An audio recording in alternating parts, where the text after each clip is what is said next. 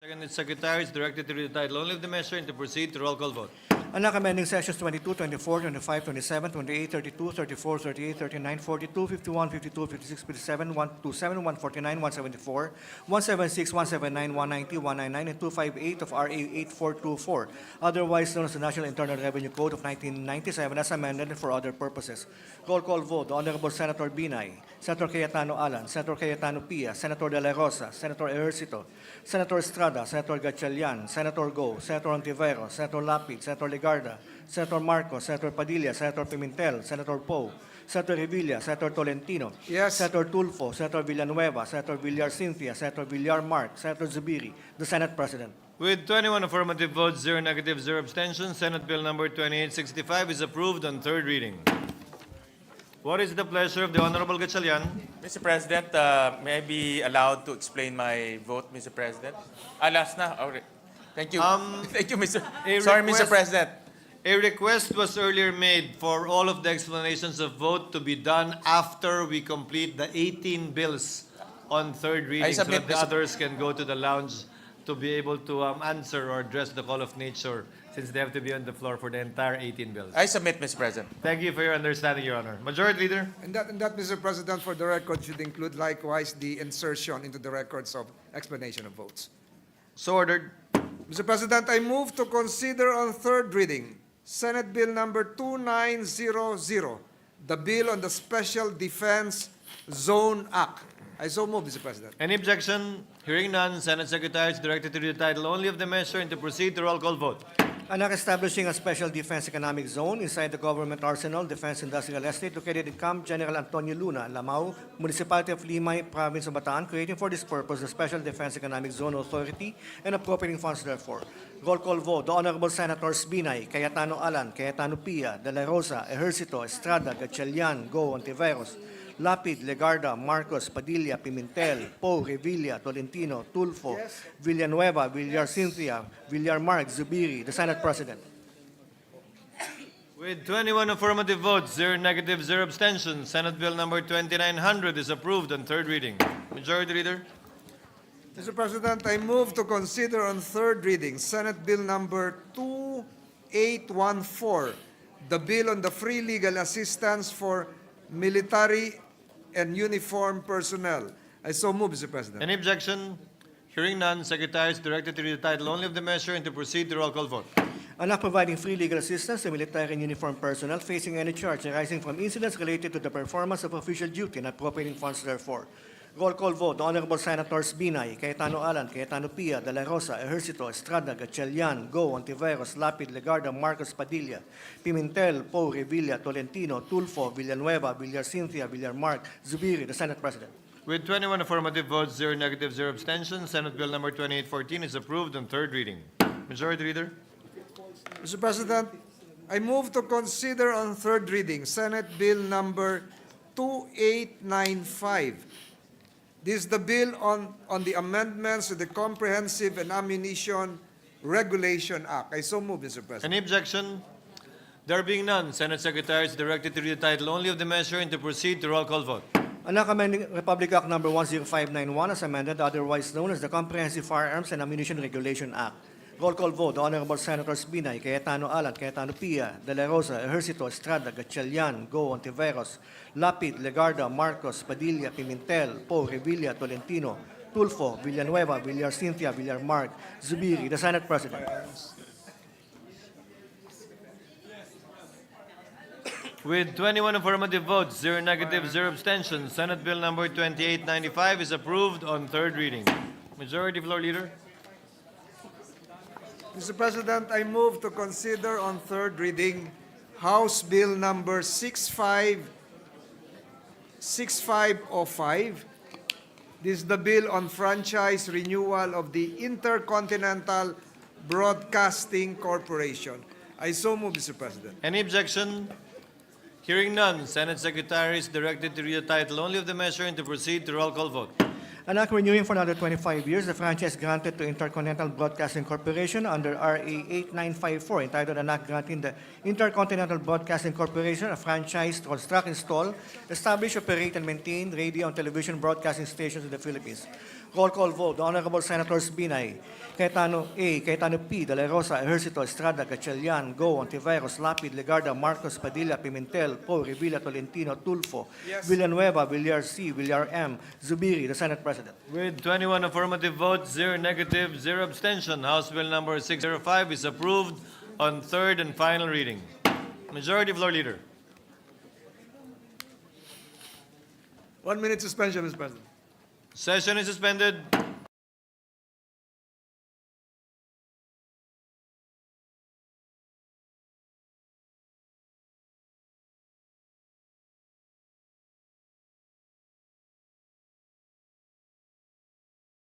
Senate Bill number 2906, the bill on the Philippine Agriculture Act. So moved, Mr. President. Any objection?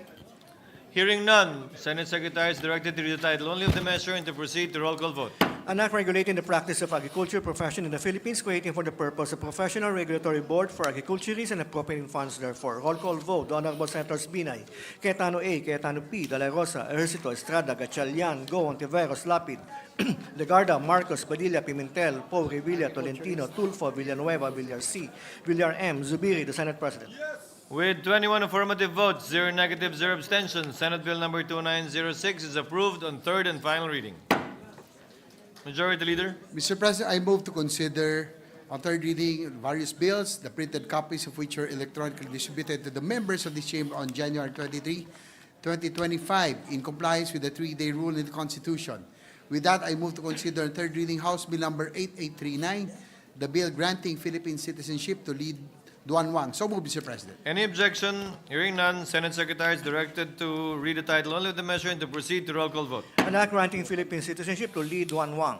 Roll call vote. The Honorable Senators Binay, Cayetano A, Cayetano P, De La Rosa, Ejercito, Estrada, Gatchalian, Go, Ontiveros, Lapid, Legarda, Marcos, Padilla, Pimentel, Poe, Revilla, Tolentino, Tulfo, Villanueva, Villar C, Villar M, Zubiri, the Senate President.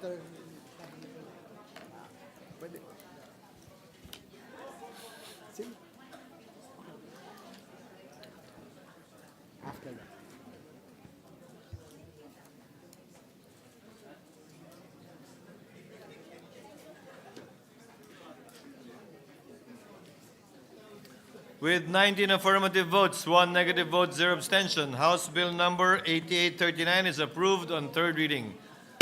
For the record, may I request our Deputy Minority Floor Leader, Senator Risa, to explain her vote after all of the third reading bills to be taken up, in line with the earlier instruction of the Chair. Salamat po, Mr. President. Will do. Thank you for your understanding, Your Honor. Majority Floor Leader. Mr. President, I move to consider on third reading House Bill number 10726, the bill on the Bar League, National Agricultural and Vocational High School. So moved, Mr. President. Any objection? Hearing none, Senate Secretary is directed to comply and to proceed to roll call vote. An act changing the name of Eastern Bontoc National Agricultural and Vocational High School in Lingoy, Barlig, Mountain Province to Barlig National Agricultural and Vocational High School. Roll call vote. The Honorable Senators Binay, Cayetano A, Cayetano P, De La Rosa, Ejercito, Estrada, Gatchalian, Go, Ontiveros, Lapid, Legarda, Marcos, Padilla, Pimentel, Poe, Revilla, Tolentino, Tulfo, Villanueva, Villar C, Villar M, Zubiri, the Senate President.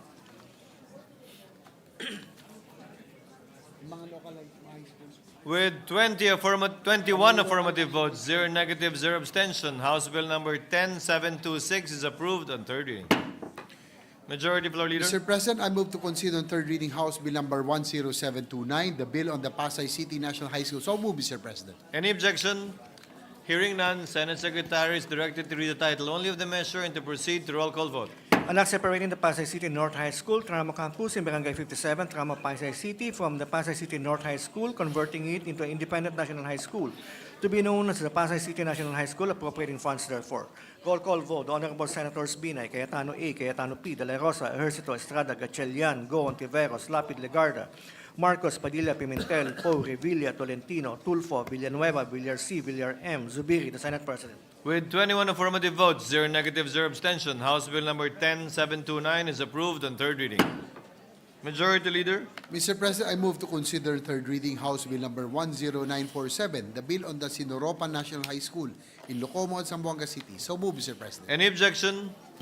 Hearing none, Senate Secretary is directed to read the title only of the measure and to proceed to roll call vote. An act separating the Vitali National High School, Sinoropan Annex in Barangay Licomo, Zamboanga City from the Vitali National High School, converting it into Independent National High School to be known as the Sinoropan National High School and appropriating funds therefore. Roll call vote. The Honorable Senators Binay, Cayetano A, Cayetano P, De La Rosa, Ercito, Estrada, Gatchalian, Go, Ontiveros, Lapid, Legarda, Marcos, Padilla, Pimentel, Poe, Revilla, Tolentino, Tulfo, Villanueva, Villar C, Villar M, Zubiri, the Senate President. With 21 affirmative votes, 0 negative, 0 abstention, House Bill number 10947 is approved on third reading. Majority Floor Leader. Mr. President, I move to consider on third reading House Bill number 10911, the bill on Inday Melencio National High School in Muñoz, Nueva Ecija.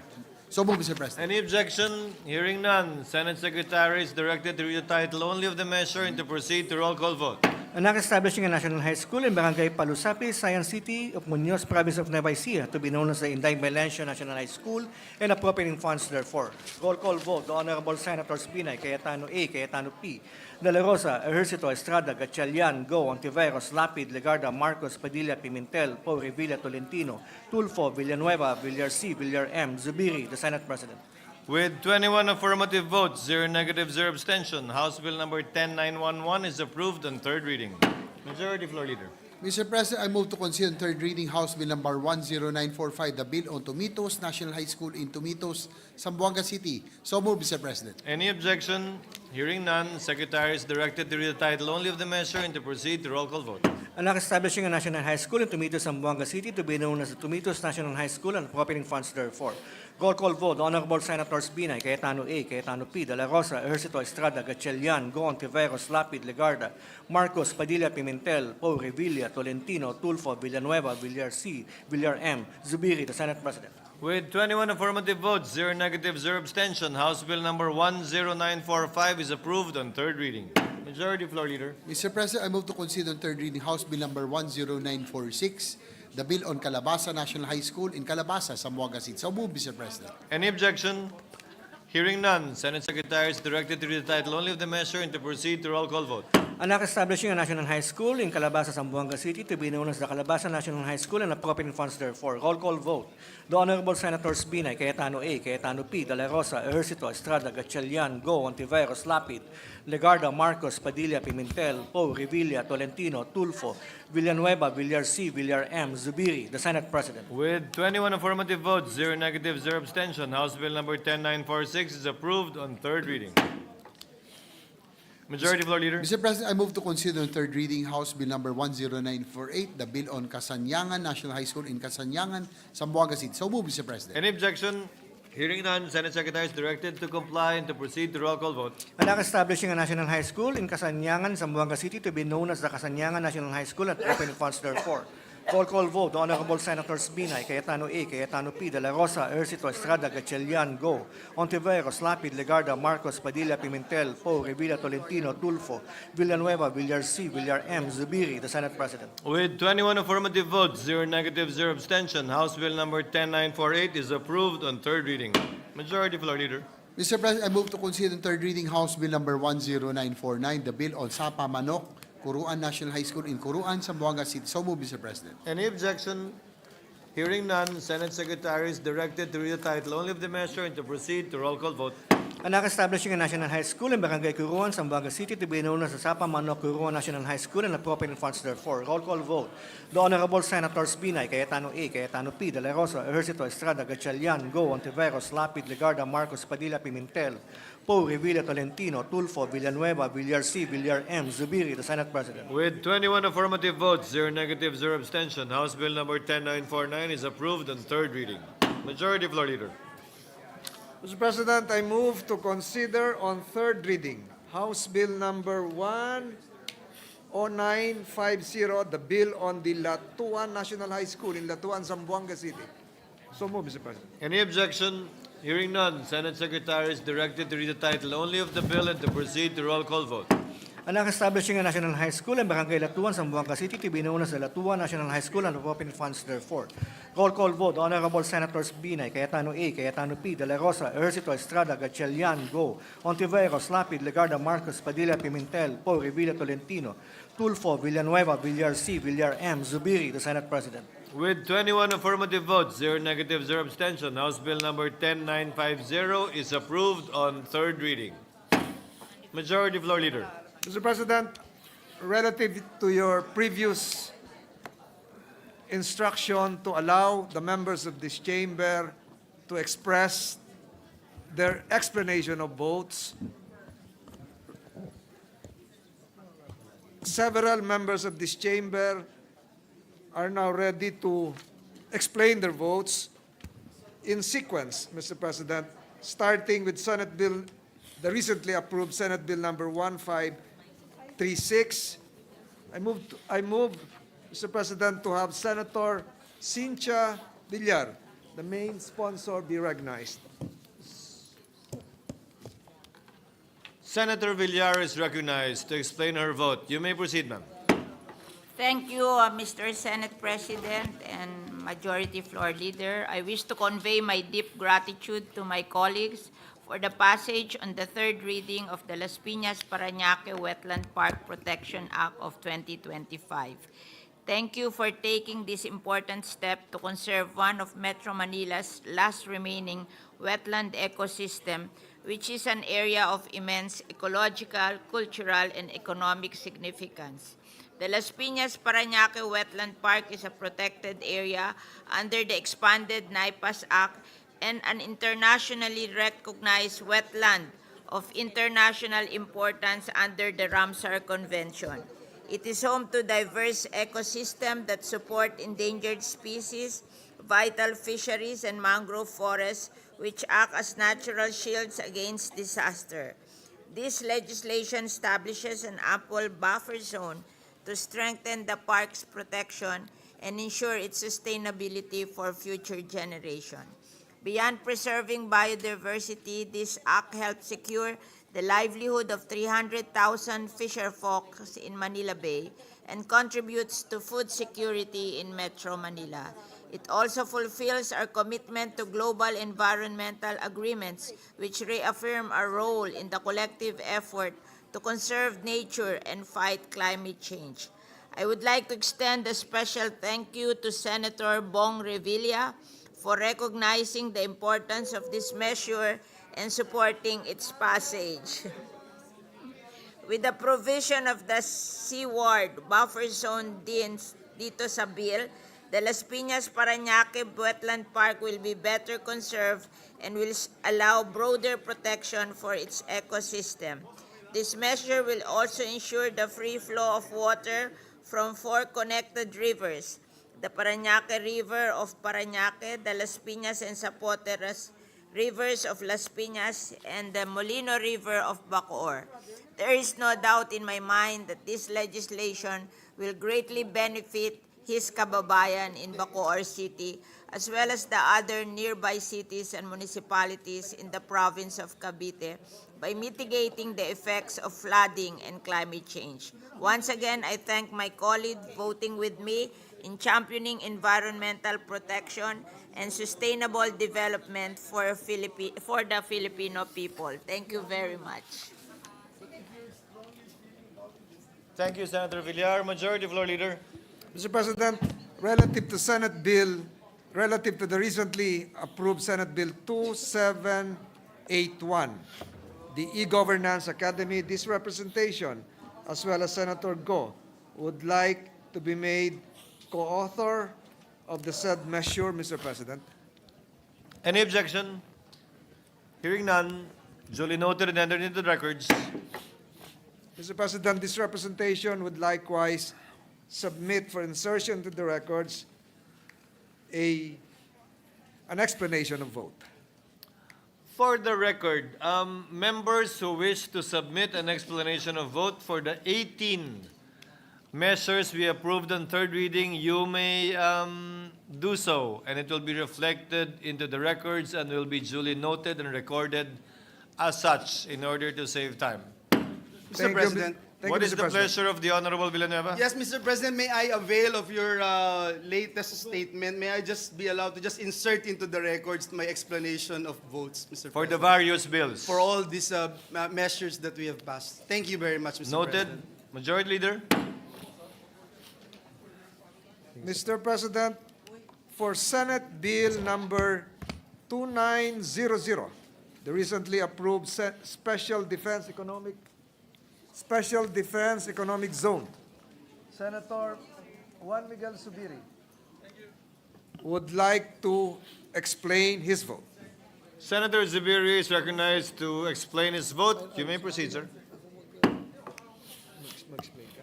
Thank you very much, Mr. President. I'm being badgered by our former majority leader here in the back, my dear friend. I said at least the sponsors sana makabigay po ng manifestation. I will start first, Mr. President, with thanking everyone in this chamber for their support in the Special Defense Economic Zone Act. We're here together with General Jerry Amante, Director of the Government Arsenal, which will host the SPEDEZA, the Special Defense Economic Zone. This will work in tandem with our Self-Reliance Defense Posture Act and give interested locators a dedicated eco zone that will cater to the very specific needs of the defense industry manufacturers. This will be a one-stop shop for their government transactions, and this will be strategically located in Limay, Bataan, right by the government arsenal. Sigurado po ako, Mr. President, na maraming investors ang gaganahan na pumasok sa ating homegrown defense industry dahil sa insentibo na binigay natin sa SRDP Act at ngayon sa SPEDEZ Act. And with this, we can truly, as a nation, develop a self-reliant defense posture with armaments made in the Philippines by Filipinos. So again, my warmest thanks to our colleagues for their support in the passage of this measure. And if I may, Mr. President, and if I may continue so that I'm done with both, if I can also give my manifestation of third reading approval on the Philippine Agriculturist Act, with your permission. While he has the floor. Thank you very much, Mr. President. Mr. President, I would just like to recognize the stakeholders that are here with us today in the passage of this very important Philippine Agriculturist Act. We are joined together by Dr. Roberto Ranyola of the Philippine Association of Agriculturists, Dr. Fernando Dindo Sanchez, PAA National President and former Chancellor of UP Los Baños, Dr. Karen Bautista, our PAA immediate past President and Board Member, Dr. Emma Sales, PRC Chair, Board of Agriculture. We also have with us PRC Board of Agriculture members, past presidents of the PAA, PAA Board members and national officers, and the Director for Southeast Asian Regional Center for Graduate Study and Research in Agriculture, Dr. Glenn Gregorio, are with us, together with the regional chapter presidents of the Philippine Agriculturist Association from CAR, Region 2, Region 3, Region 4A, Region 5, 6, 7, 8, 9, NCR, and BARM. Nandito po sila. Maybe we can ask them to all stand. All the agriculturists, please stand and be recognized. They're representing thousands of agriculturists, Mr. President. Full force po sila ngayon at talagang masayang-masaya ang lahat sa pagpasa ng ating panukala.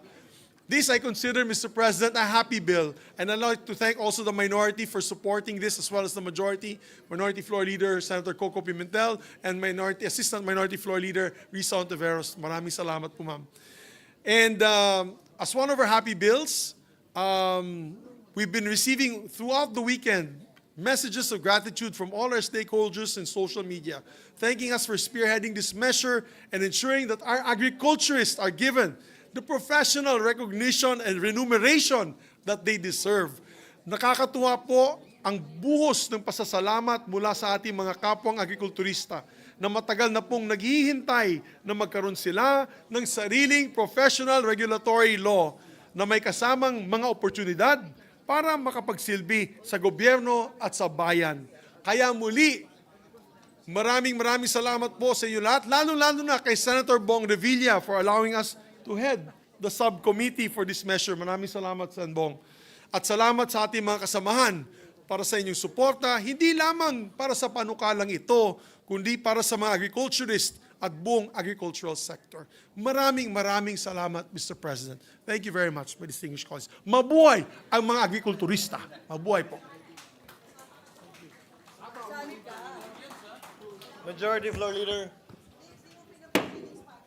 Mr. President, just to reiterate for the records, there is a continuing ruling by the President of the Senate permitting members of this chamber to submit their explanation of vote for inclusion in the official records.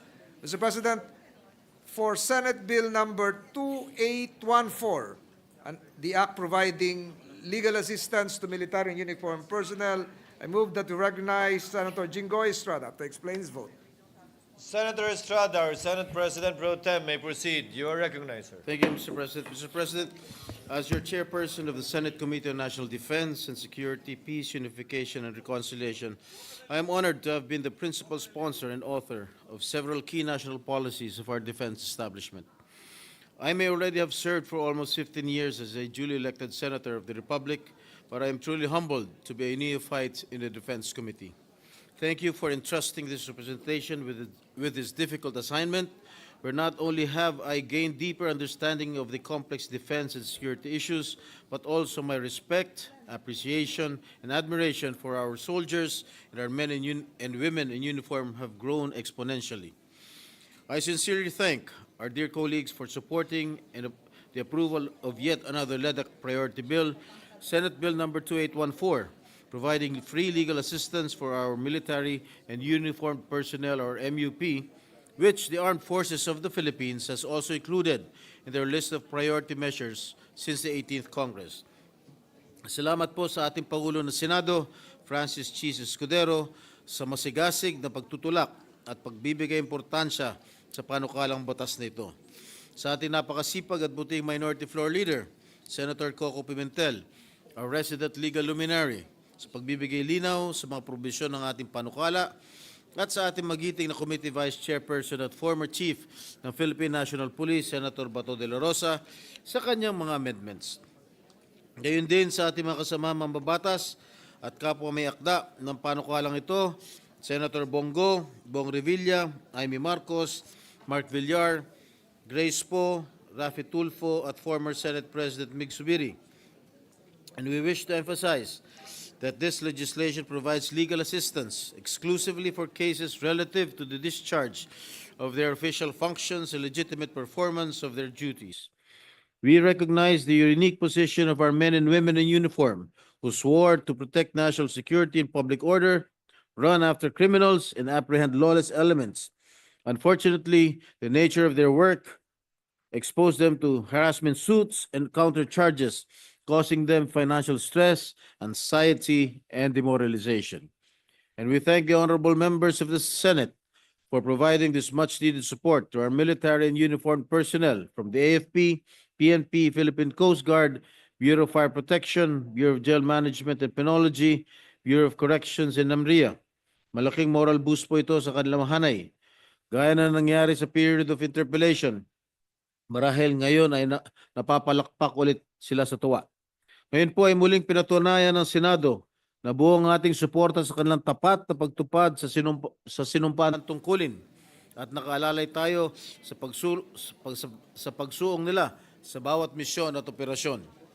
With this, we expect them to be even more relentless in arresting criminals and dismantling syndicates, and demonstrate an even higher level of dedication and commitment to duty without being fearful or intimidated with possible charges that might come their way.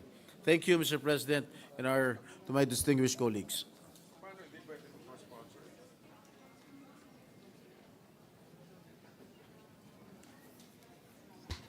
Noted and entered into the records. Majority Floor Mr. Leader. President, while there is a continuing ruling coming from the Senate President, Senator Mark Villar would like to place into the records that is explanation of votes for Senate Bill 2814 and 2781 would be inserted into the record. Mr. President, Senator Go would like to deliver his explanation of vote for Senate Bill 2814, the free legal assistance. Senator Go may proceed. You are recognized, sir. Mr. President, just want to manifest and explain my vote for Senate Bill 2814. As Vice Chair of the Committee on National Defense and principal author of the measure at hand, I would like to express my sincere gratitude for the third reading passage of Senate Bill 2814, or the Free Legal Assistance for Military and Uniformed Personnel Act. Mr. President, I have always been supportive of our military and uniformed personnel even before I became a senator, This support has been evident when former President Duterte fulfilled his campaign promise to increase the salaries of our uniformed personnel with the help, of course, of the previous Congress. Our military and uniformed personnel face countless risks in the line of duty, often in hostile and life-threatening environments. They perform their responsibilities with courage and commitment, safeguarding our sovereignty, upholding the rule of law, and providing assistance during times of calamity and crisis. However, there are instances when they encounter legal challenges arising from the faithful execution of their duties. In such cases, the government must ensure that they are not left to fend for themselves. Mr. President, ang panukalang batas na ito ay sumasalamin sa ating iisang layunin na tulungan ang ating mga kawani sa militar at uniform personnel habang patuloy nilang ginagampanan ang kanilang tungkulin para sa sambayan ng Pilipino. Isang patunay dito na kinikilala ng gobyerno ang mga natatanging hamon na kanilang hinaharap at ang ating responsibilidad na tiyakin ang kanilang karapatan at kapakanan. Mr. President, once again, I extend my heartfelt gratitude to this chamber for supporting this vital measure. I also thank Senator Jinggoy Estrada for sponsoring this bill. The passage of this measure is a reaffirmation of our unwavering commitment to the brave men and women who serve and protect our nation. Thank you, Mr. President. Thank you, Senator Bongo, for the manifestation in support of Senate Bill number 2814. Majority Leader. Mr. President, Senator Ronald De La Rosa is likewise seeking the floor to explain his vote. Senator Bato de la Rosa is recognized. Mr. President, for the next consideration, for the next bill about firearms amendment, not for this particular bill. Thank you. You do not want to support Yeah, my bill? I am supporting your bill, Okay. Mr. President, wholeheartedly. So I therefore manifest my support. I am one of the authors of this bill, and my participation was very much recognized by the sponsor, Mr. President. So I would like to manifest my full support for the passage of this measure. Thank you, Mr. President. I was just kidding. Thank you, Senator De La Rosa. Majority Leader. Mr. President, just for the record, Mr. President, this bill is very timely, and perhaps, Mr. President, once the implementing rules is due for crafting, and perhaps with the assistance of the appropriate office of the Supreme Court, a provision likewise should be placed that would entitle third year and fourth year law students to be part of this free legal assistance program for military and police personnel. Just for the record, Mr. Yes. President. Your manifestation is hereby noted. Mr. President, for Senate Bill number 2895, the Comprehensive Firearms and Ammunitions Regulation Act, which we just approved, Senator Ronald De La Rosa is seeking the floor to explain his vote. Senator Bato de la Rosa is hereby recognized. Thank you, Mr. President, Majority Leader. Mr. President, together with my esteemed colleagues, Senators Mark Villar, Joel Villanueva, and of course, Senator Mig Zubiri, I wish to take this opportunity to thank this august body for approving on third reading Senate Bill number 2895, or the Act amending Republic Act number 10591 as amended, otherwise known as the Comprehensive Firearms and Ammunition Regulation Act. I would also like to extend my gratitude to our Senate President, Chis Escudero, Senate Minority Leader, Senator Coco Pimentel, Senate Deputy Minority Leader, Senator Riza Hontiveros, and Senator Pia Cayetano for their invaluable contribution in improving the provisions of this bill. With the approval of the amendments under the bill, it will clarify licensing and registration procedures, which will promote compliance, strengthens regulations against illegal firearms, and enhances Public Safety, provides for the safe and responsible transfer of firearms in cases of death or incapacity, and establishes an amnesty program to encourage the registration of unregistered firearms nationwide. This is in no way a departure from our state policy that gun ownership is a mere privilege and not a right. Hindi pa rin po natin papayagan, humawak at magmamay-ari ng baril ang mga taong hindi makakapasa sa mga requirement at qualification na ating inilagay sa panukalang batas. Ang mga amendment na ito ay mas lalong makakatulong upang magkaroon tayo ng mas epektibo na firearms law. Sabi nga ni Franklin Roosevelt, our laws must be updated to reflect the realities of our time. And today, this is our reality when it comes to this part of our law. Malaki ang tiwala namin na ang bill na ito ay makapaghihikayat sa mga mas responsableng pagmamay-ari ng baril at magsusulong ng kaligtasan ng ating mga kapwa Pilipino. I wish to commend this August Chamber for championing this vision with me, that of a safer, more secure Philippines. Thank you, Mr. President. Maraming salamat. Thank you, Senator De La Rosa. Yes, Senator Subiri. I can see Senator Subiri raising his hand.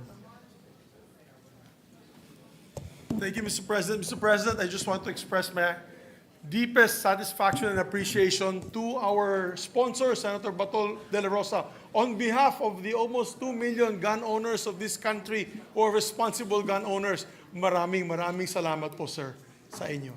Mabuhay po. Thank you, Mr. President. Thank you, Senator Subiri. Majority Leader.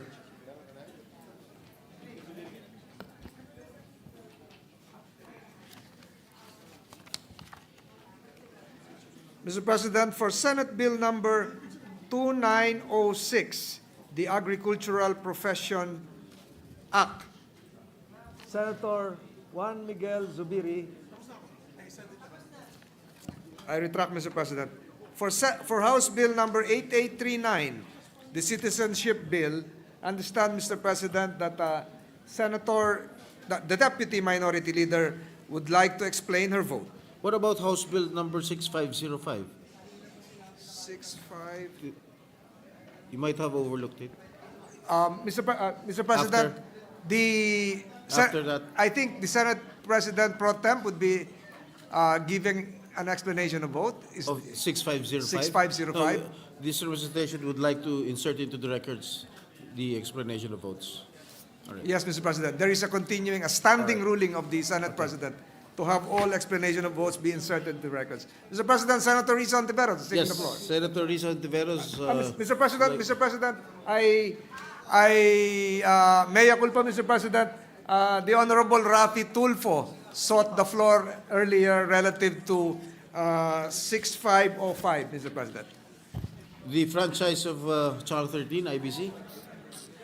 Thank you. Yes, Mr. President. Yes, Senator Tulfo. Yes, good afternoon, Mr. President and my dear colleagues. Ako po ay lubos na nagpapasalamat sa inyong lahat sa pagsuporta sa panukalang batas na ito. Ang pagbibigay ng panibagong franchise sa IBC 13 ay nangungulugan ng pagbibigay ng panibagong pag-asa na ito ay lumago at ipagpapatuloy ang pagbibigay ng tamang impormasyon at kaalaman, lalo na patungkol sa mga pangyayari sa gobyerno sa bawat mamamayang Pilipino.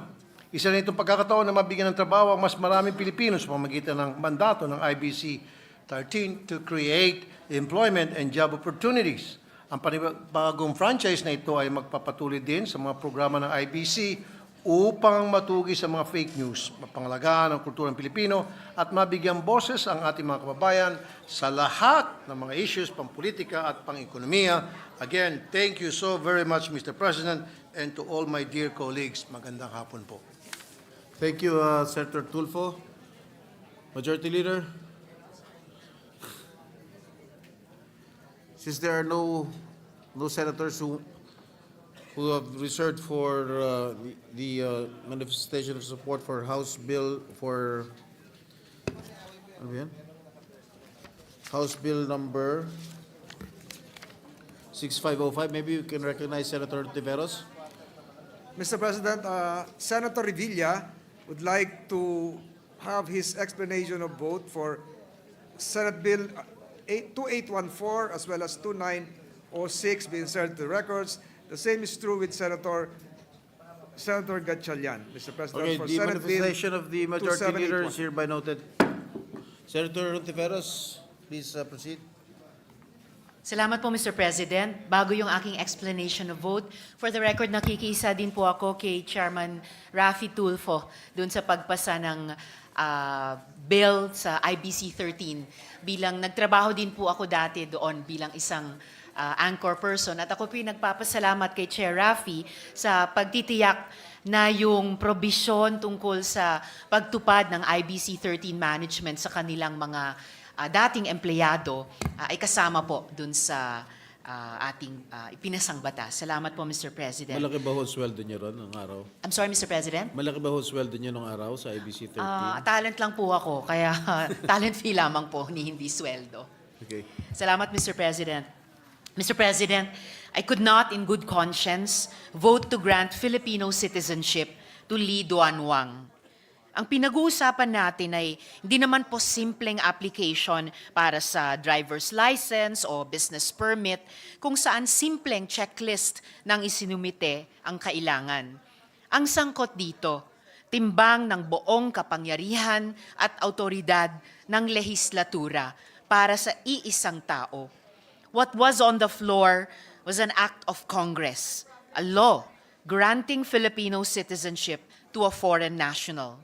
Surely, this demands even more rigor, scrutiny, and discernment from legislators. We owe that much to the Filipino people.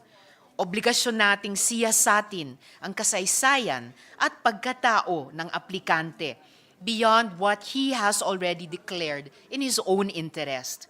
At sa aking interpellation sa panukalang ito, nalaman natin na napakarami at naglalakihang red flags ang itinago ni Lee Duan Wang sa Kongreso.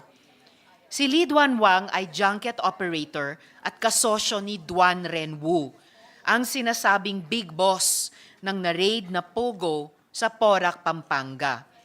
Ang negosyo niya ay nasa parehong building ng negosyo ni Shi Zhejiang, isang self-confessed Chinese spy. Konektado siya sa Philippine Xinjiang UC Association na sinasabing parte ng United Front Work ng Communist Party of China. At sa mga opisyal na dokumento sa SEC, nagsinungaling siya at nagpresenta bilang Pilipinong si Mark Coong. Hindi pa po ba tayo natuto sa panloloko ni Guo Huaping alias Alice Guo o kay Yang Jianxin alias Tony Yang? Hindi pa ba tayo nadala sa mga abusadong dayuhang nagpanggap na Pilipino para pagkakitaan ng taong bayan at dungisan ang ating mga sistema? Susugal pa ba tayo muli sa isang taong ikinubli sa Kongreso ang kanyang mga kaduda-dudang kaugnayan? Hindi ko po hinatulan na guilty sa anumang krimen si Lee Duan Wang, Mr. President. Pero sapat ang mga red flags na ito para hindi siya pagkalooban ng pagiging Pilipino ng ganito lamang kadali. Sa buong paniniwala ko, ang nararapat gawin ng gobyerno ay imbestigahan si Lee Duan Wang, hindi magpasa ng batas para ituring siyang isa sa atin.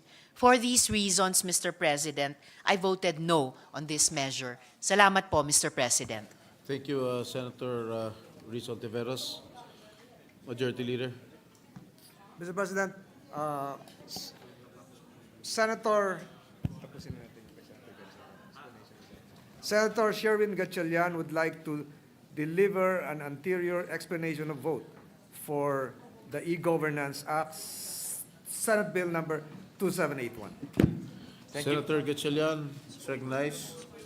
Yeah. Thank you, Mr. President. Mr. President, distinguished colleagues, I rise today to cast my yes vote to the E-Governance Act. This bill is about reimagining how we serve and deliver public services to the Filipino people in the 21st century. Time is our most precious resource, and the Filipino people deserve a government that values their time. More than saving time, this measure ensures continuity of essential government services even in times of emergencies and disruptions. Sa gitna ng sakuna, pandemya o anumang pagsubok, hindi titigil ang serbisyo ng gobyerno. We are building a resilient system that will allow the government to keep moving forward no matter the challenges. Let us not forget, e-governance is about accessibility and inclusivity. It means that our persons with disabilities will find it easier to transact with government offices. No more barriers, no more burdens.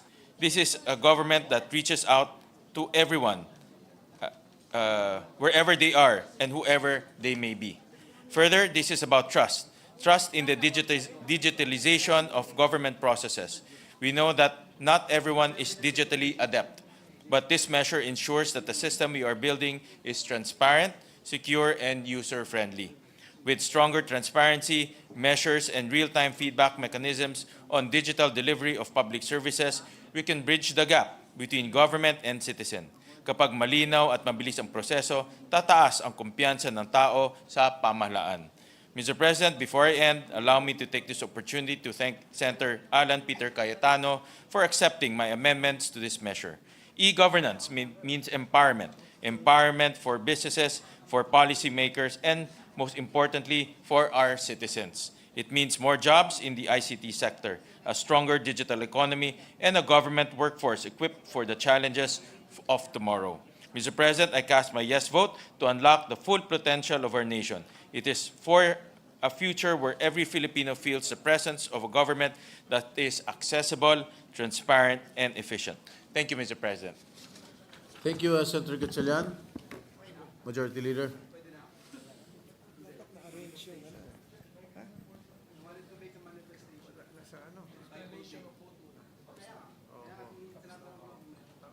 Mr. President, I understand Senator Gatchalian, who just yielded the floor, would like to deliver likewise an explanation of vote for Senate bill for the firearms law, Mr. President. No, Mr. President, this is for Senate Bill number 2865. This is for the Capital Markets Efficiency Promotions Act, Mr. President. So, Mr. President, together with the co-author of this bill, Senator Joel Villanueva, I stand before you with a profound sense of gratitude in this august chamber. Today, Senate Bill number 2865, or the Capital Markets Efficiency Promotions Act, is approved on third and final reading. After rigorous debate and meticulous consideration of amendments, our committee has crafted a proposed measure that seeks to promote efficiency in the capital markets and reduce the barriers that have long made investing seem out of reach for the everyday Filipino. Mr. President, I am humbled to acknowledge that the passage of this bill would not have been possible without the dedicated efforts and amendments put forth by my esteemed colleagues. Allow me to express my deepest gratitude to Senator Minority Leader Coco Pimentel, who contributed to shaping this legislation. Furthermore, I would like to acknowledge the active participation of numerous public and private stakeholders who have tirelessly worked to enhance this proposed measure. With the passage of this measure, we are taking a significant step toward revitalizing our capital markets, ensuring that they serve not just the privileged few, but every Filipino aspiring for professional growth and security. A more efficient and equitable market creates opportunities not just for individual investor, but for the nation as a whole. Thank you, Mr. President, esteemed colleagues. Thank you, Senator Gatchalian. Majority Leader. Mr. President, before we proceed with the order of business again, Mr. President, the gentleman from Bulacan is seeking the floor for a short manifestation, Mr. President. Yes, Senator Villanueva, Thank you very much, Mr. President. Thank you, Majority Leader. Mr. President, I let go of my explanation of votes, and I just wish to insert into the records my explanation of votes. But this is totally different from the measures that we have passed today. Mr. President, dear colleagues, may I just be allowed to make a short manifestation? Because today, Mr. President, we are celebrating the 8th National Bible Day, established through Republic Act number 1163, which designates the last Monday of January each year as a special working holiday. This reflects the nation's deep-rooted faith and the importance of the Bible as a moral, ethical, and spiritual guide for the Filipino people. Mr. President, this morning, we are truly blessed to be able to join in the celebration of the annual National Bible Day in Shangri-La, Makati, alongside with our Deputy Majority Leader, Senator Mark Villar, and the People's Champ, our colleague here in the Senate, former colleague, also author of RA 1163, Senator Manny Pacquiao. Mr. President, for 8 years now, we have consistently placed the name of the Lord Jesus Christ at the center of our efforts, uniting us all in faith and in purpose. Mr. President, in the Philippines, where faith is deeply intertwined with our culture and identity, the Bible has always played a very important role. It is not simply a religious book, but a source of wisdom, comfort, and hope. It reminds us of God's love, His promises, and His guidance. And that's why, Mr. President, as lawmakers, we seek guidance to be able to create meaningful laws which mirror the principles, traditions, and beliefs that we hold dear as a nation. While the Constitution is our fundamental and supreme law, it is the Word of God that serves as our guide and moral compass. And I remember, Mr. President, I always quote what is written in the preamble of our Constitution, which states, "We, the sovereign Filipino people, imploring the aid of the Almighty God." Mr. President, this God that we are talking about is the God of the Bible. One of my favorite characters in the Bible is Joseph the Dreamer. His story, as told in Genesis chapter 37 to chapter 50, is a powerful reminder that unwavering hope and faith in God can shape righteous leaders and inspire young people to fulfill their God-given purpose. Mr. President, from being a young shepherd and then being sold into slavery no less than by his own brothers, Joseph did not lose hope. He remained faithful to God and rose to become the second most powerful leader in Egypt. And even during his time, during the time of famine, Mr. President, his leadership saved countless lives in Egypt and its surrounding nations. In Proverbs chapter 22, verse 6, it says, "Train up a child in the way that he should go, so that when he is old, he shall not depart from it." Mr. President, imagine a nation where the youth are raised with the practice of reading the Bible, where the youth constantly ask themselves, what would Jesus do? To guide their thoughts, to guide their words, and even their deeds, Mr. President. Marahil po, mas marami pang magiging katulad ni Joseph na tatayo sa bulwagang ito na tapat na maglilingkod para sa ating Diyos at sa bayan. Sa araw po na ito ng National Bible Day, let us recommit to nurturing the spiritual well-being of the next generation. In a world of rapid technological advancement and societal challenges, let us teach them to seek the wisdom found in the book of life, which is the Word of God, the Bible, to build their lives and its solid foundation. In closing, Mr. President, let me quote 2 Timothy chapter 3, verse 16 to 17. It says, "All Scripture is inspired by God and is useful to teach us what is true and to make us realize what is wrong in our lives. It corrects us when we are wrong and teaches us to do what is right. God uses it to prepare and equip His people to do every good work." And so with this, Mr. President, it is my prayer, this humble representation's prayer, that my fellow public servants and every Filipino will turn to the Bible as a source of hope, wisdom, and guidance. Let us integrate God's Word into our personal lives, our families, and even in the performance of our work. Let us be the nation that not only believes in God, but also lives according to His Word. Because as Psalm chapter 33 verse 12 says, "Blessed is the nation whose God is the Lord." Maligayang ika-8 taon po ng pambansang araw ng Biblia sa ating lahat. Maraming salamat, Ginoong Pangulo, at pagpalain tayong lahat ng ating Panginoong Diyos. Thank you, Senator Joel Villanueva, Majority Leader. Mr. President, I move that we now resume consideration of House Bill number 10926 under Committee Report number 427. This is the bill on the renewal of the Meralco franchise. I so move, Mr. President.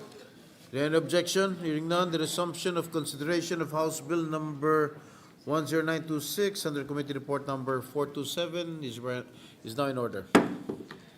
Mr. President, I move to resume the period of individual amendments using the clean copy of the bill as of January 22, 2025 as our working draft, and recognize the chairperson of the subcommittee on the Meralco franchise renewal, Senator Joel Villanueva, as the principal sponsor. Hearing no objection, period of individual amendments is now in order. Senators Villanueva and who else? Senator, the Minority Leader? And to propose individual amendments, Senator Aquilino Pimentel. And the Minority Leader The are hereby Minority Leader. recognized. Yes, this is the first one, right? This is the page 2, the grantee. Yeah. Mr. President, may I ask for a minute suspension, Mr. President? Session suspended.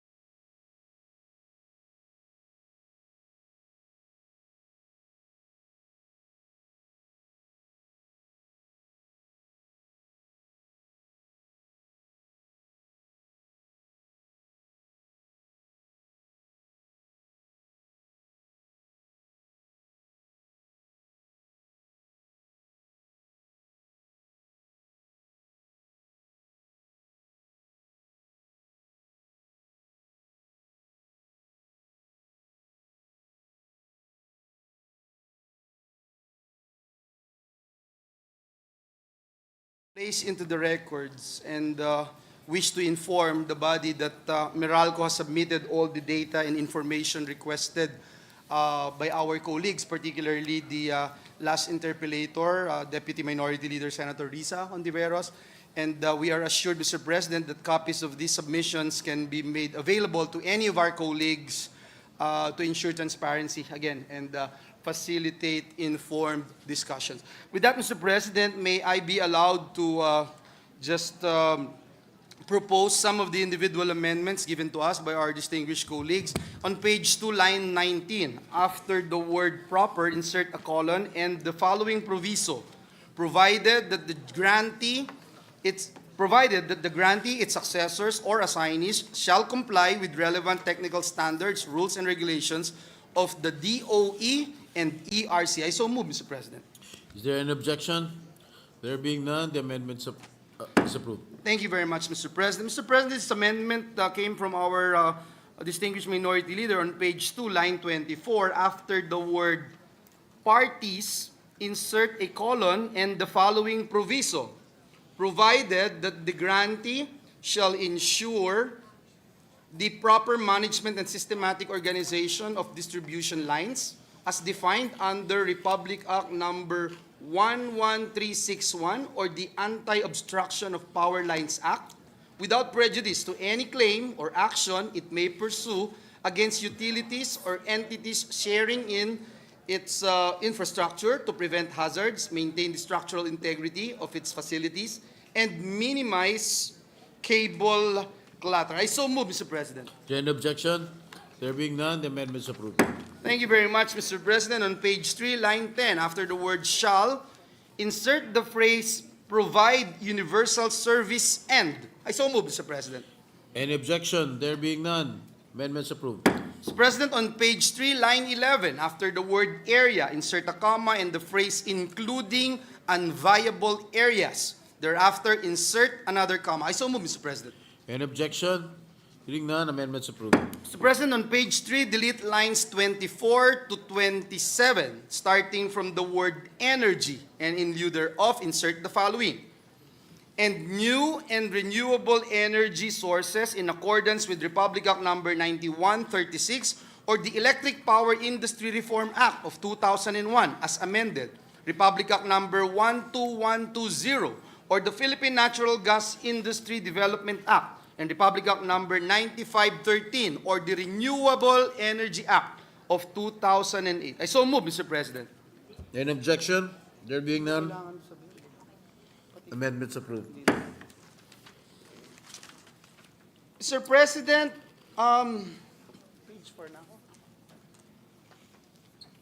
again, this is an amendment from our minority leader, Senator Coco Pimentel. Page 4, line 11, delete the phrase for consumer concerns, and on the same page and line, insert the words concerns and between the words consumer and complaints. I so move, Mr. President. Any objection? Hearing none, amendments approved. Still on page 4, Mr. President, line 13. After the word on, insert the phrase and resolved. I so move, Mr. President. Any objection? Hearing none, amendments approved. On page 4, line 14, after the word eat, insert the phrase within such period as may be determined by the ERC in accordance with applicable regulations. I so move, Mr. President. Is there an objection? There being none, amendments approved. That is all on the part of this representation. I think the gentleman from Valenzuela would like to propose his individual amendments. May I move that he be recognized, Mr. President? The Senator Gatchalian is recognized. Thank you, Mr. President. Mr. President, I have some individual amendments, some of which have been given to the good sponsor for his perusal and, if necessary, amendments, Mr. President. So let me start off on page 2 after line 10. Insert a new paragraph which reads, the grantee, letter A, uphold its commitment to the protection of consumer rights. Letter B, ensure the efficient and reliable delivery of electric power services. And Letter C, adhere to competitive market principles. I so move, Mr. President. I accept, Mr. President, as the sponsor of the measure, and that would help clarify some of the things being thrown in this particular bill. So we thank the gentleman from Valenzuela. I accept, Mr. President. Is there any objection? There being none, the proposed amendment is hereby approved. Thank you to the good sponsor, Mr. President. Mr. President, on page 2, after line 19, okay na ito. Okay. Sorry, Mr. President, my amendment was introduced already by the good sponsor, Mr. President. I have to say, Mr. President, and for the record, that You can, some of the amendments given to us by the gentleman from Valenzuela were already carried, Mr. President. Ganyan Thank you. ka-close, Mr. President, nababasa niya yung isip ko. May telepathic kami, Mr. President. But we're not twins, Mr. President. Mr. President, on page 3, line 35, after the word access, insert the phrase under Republic Act number 9136 as amended. So move, Mr. President. We accept, Mr. President. Any objection? There being none, the amendment is approved. Mr. President, on page 3, line 36, after the word laws and before period, insert the phrase and shall ensure the supply of electricity to its captive market in the least cost manner. So move, Mr. President. We accept, Mr. President. Any objection? There being none, amendment is approved. Mr. President, on page 3, line 36, insert a comma after the word grantee, followed by and its affiliates as defined under Republic Act number 9136 as amended. So move, Mr. President. Accept, Mr. President. Any We objection? accept. Thank There you. being none, the amendment is approved. Mr. President, on page 3, line 37, delete the word power and replace with the phrase position or anti-competitive behavior as defined under the Philippine Competition Act. So move, Mr. President. We accept, Mr. President. Any objection? There Thank being you. none, amendments approved. Mr. President, on page 3, after line 41, insert the following sentence. The grantee shall, for the promotion of transparency, competition, and protection of consumer interests, structurally and functionally unbundle its non-regulated business activities from its regulated business activities in accordance with Republic Act number 9136, otherwise known as the IPIRA, as amended. Okay. The ERC shall formulate the appropriate guidelines and ensure full compliance with this provision. So move, Mr. President. Thank you, Mr. President. So the gentleman would like to delete the reference to Section 6. That's it. Yeah. Anyway, Mr. President, we accept, Mr. President. Thank you. Subject to style. Thank you. Subject to style, Mr. Is President. there Thank any you, Mr. President. objection? Hearing none, the proposed amendment is hereby approved, subject to style. Thank you, Mr. President. On page 3, line 40, after the word DOE, insert the phrase ERC and the Philippine Competition Commission, PCC. So move, Mr. President. Mr. President, I have some concerns, if I may. Pero mo yung bata itself. Because the resource persons behind me were asking if we can, and this is an appeal to our good colleague, if we can Yung batas. delete the mentioning of Philippine Competition Commission because to begin with, Mr. President, they have no regulatory power under their charter, Mr. President, and it is the ERC being the lead regulator agency would be the one to do the oversight, Mr. President, over this distribution utilities like Meralco. If that is also will work out with our distinguished colleague from the great city of Valenzuela, Mr. President. 1 minute suspension, Mr. President. Session suspended.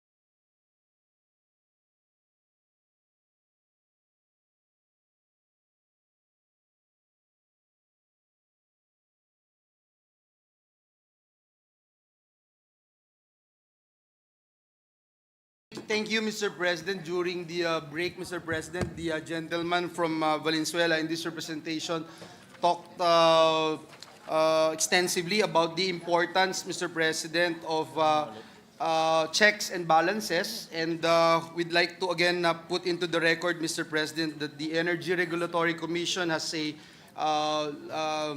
memorandum of agreement with the PCC, and therefore, Mr. President, they can always look into it, and that mechanisms are in place to ensure transparency and accountability, Mr. President. Thank you, Mr. President. Well, Mr. President, just to explain my amendment, Mr. President, this is an amendment that pertains to procurement of power supply contracts for its captive market, Mr. President. So the logic of my introduction, Mr. President, is to include ERC, which regulates the power supply contracts, and PCC to make sure that there is robust competition when they procure its power supply contracts. I do admit, Mr. President, that under EPIRA, it's ERC that is tasked to ensure competition.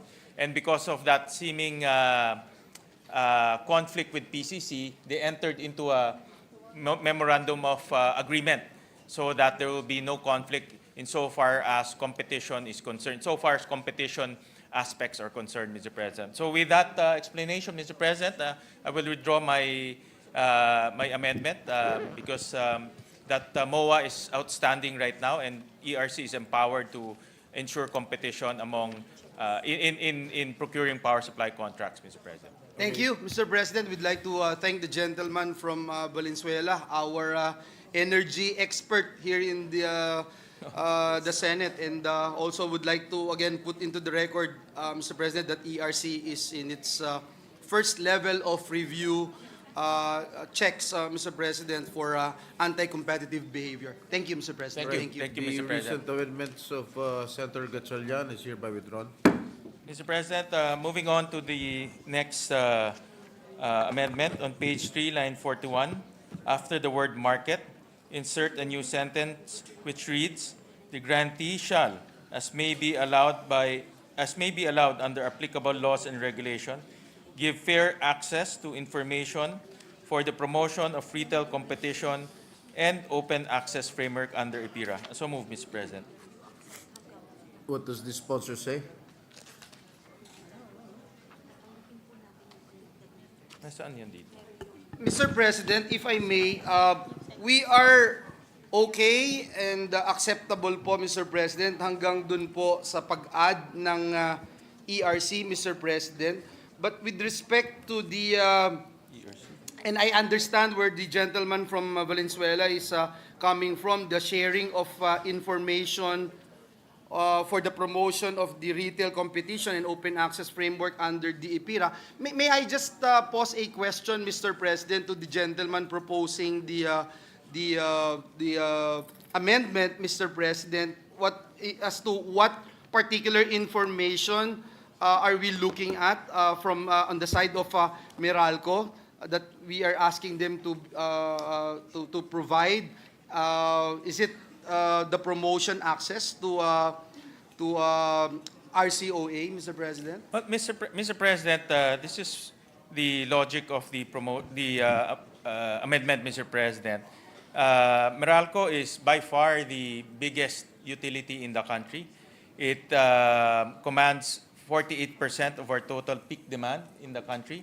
And in Luzon, it commands about 67% of the total peak demand, Mr. President. The next to Meralco is already VECO, which is 2% of the total Philippine demand, Mr. President. So that's how big Meralco is, Mr. President. And it has wealth of information about its consumers.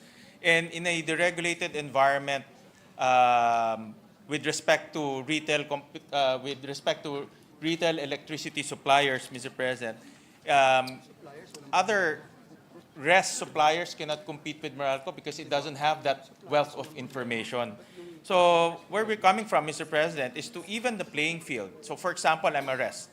I should also have some access to that information so that I can offer customers services that will enable them to lower down their electricity rates, Mr. President.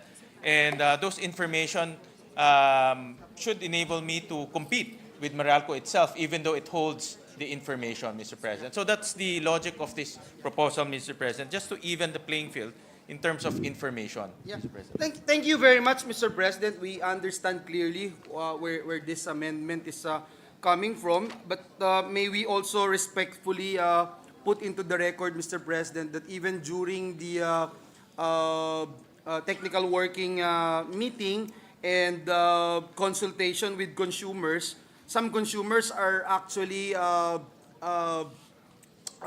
anxious about Meralco's taking care of their personal information, Mr. President. Providing access to consumer information is quite challenging, Mr. President, and Correct, Mr. President. that's the only thing that Yeah. we are looking at.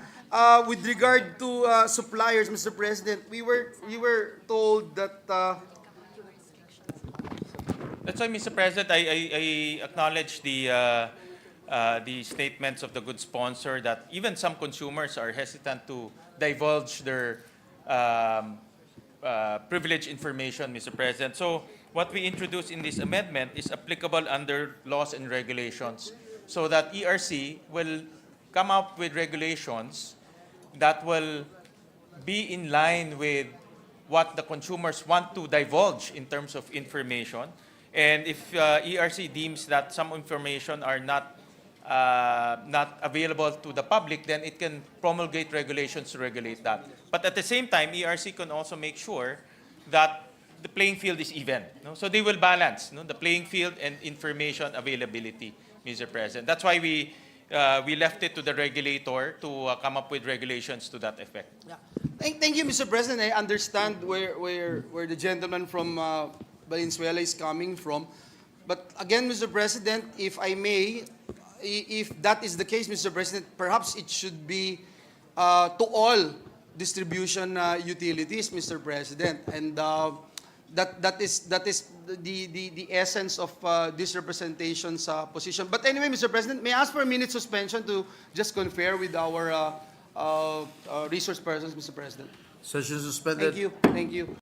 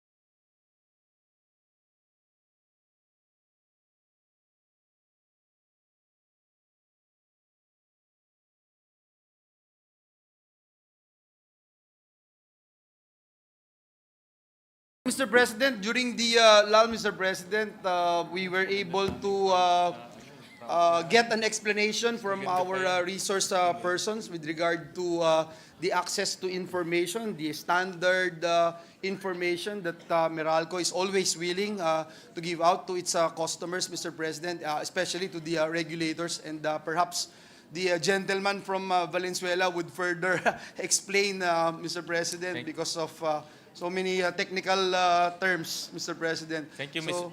please, Thank you, Mr. President. And after conferring with the good sponsor and the technical people from Meralco, and after the assurance from Meralco that information that will enable third-party RES to compete, because third-party RES to compete with information coming from Meralco will be readily available, then, Mr. President, I will withdraw my amendment, Mr. President. So meaning, the assurance of Meralco that information will be given to customers, and that information will now be used to get third-party RES. Yes. That can compete, can also compete with Meralco, Mr. President. Yes, so that is correct, that Mr. information, because that information is privileged information coming from Meralco, and only Meralco has that information. But if that information now is guaranteed to be given to their customers, and that information now will enable customers to look for other suppliers, then that is the then I will withdraw my amendment, Mr. President. Thank you, Mr. President. All right, Thank the the gentleman. recent proposed amendment of Senator Gatchalian is hereby withdrawn. Thank you, Mr. President. And Mr. President, on page 3, line 44, after the word cross ownership, insert the words market share limitations, retail competition, and open access. So moved, Mr. President. We accept, Mr. President. Any objection? Thank you. There being none, amendments approved. Mr. President, lastly, on page 4, after the word behavior, insert a sentence. What line? which- What line? Page 4. Page, line one. Anong line to? Sorry, Mr. President. One line, line one. Mr. President, let me get the exact. Hindi, walang, line 1, Mr. President, yes. Line 1, Mr. President. Yeah. After the word behavior, insert a sentence which reads, "The grantee shall fulfill its responsibility under Republic Act Number 9136, Republic Act Number 10150, and Republic Act Number 9994, and other relevant statutes and policies." So moved, Mr. President. We accept, Mr. President. Any objection? There being none, amendments approved. Thank you, Mr. President. I thank the good sponsor for accepting our amendments, Mr. President, and thank you. Thank you very much. Thank you very much, Mr. President. And again, we thank the gentleman, our in-house expert when it comes to energy sector, Senator Sherwin Gatchalian. Thank you, Mr. President. Thank you, Senator Gatchalian. Is there any other senators who wishes to propose amendments? Majority Leader? Mr. President, with no other individual amendment, I move to close the period of... Mr. President, I retract my statement. Senator Ontiveros is seeking the floor. Senator Risa Hontiveros is recognized. Are you going to propose amendments?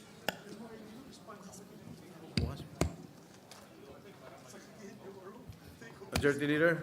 Mr. President, I move that we suspend consideration of House Bill number 10926. So moved, Mr. President. Any objection? There being none, the motion is approved.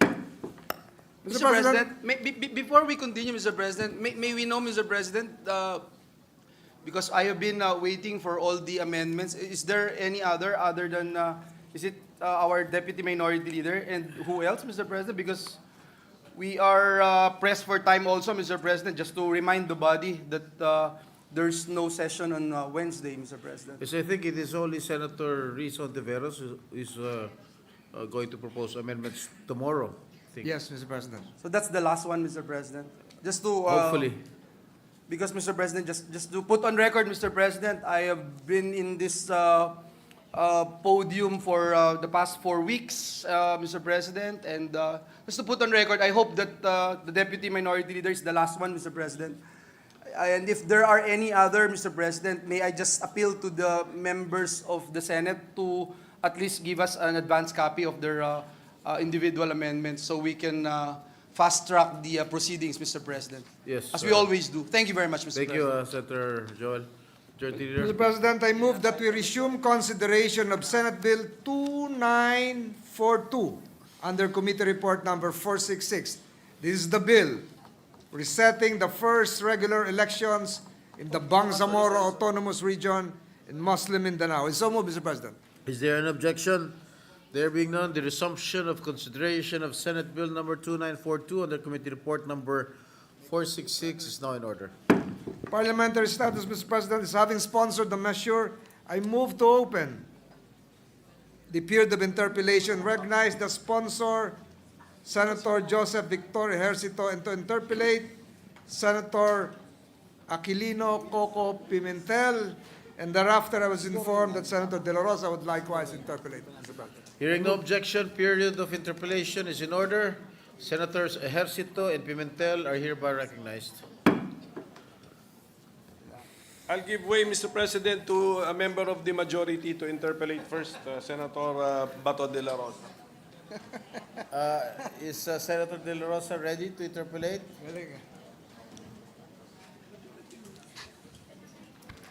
I think, Mr. President, Senator Yes, De La Rosa is ready and Yes, willing. Mr. President. All right, please proceed, Senator De La Rosa. Thank you, Mr. President, and thank you to the minority leader for giving way to this humble representation. Thank you. Mr. President, if the good sponsor would allow for this representation to start the ball rolling, Mr. President. But okay lang, paupuin mo muna natin sila. You now proceed. Yes, Mr. President, we'll gladly read the points that will be propounded by our colleague from Mindanao, no? And just like Mr. President, again to reiterate the presence of our the heads of the government of the Bangsamoro government are here. Of course, led by the Chief Minister, the ministers are here, and the rest of the Bangsamoro government and Bangsamoro Parliament are likewise here, Mr. President.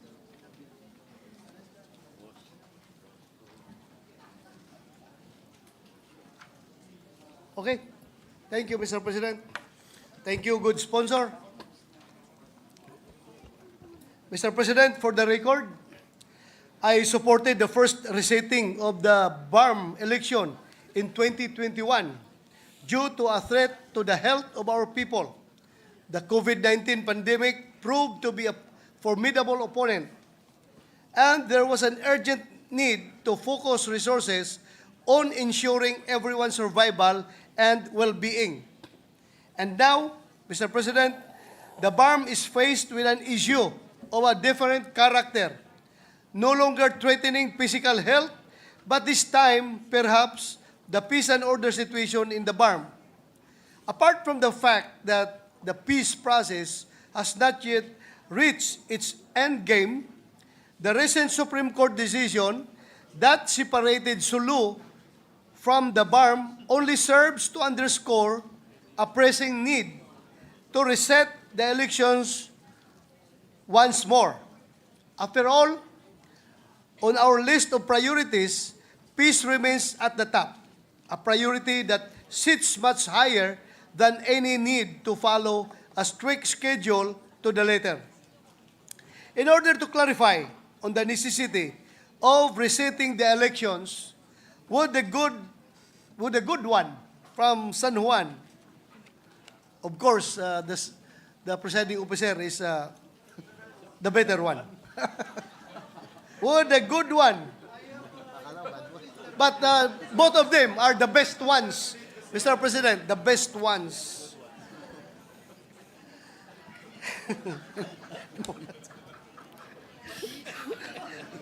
Would the good one from San Juan yield to a few clarificatory questions? Yes, Mr. President. gladly, Mr. President.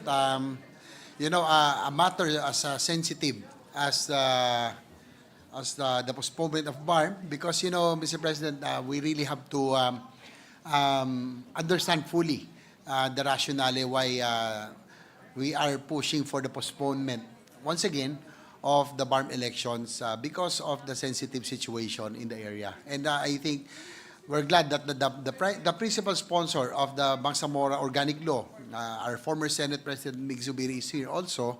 We all supported this because we want peace. No, at least we are making headways already in the past few years, ever since the passage of the Bangsamoro Organic Law. Mr. President, we have tried a lot of solutions that failed to achieve lasting peace in Mindanao. I'm sure the good Senator De La Rosa, who is from Mindanao, knows about the situation. Sinubukan na po natin ang military solution, all-out war, in the past. But, decades of strife and the secessionist movement happened in Mindanao. Kaya nga po, yung development in Mindanao, we cannot reach the full potential. So, with the passage of Bangsamoro Organic Law, we saw hope and an opportunity. When we're hoping that we do not want to make a mistake, one misstep might ignite again. That's the worry of this representation. One misstep might ignite again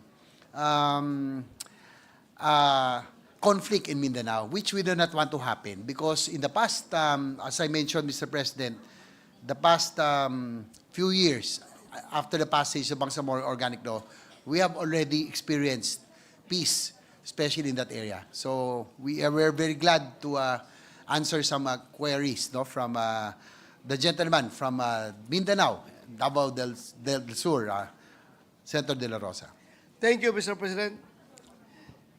Can the good sponsors spread into the record the rationale on why there is a need to reset the BARM's first regular election to August 11, 2025? What factors were considered in the determination of this date, considering that in the House version, the proposal is to move it to May 2026? Hindi ba parang maigsi ang 3 months? Ano ba ang mga gusto natin ma-achieve sa loob ng 3 buwan? Yes, Your Honor, Mr. President, because there are always two sides. There are those who are in favor for the postponement, but there are also those who are against. Just to mention the rationale of those who are against, for them, the legitimacy and accountability of political leaders are forged through elections. So elections have to be held as scheduled. It will deprive BARM residents of the right to choose their leaders. The regional elections have to be synchronized with the national and local elections, and political parties are ready for the elections. Now, that is according to those who are against the postponement of the election. And likewise, it will cost, postponing the elections would cost about 1 to 3 billion pesos, according to COMELEC. But those who are in favor, number one, it will give the Bangsamoro Transition Authority time to relocate. As you mentioned earlier, yung pong Sulu, because of the Supreme Court decision, was as excluded already from the BARM. So it left 7 district seats that will be supposedly allotted for Sulu na hindi po mapupunuan. So that might be maging constitution. That has to be reapportioned, Mr. President. Yung 7 district seats of Sulu has to be reapportioned. And we're hoping that it will also give the Supreme Court time to rule with finality on Sulu status with BARM. Because, Mr. President, we know for a fact, those who supported the Bangsamoro Organic Law, Sulu has been part of the struggle. It was the center, in fact, of the struggle of the Bangsamoro people through the decades.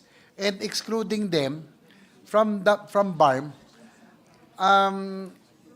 it's unimaginable, actually, for this representation. So I think the Senator Zubiri, the author of the Bangsamoro Organic Law already filed a bill. Probably, Mr. President, if Senator Zubiri is Yes, seeking the floor to... Mr. President, may I be given the recognition just for a Yes, few with minutes? the permission of the Yeah. two gentlemen. Permission I'm of, willing to yield the Senator- floor to the main author of Thank the you, Mr. President. BOL, Senator Mr. Zubiri. President. Thank you very much, Mr. President. Thank you very much to my distinguished colleagues. Mr. President, due to several factors, initially, on the record, nagsalita na rin ako noon, nung in-extend po natin yung BARM for another 3 years, the BTA, I had already given a statement that we will no longer extend. Actually, on the record yan, dito. But because of circumstances that are beyond our control, particularly the dislocation or the dismemberment of Sulu from BARM, now they're no longer part of BARM, which for me is a sad day in the history of what we call historical justice for our brothers and sisters in Sulu. Because many, and alam po ni Senate President Coco Pimentel yan, na Sulu was the mitsa. Diyan po nagmitsa, diyan nag-umpisa yung struggle ng ating mga kapatid na Muslim na makilala bilang pamuno dito sa lugar nila. Their struggles for an independent Mindanao, their struggles for an independent Bangsamoro region. And because of the Bangsamoro Organic Law, we were able to convince the leaders that this is the political solution to prevent war from happening, from continuing after 30, 40 years of struggles, 120,000 people dead in our region, Your Honor, Senator Bato's region and my region in Mindanao. And now, because of this law and the setup of the Bangsamoro Autonomous Region of Muslim Mindanao, we are seeing the fruits of peace. There's so much progress and so much hope from our people.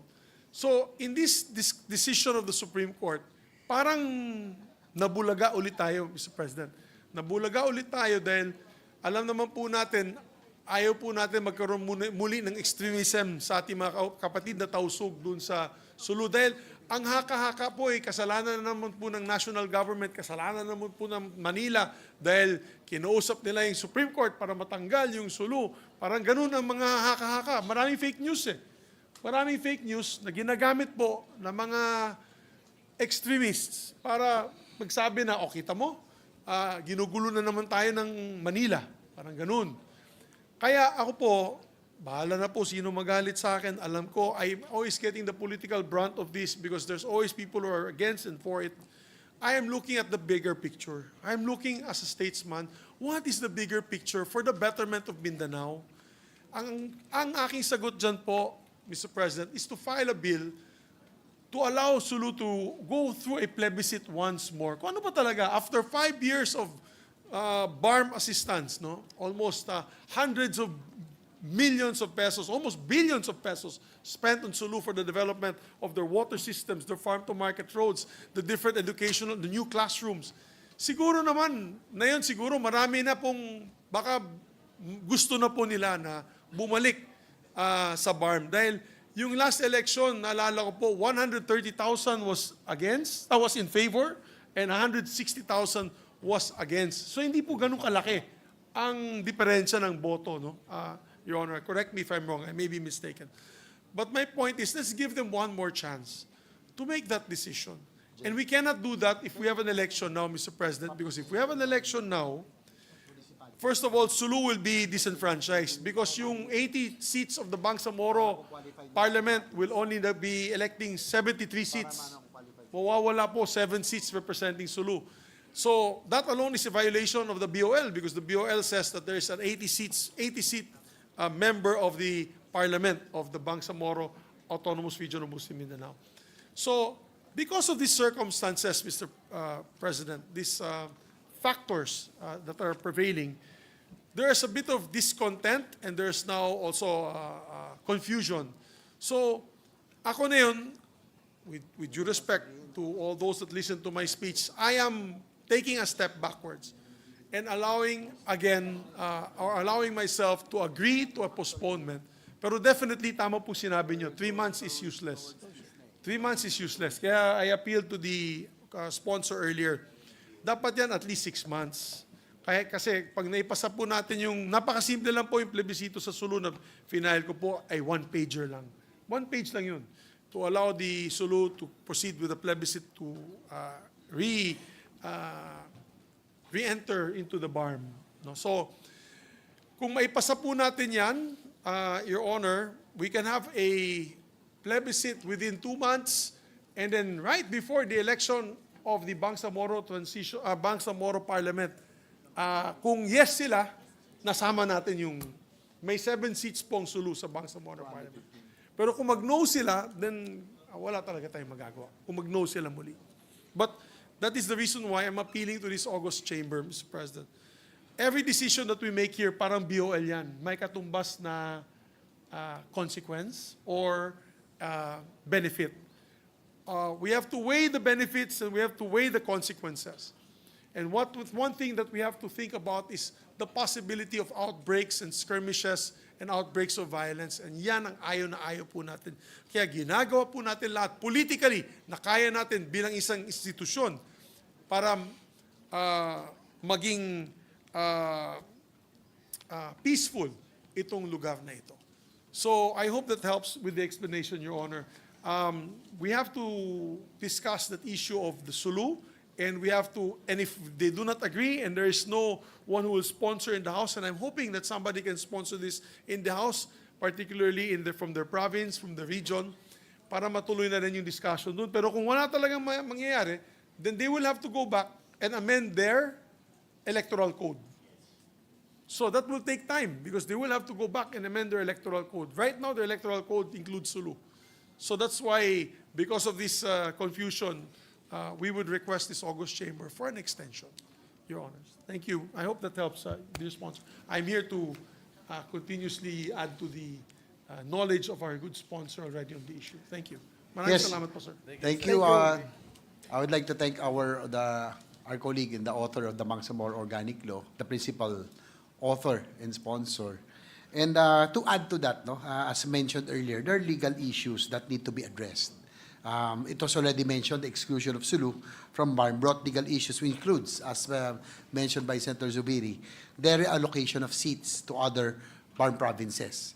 But, and second, the committee considered giving the Commission on Elections significant time to prepare and the current Bangsamoro Transition Authority to wind up their transactions. No? Kasi po, bago po sila, they're asking for 1 or 2 years nga po, sanang extension or postponement so that they can wind up their transactions.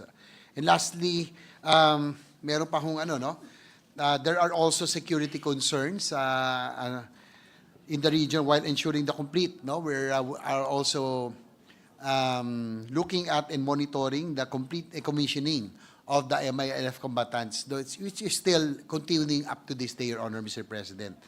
So, likewise, there are 8 orphan municipalities. We sought to create a new province so that these 8 orphan municipalities, ito po yung proposal ni Senator Romino Padilla, yung creation of the Cotabato province, because these 8 orphan municipalities can vote for the members of parliament, but they cannot vote for the local officials. So, wala po silang governors and mayors. So, na-orphan po sila. So, again, Mr. President, there are legal issues that need to be resolved. Yung creation of the province, yung pong sa Sulu issue, as mentioned by Senator Zubiri, that we are hoping that can be resolved by postponing the elections. Kasi po, talagang malapit na po eh. Hindi, and all of these issues will remain hanging, so to speak, if we push through with the elections, Mr. President. Thank you. Thank you, good sponsor, Mr. President. And also, to support the statement made a while ago by Senator Zubiri, I was one with him during the last Congress when he said, when he was our then Senate President, when he said that, okay, pagbigyan natin itong postponement, pero last na ito yun din ang stand ko. I was with him. But ngayon, dahil nga sa prevailing circumstances, may mga bagong developments and one of which is the Sulu issue, ako rin ay nag-backtrack rin ako sa aking position because pareho kami ni Senator Mixuberi, pareho kami taga Mindanao. We know how volatile the situation is. Kaya talagang we have to maximize lahat ng pwedeng gawin natin para ayos natin ito. So, Mr. President, that brings me to my next question. Kaya ba ng Supreme Court? Anyway, hindi natin, wala tayong, it is a co-equal branch of government. We have no control over them. Pero in your estimation, as the good sponsor of this particular bill, kaya ba ng Supreme Court na ma-resolve yung issue within 3 months? Kung mag-stick tayo dito sa 3 months as proposed in the bill, kaya ba nila yung madesisyonan within 3 months? Your Honor, Mr. President, the decision of the Supreme Court is already final. No, I'm referring to the motion for consideration that was filed before the Supreme Court. It was already denied, Your Honor, Mr. President. Okay, thank you. So we're hoping that the bill that was filed by Senator Zubiri, our good colleague from Mindanao, there will be a counterpart measure that will be filed in the House. Hopefully, and our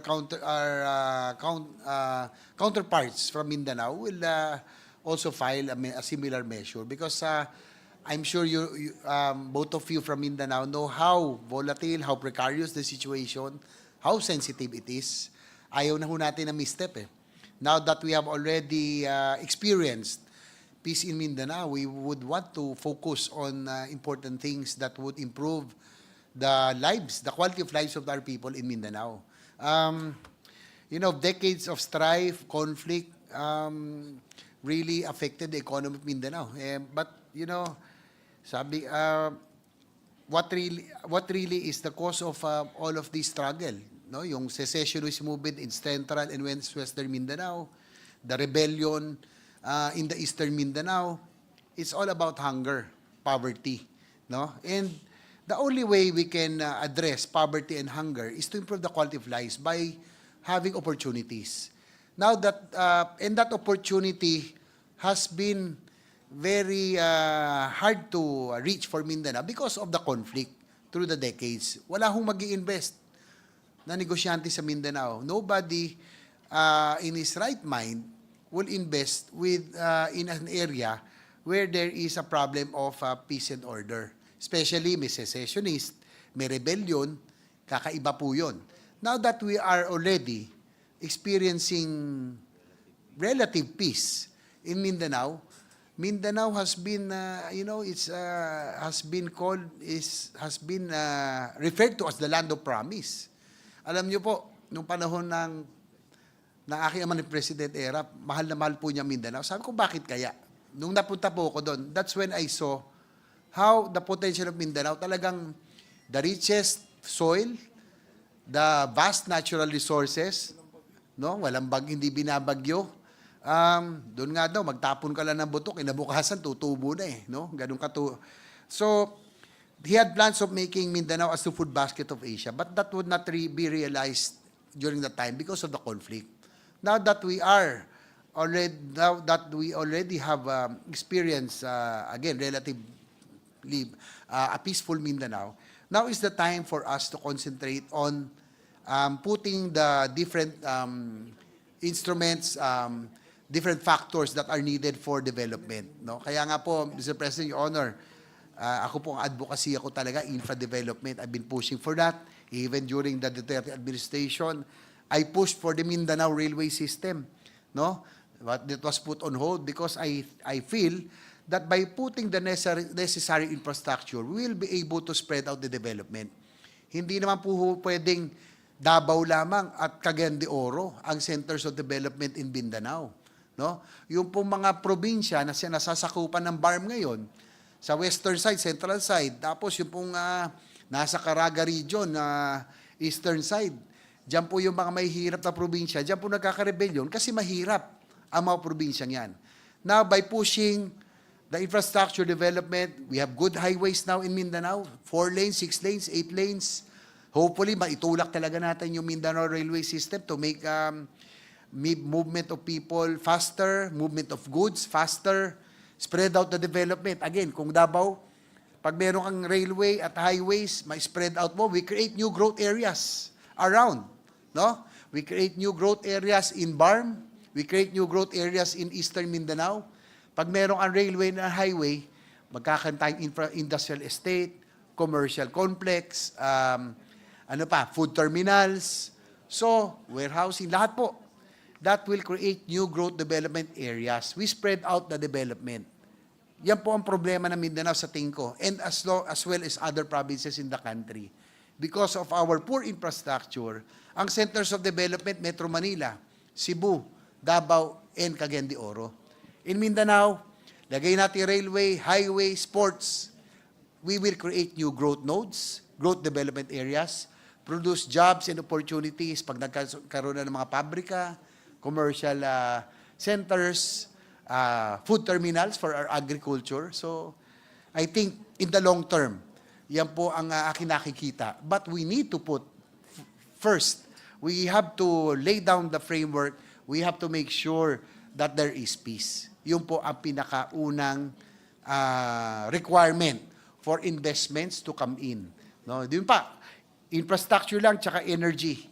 No? And the peace in Mindanao. I think that those are the main factors that we need to push for us to be able to realize the full potential of Mindanao. Yeah, thank you, Mr. President. Nabanggit mo lang rin yung infrastructure, no? Gusto ko lang ipagmayabang sa'yo na noon, kaming taga Davao, pag pupunta kami ng Marawi, we have to pass by Bukidnon, bababa kami ng Cagayan de Oro, punta kami ng Iligan, then akyat ng Marawi. Pero ngayon, from Davao, Bukidnon, diretso na Marawi. Ang ganda na lang. At saka yung lugar na yan noon, na hindi yan mapasok-pasok, mahirap pasukin ng civilian yan, ngayon po napakaganda na. Ako mismo, dumadaan ako doon, nagmumotor. Kaya ang ganda na. Very shorten ang ruta dahil sa infrastructure. So, may I continue with my next question, Mr. President? Considering that isa sa ating concern, kung talagang hindi na maisama ang Sulu sa BARM, kailangan po bang amendahan ang Bangsamoro Electoral Code, Bangsamoro Administrative Code, at Bangsamoro Local Government Code?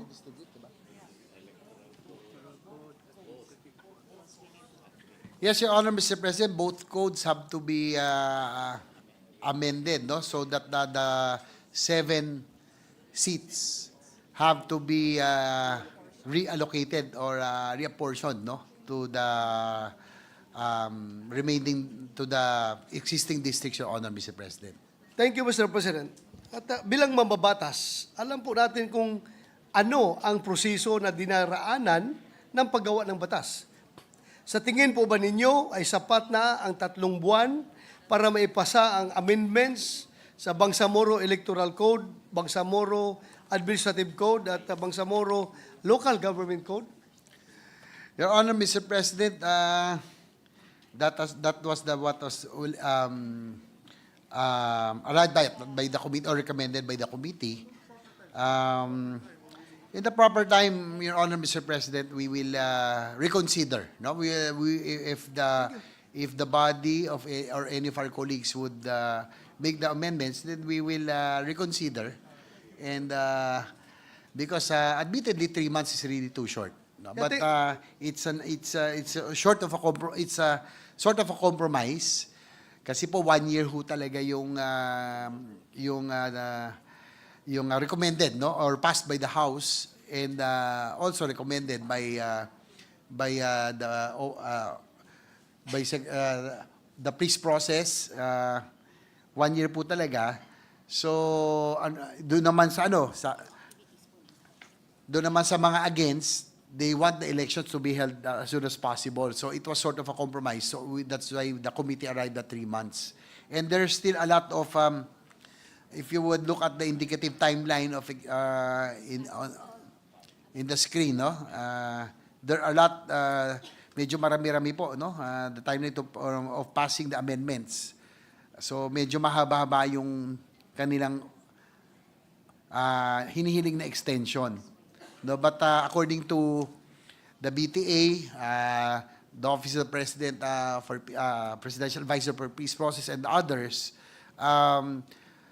they are willing for ang akin lang pong recommendation 1 year, no, will give them enough time already for them to be able to do all of these things that need to be done to address all of these legal issues, Your Honor, Mr. President. Thank you, Mr. President. Anyway, my interpellation is all about extending the extension beyond 3 months. And I am happy that the good sponsor is willing to accept my amendment in the proper time. Kung pwede natin gawin, sinabi mo na kayo na 1 year.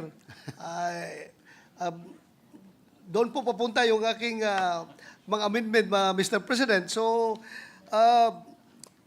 to continue, Probably, Mr. President, to add, probably I was able to talk, I had the chance to talk to the members of Parliament earlier, the leaders of the Bangsamoro government. As I mentioned earlier, Chief Minister Ahod Ibrahim is here, Minister Mohamed Iqbal, and a lot of people that we worked with, no, during the passage Bangsamoro or Organic Law. Andito po si Nabiltan, no, kasama po natin to. Siyempre si Kuya natin Kuya Attorney Lorena, no, member of Parliament, Kuya po natin. Secretary Galvez is here. Comelec also. I had the chance to talk to Comelec. Ang sabi po nila, probably minimum of 6 months and ideally 1 year.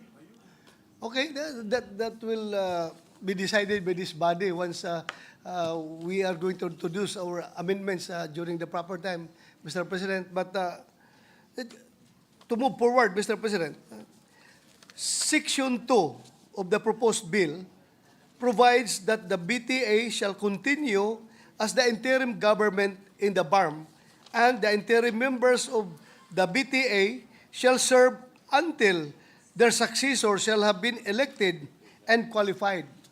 Tama po ba na sa madaling salita, ang ating mga current interim members ng BTA ay magkakaroon ng holdover capacity kung maipasa natin ang panukalang batas na ito?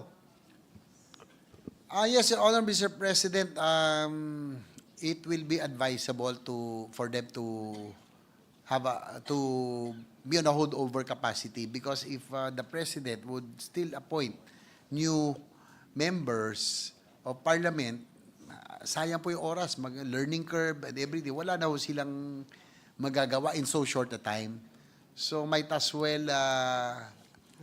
have a holdover, that they should continue to perform their duties on a holdover capacity. That's the position of this representation, Your Honor, Mr. President. Thank you, Mr. President, for that stand. I am with you, and I'm going to support you in that holdover capacity issue. I am with you, Mr. President. Kasi sayang po, kung magpapapoint, yung mag-aaral pa, yung learning curve, no? Yung that would take about, mag-aaral muli 6 months to 1 year. By the time they already know about, they gain knowledge, tapos na po yung time nila. So, I would also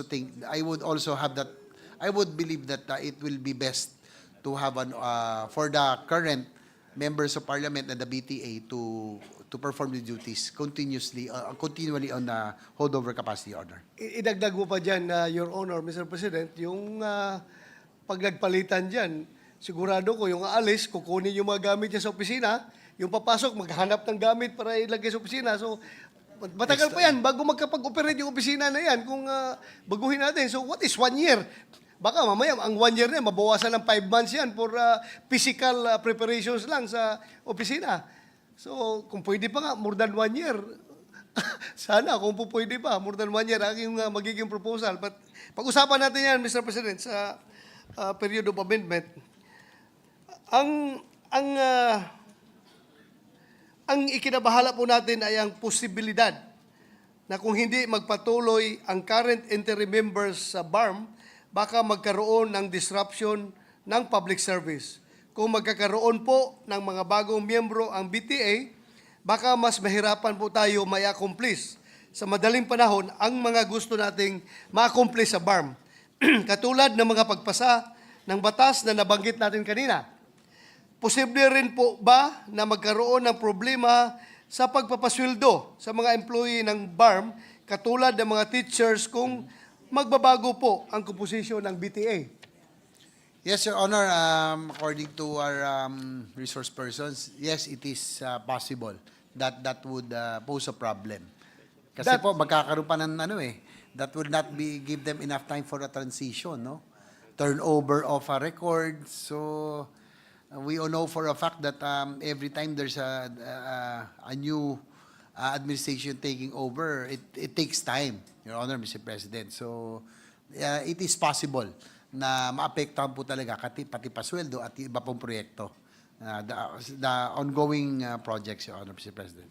Thank you, Mr. President. And then that we don't want to happen. We don't want to happen. Under Section 3 of the proposed bill, those who filed their certificate of candidacy for the May 2025 elections shall be automatically considered candidates and nominees to be voted for at the new election date. May we know if this provision is necessary? Would this encroach upon the power of the COMELEC to promulgate rules and regulations for the conduct of the elections?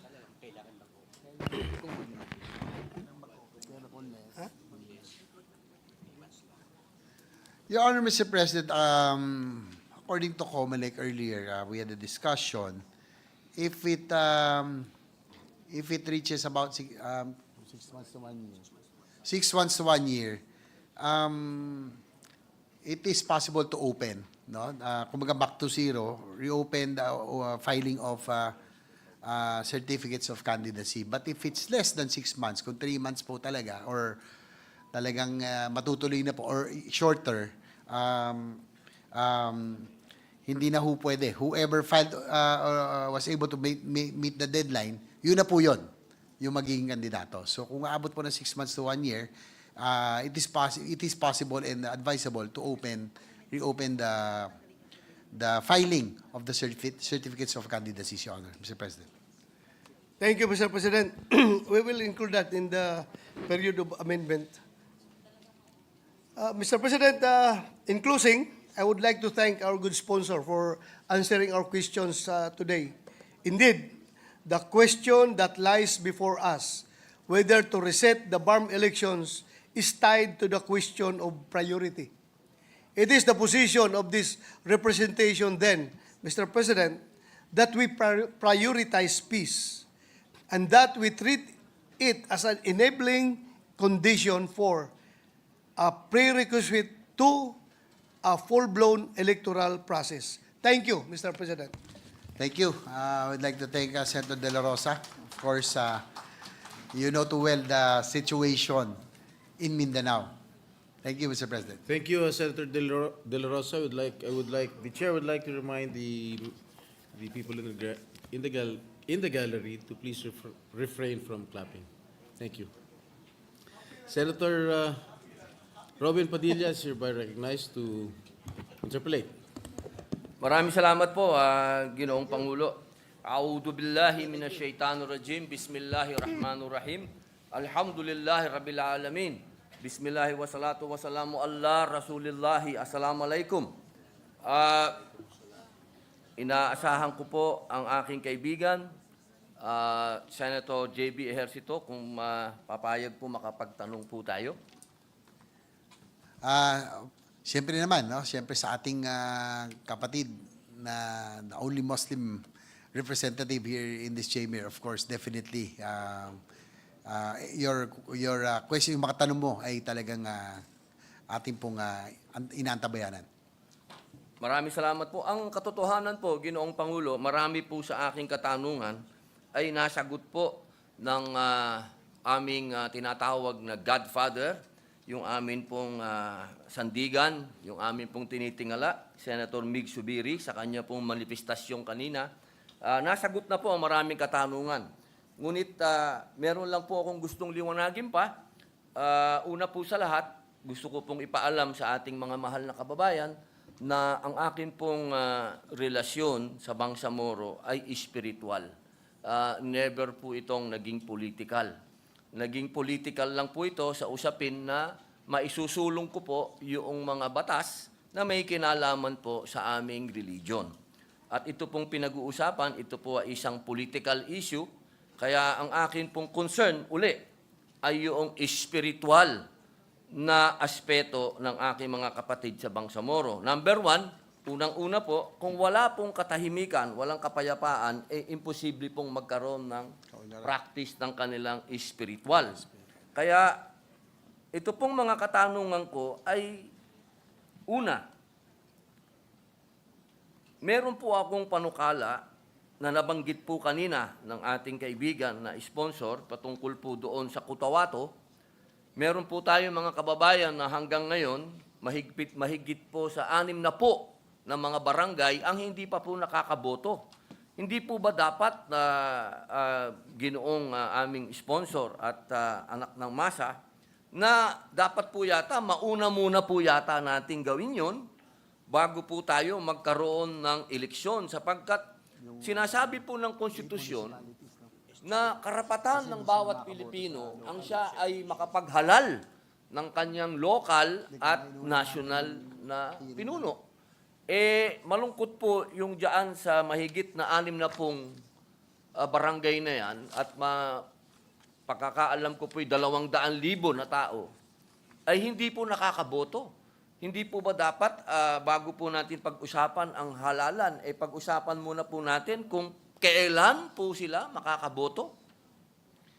Yun nga po, Mr. President, sa aking pong kasamahan, siguro kung nyo mapansin, marami na nagtatanong sa akin tungkol dito as chairman of the Committee on Local Government. Marami na nagpa-follow up tungkol po rito sa postponement, sa bill on the postponement of the BARM elections. No? Hindi ko po sinasadyang i-delay to. Kaya nga po, dahil nabanggit ko kanina, may mga legal issues na kinakailangang marisolba. No? At isa na nga po yung creation ng bagong probinsya para po doon sa 8 munisipyo sa Special Geographic Area or SGA na hindi po makaboto ng kanila pong mga local officials. No? Pero sa BTA pwede sila. No? Pero sila po ay makakaboto bilang miyembro ng BARM sa mga miyembro ng parliament. Yun nga lang po, wala ho silang governor at wala ho silang congressman. So, meron po silang mayor, no? Meron silang mayor pero wala ho silang district representative at wala silang governor. So, yun nga pong inuna po natin, kaya nga po inuna natin, no, nagkaroon tayo ng hearing about the creation of the Cotabato Province na yun yung pong panukala. So, kaya nga po, isa sa mga inaasahan po natin na maresolba o magkaroon ng solusyon ay itong na bago magkaroon ng eleksyon ay sana po ay may pasa po natin itong pagtatag ng bagong probinsya para naman po hindi po sila ma-disenfranchise at sila po yung makaboto ng kanila pong mga lokal opisyal. Opo, napakahalaga po niyan, aming Ginoong Pangulo, sapagkat alam niyo po, kapag ito po'y inihambing natin sa sitwasyon po ng sulong ngayon, parang ganun po yun. Sila po ay parang, kumbaga, left hanging. Opo, parang napakahirap po yun na nakabitin ka. Kaya ako po ay sumasang-ayon din kanina nung nagsasalita po ang aming godfather na Senator Mig Subiri, ganun din po si General Bato, patungkol po sa kapag hindi po na-resolve din yung issue sa Sulu, ito po ay maaring pagmulan ng panibagong suliranin po sa atin. Sapagkat alam naman po natin, pag pinag-usapan po natin ang kasaysayan, talagang ang MNLF po, At ang MILF, nag-umpisa po sa MNLF, napunta sa MILF, ibig pong sabihin, napakahalaga po ng MNLF kapag pinag-usapan po natin ang BARM. Sapagkat hindi po mabubuo ang isang istorya kung wala pong kasaysayan. Ang kasaysayan po, nandyan na po talaga ang MNLF, ang mga tausug. Kaya po hinihingi po natin na sana bago po tayo magkaroon ng eleksyon, ma-resolve muna po ito. Kasi ito po'y mabubuksan po ang maraming issue dito. Kapag ka ito po ay hindi natin ni-resolve kagad at tayo po ay nag-eleksyon, ang dami pong bagong issue ang mabubuksan dito. At ito po ay pamumugaran na naman ng iba't ibang kwento. Alam niyo po, ang masama niyan, hindi pa po tayo nakakapaglinang pa ng mga batas kung paano po natin makokontrol ng fake news. Katakot-takot po ang fake news. Minsan, yung pa po ang pinaniniwalaan, bago po natin to siguro maayos, baka nagkagulo na.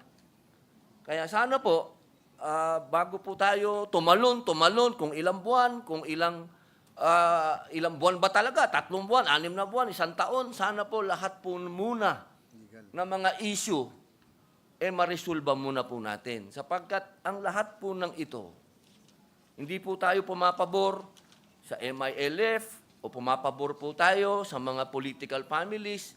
Ang tinitingnan po natin dito yung kabuuan ng Bangsamoro at yung pangako ng BARM, yung BARM Law. Yung BARM Law ay napakahalaga po para sa mga Muslim sapagkat ito po ang salamin ng self-determination na sinasabi po, yung aming pamamahala sa aming mga sarili. Kapag hindi po namin ito na-achieve at parang pautay-utay, hindi po nangyayari yun. Kailangan po sana, magkaroon po talaga tayo ng oras talaga na ito po talaga matakel natin, mapag-usapan natin dahil ito po bago po maging anumang issue, ay national issue na po itong Sulu, ito pong Cotabato Province, national issue. At ito pa pong isa. Ito na lang po kasi marami na pong nasagot. Marami po ito. Ito po 7 pages pero marami na pong nasagot. Ito na lang pong huli. Kung matutuloy po, pero narinig ko naman po yung sinabi ng aming godfather, Senator Mig Zubiri, na yung 3 buwan parang hindi ring workable. So siguro po ang mangyayari po nito, Ginoong Pangulo, katulad na lamang po ng sinabi ni General Bato, kung papayag po ang ating sponsor na kami po ay makapag-amendment na lang patungkol po sa mga ilang bagay para mapabilis po itong pagsusulong ng panukala na ito. Yes, bukas po tayo, no? Kung ito po ay talaga makakatulong, ang ating pong intention talaga ay kapayapaan. Kaya naman natin to kinukonsider at pinag-uusapan. Ang primary purpose talaga natin, no, ma-maintain natin yung kapayapaan na ngayon ay tinatamasa at nararamdaman na ngayon sa Mindanao. Mr. President, Senator Zubiri is seeking the floor.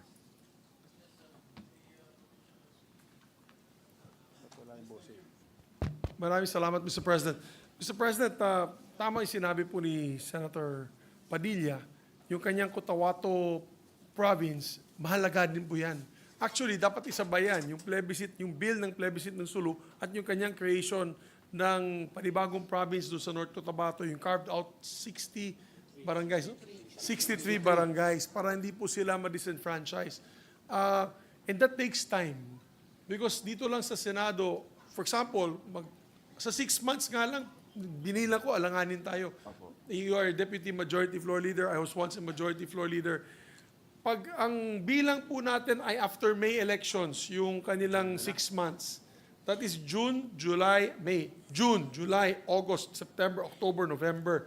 Sa November pa lang, papasok po tayo last week of July, which is the State of the Nation Address of the President. So you're technically, August na po tayo magtatrabaho dito kasi wala, yung first week, ano lang po yan. May mga learning curve pa yung mga panibago natin, mga bagong kasamahan. So you're looking at August, September, tapos October, break. So dalawang buwan lang. And then magpe-plebiscito pa. Let's say, naipasa natin dito sa 2 buwan yung sa Sulu plebiscite at yung Cotabato Province. Magkakaroon pa ng plebiscito yan, boss. So October, wala tayong pasok. November, eleksyon na. para sa kanila muli. So, napakabitin. Kaya tama po, Ginoong Senator Padilla na sinasabi, we have to make, and also Senator Bato, parang alanganin din yung 6 months eh. If we're looking at the proper perspective of legislation, napakahirap dahil may plebiscitong component pa to. But for peace, we're willing to give it a chance, di ba, Mr. President, my distinguished sponsor. So let's keep an open mind. Maybe even 6 months might not be enough. Kaya yun lang po. I wanted to put that on record. As a legislator, nandito yung ating majority leader, si Senator Tol, the 2 months when we get back, August and September is not enough kasi magkaka-plebiscito pa yan eh. Which is under the law, under our bill, it's 120 days after the enactment of the act. We can make it 30 days after the enactment of the act, of this act, but still, it will still take time. So I hope that our colleagues and our sponsor will be open to the idea that we'll be in sync with the Cotabato province of North Cotabato of Senator Padilla and the additional plebiscite for Sulu. Yun lamang po, Mr. President. Thank you po. Thank you, Senator Zubiri. Senator Padilla? Opo, Please proceed.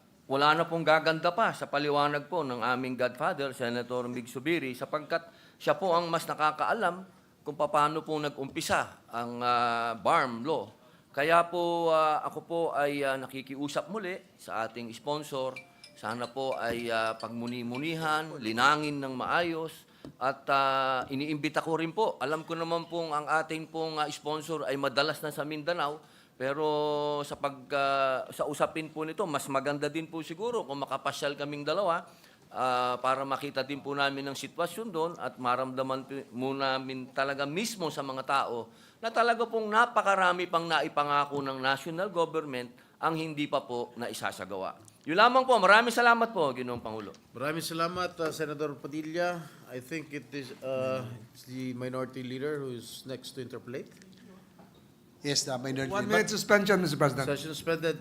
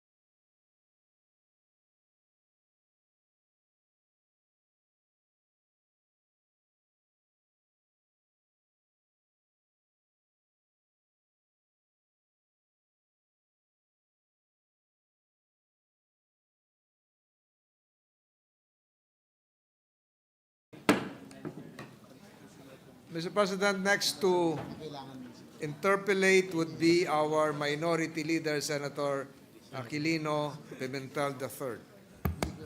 The minority leader is recognized to interpolate.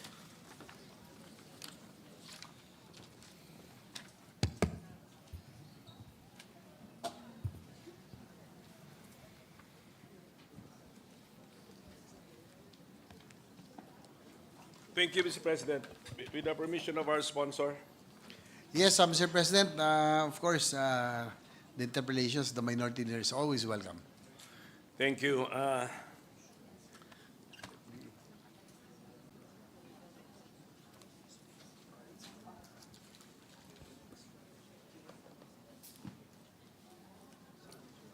The BARM leadership, the incumbent BARM leadership, Mr. President, and the BTA members are all our friends, Mr. President. So I hope they understand that this interpellation is pursuant to the role of the minority to test the proposals of the majority.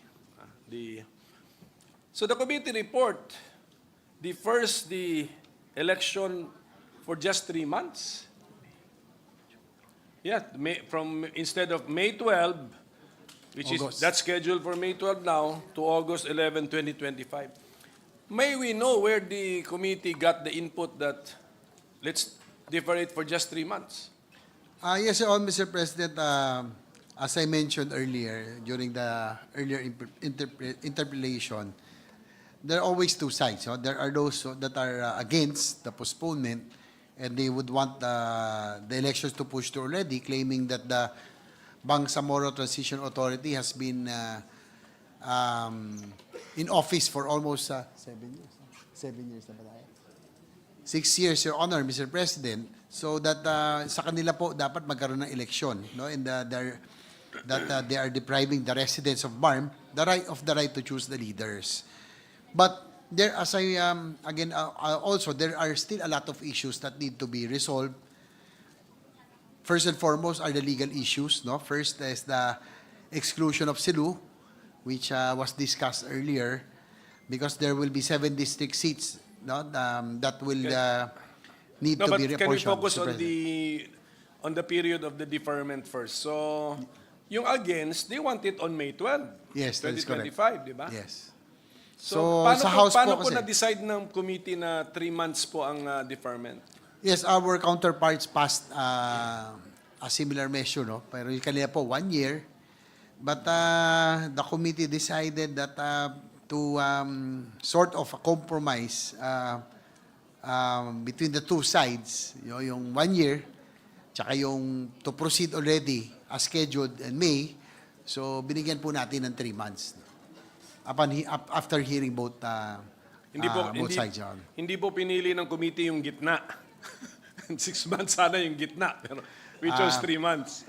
Hindi pa, Mr. President. But as I mentioned earlier, there medyo marami pang Sige po. kailangan i-resolve. So, we're Puntahan- open. We're open, Your Honor, Mr. Puntahan po President. natin yung mga grounds po. Pero bago ko po malimutan, can I just go to page 2, section 3, na last sentence, substitution of candidates and nominees shall not be allowed, except, okay naman po yun, that's a general rule, except in cases of death, disqualification, or incapacity pursuant to the guidelines promulgated by the Commission on Elections. Yung substitution in cases of death and disqualification, familiar po ako doon kasi nasa election code yan eh. Pero yung incapacity, saan po ito nanggaling, Mr. President? Bago? Is this a new ground to allow the substitution of candidates, this incapacity?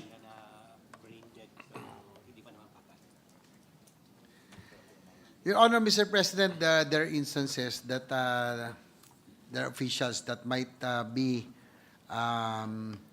in the hospital, hindi pa naman brain dead or not yet declared dead, but they are already considered is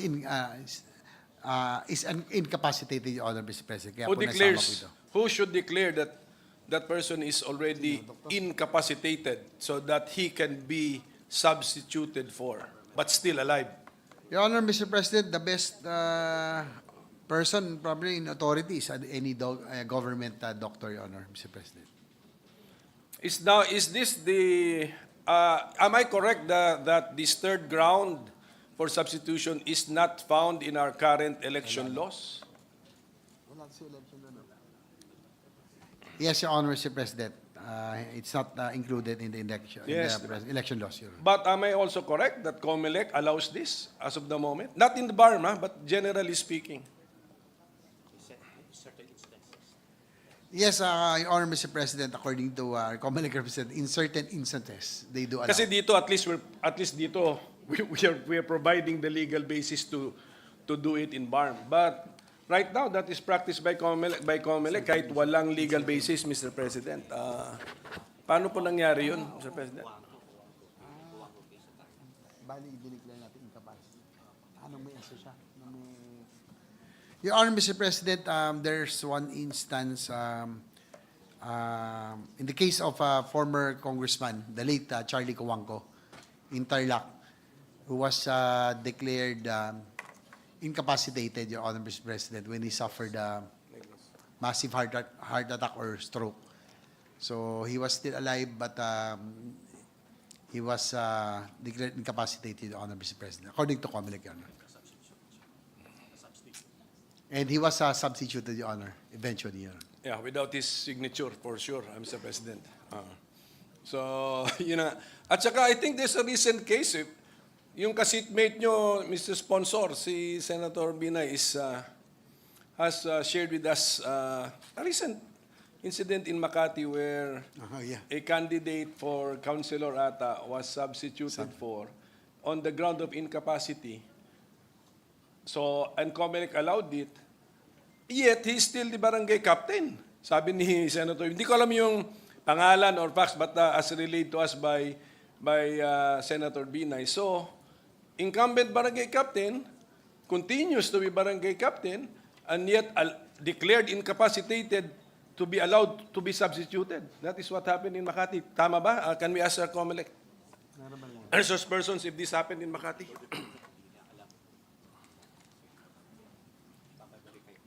Your Honor, Mr. President, according to our COMELEC representatives here, they will verify first. Yes, okay. We'll get back to you on that later on. So at least kinaklaro ko lang na for this particular bill, may na rider po tayo. May sinakay tayo na ground for substitution, which I think COMELEC wants to be recognized as a ground for substitution. Although, kulang tayo ng hints as to, or ng guidance as to when is that candidate incapacitated. Kulang eh. Walang standards because this is not found in national law, in election code. So maybe if the sponsor wants to adopt this approach, we should add more information of when a candidate is incapacitated, so that substitution will be allowed, Mr. President. Your Honor, Mr. President, there's a COMELEC resolution in 2024, COMELEC resolution 11046, cites incapacity as one of the grounds for substitution. Precisely, pero ang law, in-enumerate natin yung grounds eh. Can COMELEC empower itself by adding grounds, Mr. President? Bakit ba tayo nag-enumerate ng grounds? Kung COMELEC lang pala, you can enumerate all the grounds that you want, Mr. President.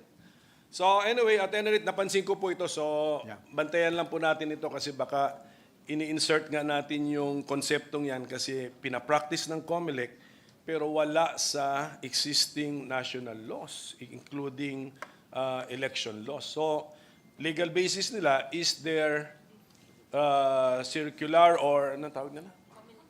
COMELEC resolution. But, can COMELEC empower themselves by adding grounds not enumerated by law? So yun lang po yung tanong ko dyan, Mr. President. Okay, so we go back to our resetting. And the legal the legal confusion or issue that we are using is the latest Supreme Court decision which excludes Sulu from the province of Sulu from the territorial jurisdiction of BARM. Yun po ba yun? Yes, Your Honor, Mr. President, that's number one, no? Yung pong, of course, what's the next move because of the 7 seats that are allocated supposedly for Sulu.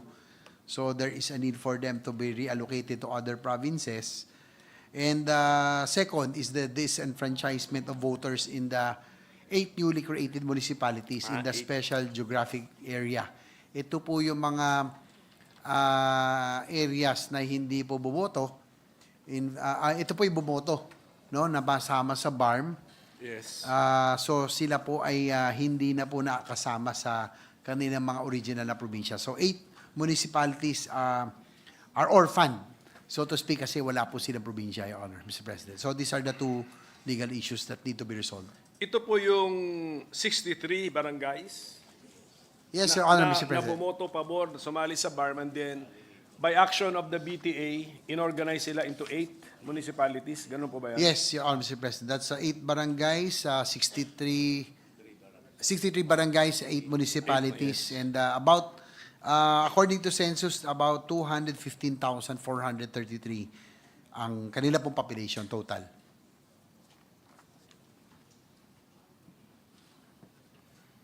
So if our desire, second desire yun is to allow them to vote. So to vote for, can they not vote, just referring to the 8 newly created municipalities, can they not vote for the BTA members, for the parliament members if the elections were held on May 12, 2025? Yes, Your Honor, Mr. President, they can vote. They can? Huh? Yes, they can for BTA members. Wala nga lang po silang governor and may congressman. But our measure is not meant to address that problem for them to have mayor or congressman or governor. But this is for the parliamentary elections. That is correct, Your Honor, Mr. President. But it's disenfranchisement. It's like it's also depriving the voters of these said new municipalities the right to vote for their own local leaders, Your Honor, Mr. President. Since the BTA created 8 new municipalities, hindi in-schedule ang election ng kanilang mayor, Mr. President, and sanggunian? Your Honor, Mr. President, no, there is no scheduled elections for them. They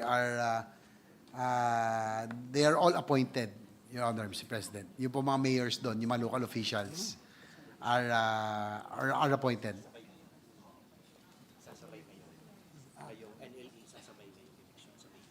But according to COMELEC, these coming elections, they will be included already in the mayor. election. For mayor. Yes. So, sa plano ng COMELEC, yung 8 newly created municipalities, sa May 12, mag-election din sila for mayor, vice mayor, and sanggunian bayan members. That is correct. Wala lang silang for representative, at saka wala silang for governor, vice governor, and sangguniang panlaliwigan members. Wala sila nun.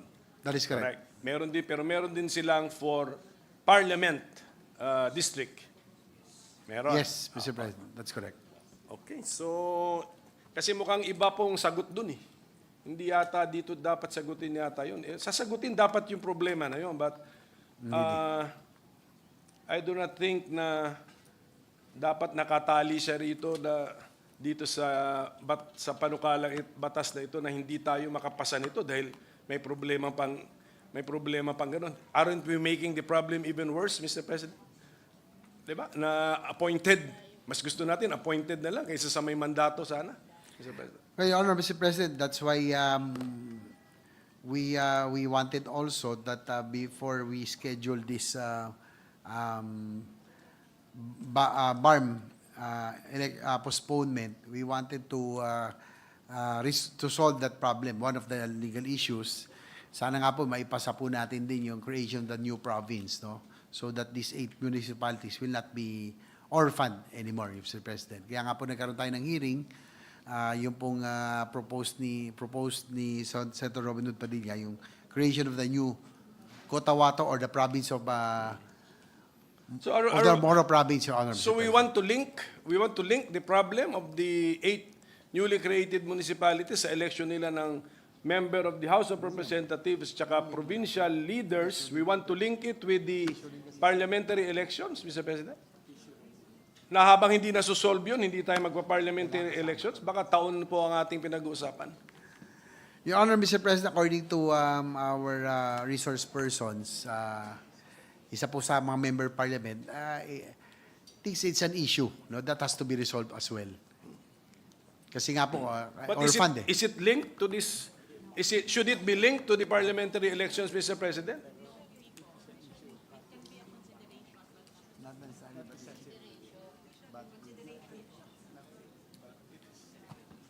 Not linked, Your Honor, Mr. President, but it's an issue, Your Honor, para sa kanila Yes. po. Is It has to be- is the position of the sponsor and or the committee that we cannot proceed with parliamentary elections until after we resolve the issue of the congressman for the 8 newly created districts and the province?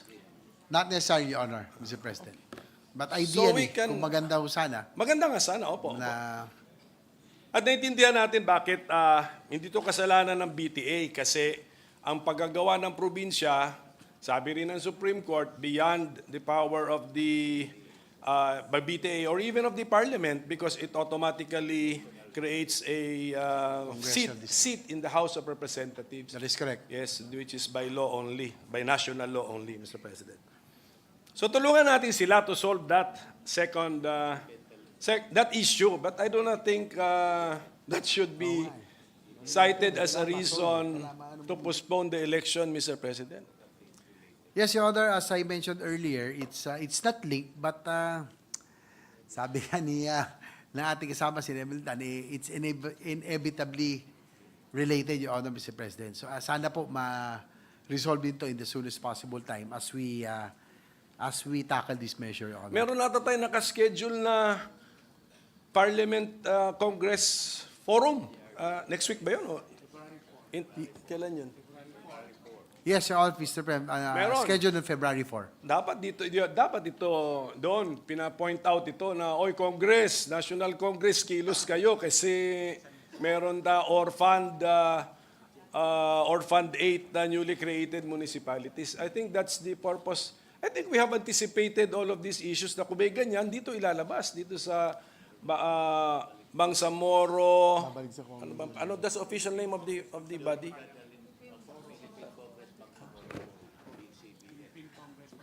What's the official name? Yeah, it's the Philippine Congress Bangsamoro Forum, Your Honor, Yes, Mr. President. Parliament Forum. Next week yun, Next week. magkita-kita tayo ron, Mr. President. I-discuss natin ito. So, we can proceed with talking about this, the first regular elections of the Bangsamoro Autonomous Region, independently of the problem of the 8 newly created municipalities. Pwede nating hiwalay. Para mag-progress po tayo. Apo. Pwede po. Sige po. So, Yes. So at least natanggal So na that natin we can, yung second ground. Yung first ground, yung decision on Sulu. Sa earlier interpellation, final na pala. I think the chairman shared the information na final na, even the MR has been denied. Final na. That is correct, Mr. President. So is the BARM now acting like Sulu or as if Sulu is no longer a member?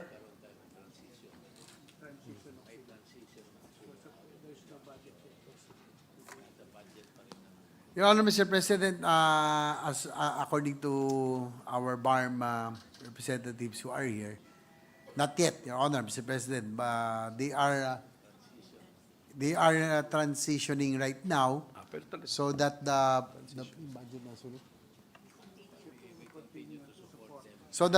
they will continue to to support their budget, Your Honor, Mr. President, for 2025, Your Honor.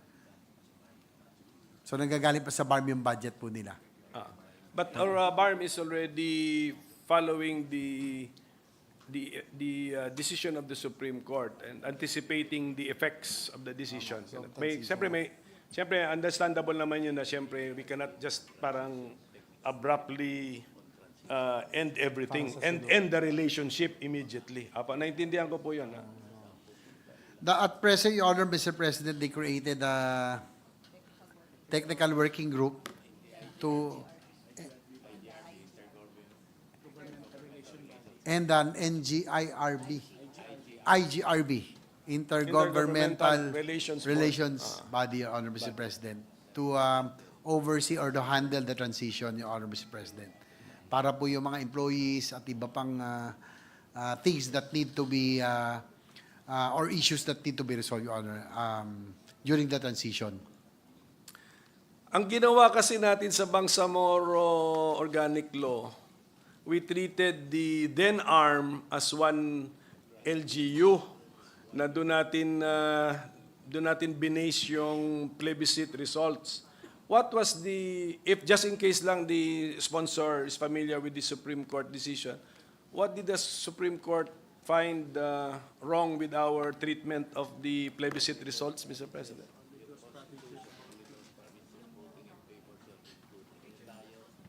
Nag-in favor. Your Honor, Mr. President, according yung pong Supreme Court decision, ang kanilang pong basis that only those provinces who voted in favor of their inclusion in BARM. So, yun po ang So mali yung approach natin as Congress na trinato nating isang LGU si then ARM. Tama? Tama? That is correct, Your Honor, Mr. President.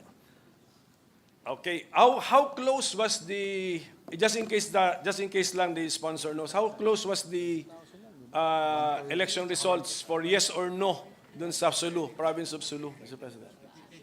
Your Honor, Mr. President, it was very close, no? Very close. 138,000 voted for non-inclusion and only 163,000 voted against the inclusion, Your Honor. So 138,000 yung voted for the inclusion. So medyo malapit lang ho. 138,000 and 163,000. Then there is no question about the integrity of the results of the plebiscite. Wala naman. I mean, we trust the results of the plebiscite. That no really won over yes.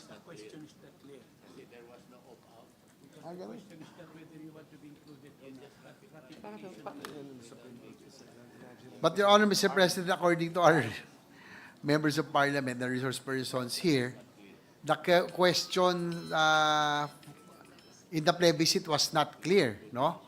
To the people of Sulu, kasi po ang tanong ay, do you ratify the BOL? So hindi po,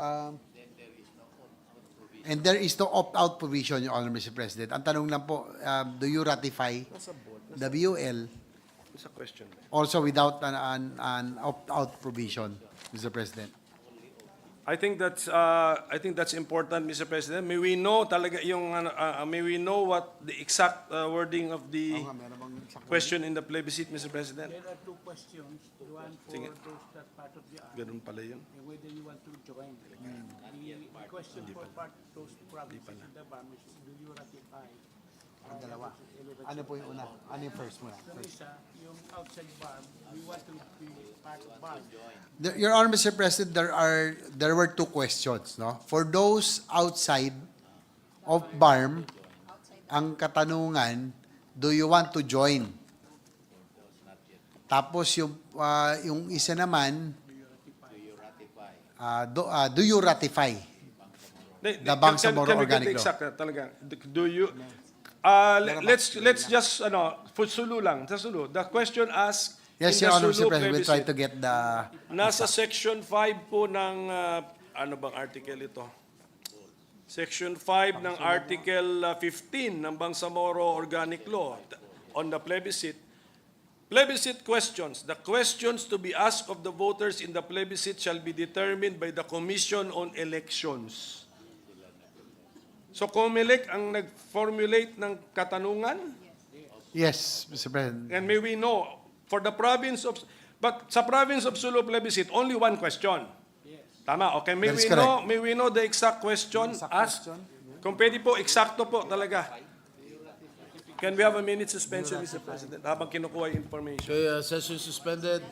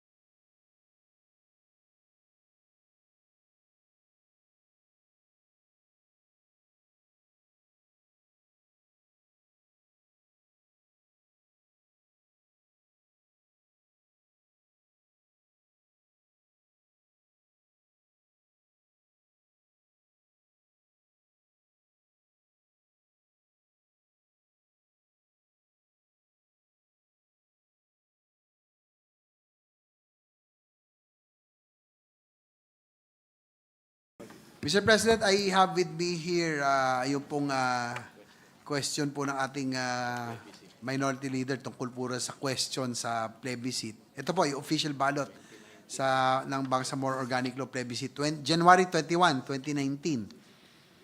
First question, payag ba kayo na pagtibayin ang batas, Republika, bilang 11054, nakilala din bilang Organic Law for the Bangsamoro Autonomous Region in Muslim Mindanao?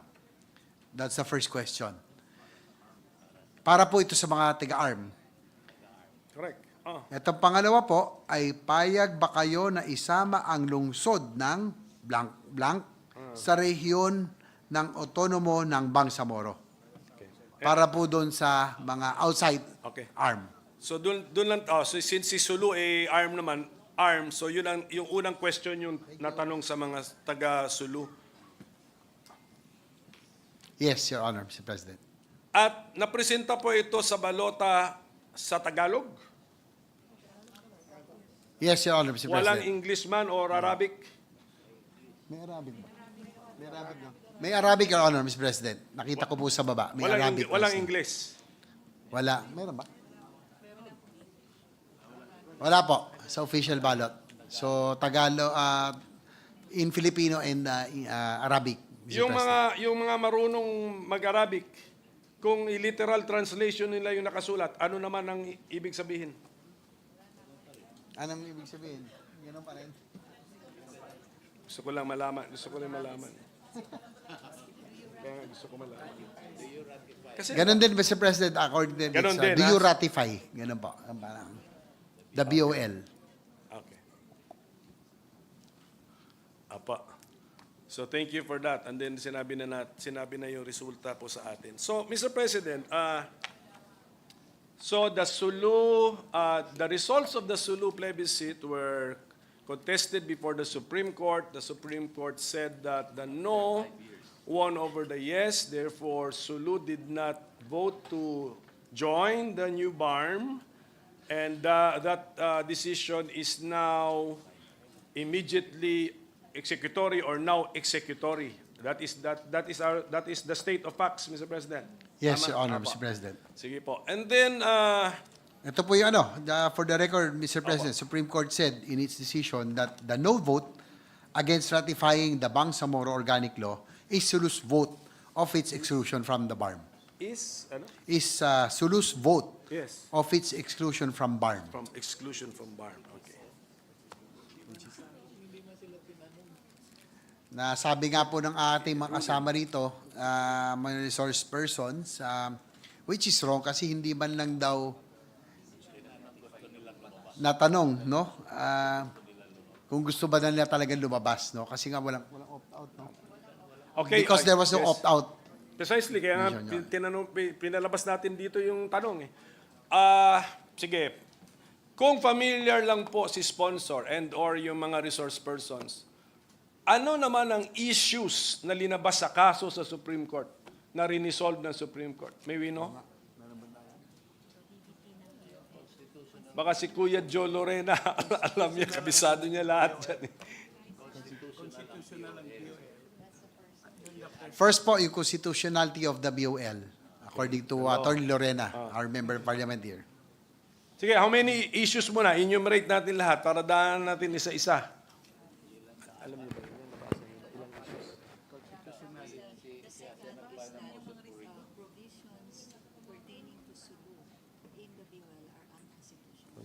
And then second is the provisions pertaining to Sulu is unconstitutional in the BOL, Your Honor, Mr. President. Because of the result of the plebiscite, Mr. President. Okay. Sige po, ano pa po?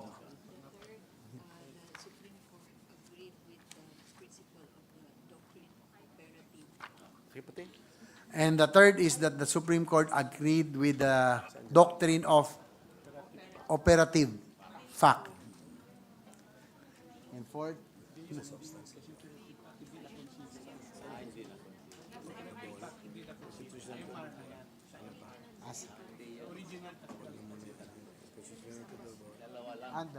dalawa lang sa original. Your Honor, Mr. President, a correction. In the original decision, dalawa lang po. Yung pangatlo pala sa MR na po lumabas, Your Honor, Mr. President. So, constitutionality and the exclusion, Mr. President. Dalawa lang po. Yes, so the constitutionality of the BOL was upheld. Yes, okay. Mr. President. Siguro ang isa pang substantive issue is to whether the inclusion of the province of Sulu in injection of the Bangsamoro Organic Law is unconstitutional. Ang sagot ng Supreme Court doon, yes, it is unconstitutional. That's Tama correct, po? Mr. President. Okay, so ngayon, Mr. President, ang often cited confusion is dahil sa composition ng Parliament. Ang sinabi kasi ng Section 6 ng Article 7, composition of Parliament shall be composed of 80 members unless otherwise increased by the Congress of the Philippines. So, and Sulu has been given 7 seats in the Parliament. Where can we find the 7 seats of Sulu in the Parliament? That's not in the BOL. It's in the Electoral Code, Your Honor, Correct. Mr. It's in President. the Electoral Code, Mr. President. And the redistricting law, Your Honor. Mr. President. Yes, regional law. Regional law, yes. Yes, that's correct. Okay, so cannot that be addressed, Mr. President? By the same power that BARM, BTA exercised in redistricting the entire or providing for the territorial limits of the districts of the entire region, cannot the same power be used and invoked to redistrict without Sulu and still come up with 80 members of parliament? Yes, it can be. It is possible, Mr. President, but it would take time to reapportion, to reapportion it to the other provinces would take time, according to the members of the members of Parliament, Your Honor, Mr. President. Let's assume that since anyway everybody accepts, I think that the Supreme Court decision is already final and already being implemented actually. We're just in the transition period. Is it possible to imagine a Bangsamoro Parliament with only 73 members? Is that legal, constitutional, or valid?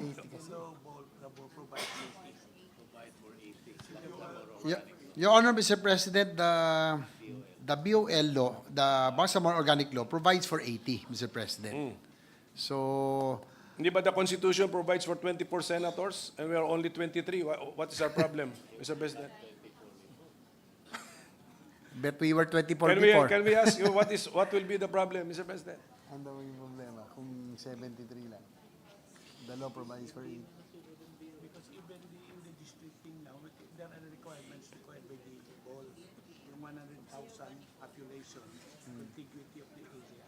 So if we remove, without Sulu, 73, in fact, that should be more than 80. But if we comply the 100,000, but if we reduce it 73, it will now be, it will be violating the requirement provided.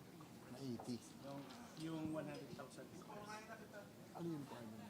Requirement for district, at least one district. Upper district. Your Honor, Mr. President, if there's only 73 seats that will be elected, it will be violative. It will be a violation of the BOL, Your Honor, Mr. President, because per district, the requirement is 100,000 at least. So aside from the contiguity, 100,000 po yung voting ba? Hindi, pero yung remaining 73, compliant yun eh. Kasi the entire 80 seats, compliant na, di ba? Sa rules ninyo. Some are party list, some are reserved seats, some are district seats. Yung district seats, I'm sure compliant na yun sa population requirement. Chief Minister. Regardless of the size of the bar, there must be 80.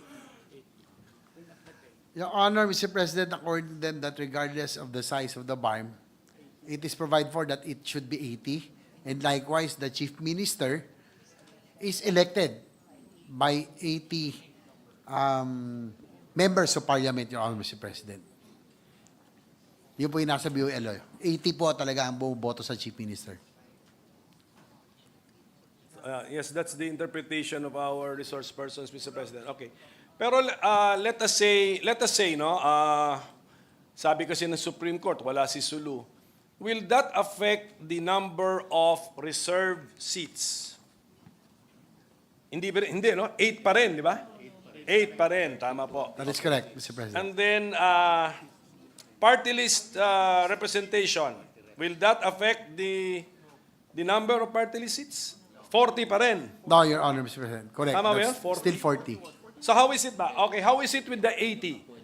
Kalahati party list? 40.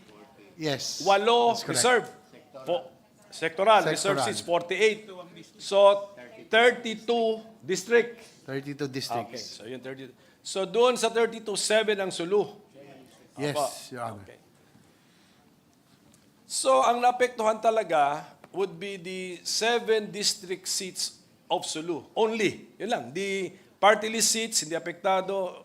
Sectoral seats, reserve seats, hindi apektado. Correct? Tama po yun? Is that That is correct, also Mr. President. yes, okay. And we have established that the Parliament or the BTA has the power to redistrict, mean to say distribute the 7 seats of Sulu to the remaining components of BARM. Tama. It's just that you need time. Tama? Tama. Yes, no? Your Honor. Tama. That's correct. But according to them, it's possible, but it would take time. Yes, opo. So, is it the stand of a position of our resource persons that Parliament cannot function if there are 7 seats not filled up, Mr. President? There are, in short, there are 73, pag mag-attendance kayo, perfect attendance, 73 present, Mr. President. Can it function or not Yes, function? they can function, Your Honor, Mr. President. But ang ano lang talaga doon, as pointed out by our principal sponsor of the BOL, Senator Zubiri, yung pong thought, no, that Sulu has always been part of the struggle and part of the history. Yes, Sige po. Senator Zubiri, Sige po. seeking Yes, the floor. yes, sir. With the permission, Mr. President, of the two gentlemen, and the permission of With the the presiding officer. permission of the two gentlemen, Senator Subiri. Thank you, Mr. President. Mr. President, also that the reason why we had 40 party list representatives and 40 other seats, which were comprised of the district representatives and our sectoral representatives, is that pagkabotohan, parang equal yung footing lahat, equal. Now that there's 7 less representatives, 7 less district representatives, mas lalamang yung party list representatives pagdating sa botohan. Di ba? We did that in a way na to balance the party of the MILF and MNLF, di ba? With the political leaders that will be elected. Automatic kasi yan, yung magiging members of the Bangsamoro Parliament na elected by district, sigurado political kingpin po yan eh. So the only way that the MNLF and MILF can participate in the party list system is to have a party list system wherein as a group that they can vote together. Mangyayari kasi dyan, magkakaroon na ng imbalance. Magkakalamangan na po yung MNLF and MILF or the party list will have a bigger chunk of the say rather than the district representatives. So that was one of the compromises that we had when you were Senate President and we passed the Bangsamoro Organic Law. The lacking of the 7 seats will actually put a disparity on this issue. That's why malaga sana maibalik natin yung Sulu para madagdagan, mabalik ulit sa kanila yung 7 seats. Thank you, Mr. President. Thank you, sir. Yes, we are very supportive of BAR, Mr. President. Actually, we are a co-author of this one, and if I'm not mistaken, the working draft that we used was my bill, Mr. President. So we are really supportive of BAR. Tinitignan lang po natin yung tibay ng ating justification bakit gusto natin ng resetting. Kasi nag-one round na kasi tayo ng resetting and I think it was sponsored by our incumbent majority leader. And we all made some, hindi naman siguro promises yun, but siguro firm statements that this will be the last. Oo. Pero actually, tama naman, when just to share siguro some of the workings in our minds, siguro, we adopted that posture to pressure them to pass the codes that they were not yet passing. Civil Service Code, Local Government Code, Electoral Code, Auditing Code, ano pa ba? I think there were five codes that we were pressuring them to pass. What's the status of all of those codes, Mr. Sponsor? Kumusta ba yan? Your Honor, Mr. President, all of those codes were passed except for the revenue code. Yes, revenue code. Nasa Committee level Isa pa naman doon ako. is the election code pala, yung isa doon. Sige, Yes, tama. Your Honor. Pasado na po lahat except for that. So nag-work pala yung sinabi namin that this will be the last. So,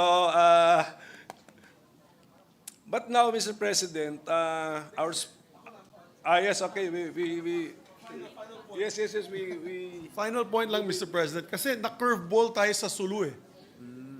Because we did not have an opt-out provision. Diba? The idea was, take it or leave it. Either all decides to say no, or all says yes. So kung majority nag-yes, lahat po sila dapat kasama. Wala tayong opt-out nun. But the Supreme Court interpreted it differently. Since they said no, then they should be taken out. So na-curveball tayo dun, Mr. President. So hindi, dyan tayo nagulat, nabigla tayo lahat. Kasi kung kung hindi lumabas yung Sulu decision, Mr. President, sa tingin ko, hindi rin ako papayag na ma-extend ito. Pero because of that, nagkagulo-gulo na. They need more time to fix their electoral code. We need time for a plebiscite, hopefully again, for Sulu. Yun naman po, Mr. President. Thank you, sir. Now, everything was done in good faith. Good faith tayo lahat noon eh. Tingin tayo, ARM. Tama naman, yung ARM was then an LGU. It's a regional LGU. Kaya napagtrato natin noon. Pati naman ako na-convinced doon that the totality of the plebiscite result in ARM ang titignan po natin. But ang point ko, Mr. President,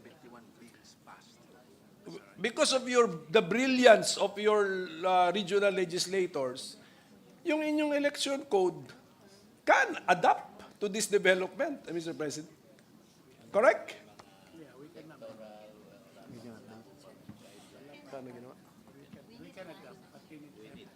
Your Honor, Mr. President, they can adapt, but they need time so that they can amend some provisions that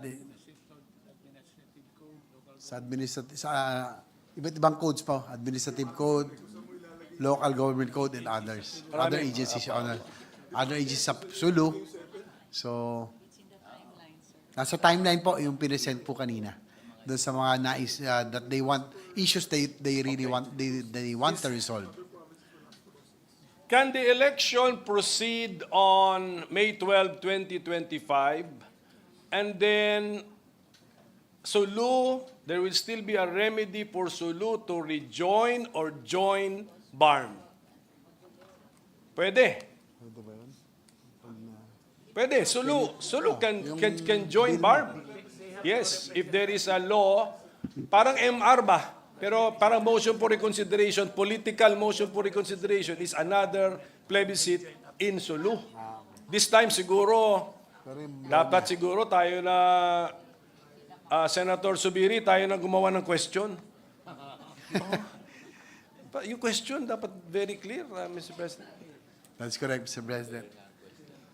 So even if we proceed with the election on May 12, 2025, the door is still not closed to Sulu to join BARM. Is that the correct statement, Mr. President? Yes, Your Honor, Mr. President, it's possible, but according to Tor Lorena, wala lang po silang representative. No? Because once they join. Pagkawala ng representative ng Sulu sa Parliament is a result of the plebiscite result as interpreted by the Supreme Court. There's a legal basis for it. We cannot insist that Sulu be represented in spite of the Supreme Court decision, Mr. President.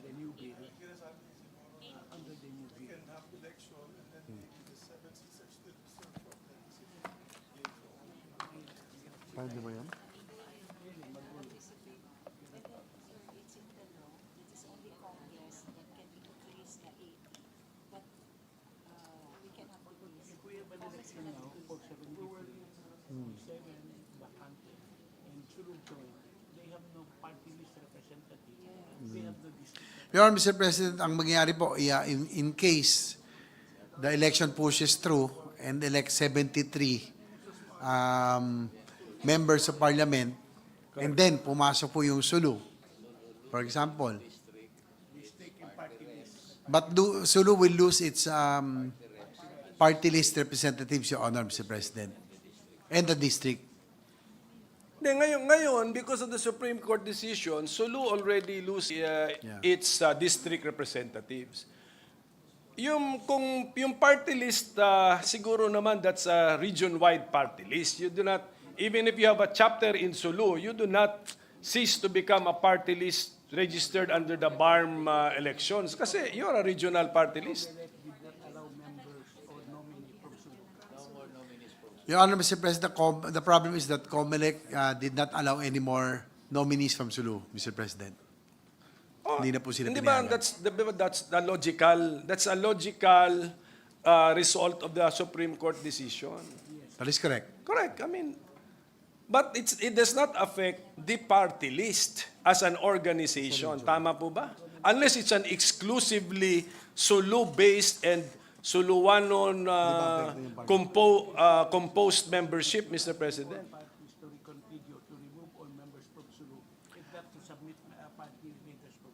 The COMELEC, The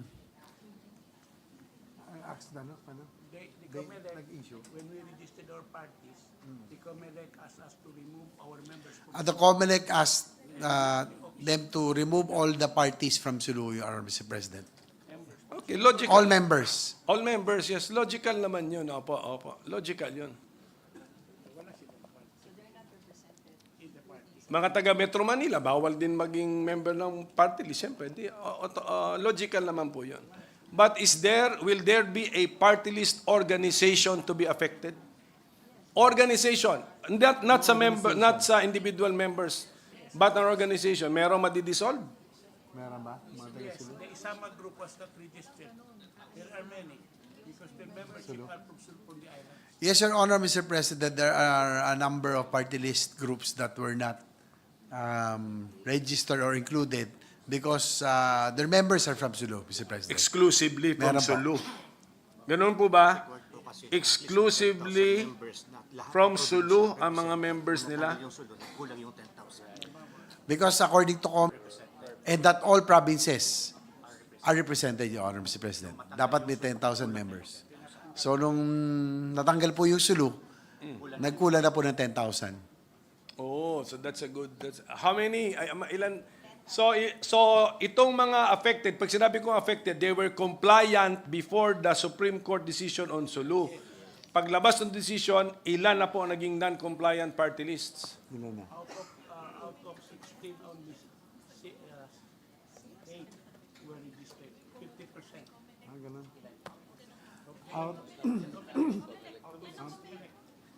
Yun pala, meron din 10,000. Pero So out of 16, only 8 were approved, Your Honor, Mr. President. out of So, 16, kalahati lang. 8. Yes. So yung 40 seats ngayon, 8 lang ang 8 party list organizations na ang naglalaban doon sa 40 seats na yon? Yes, 8 political parties. Sige po. That's a good information to share, Mr. President.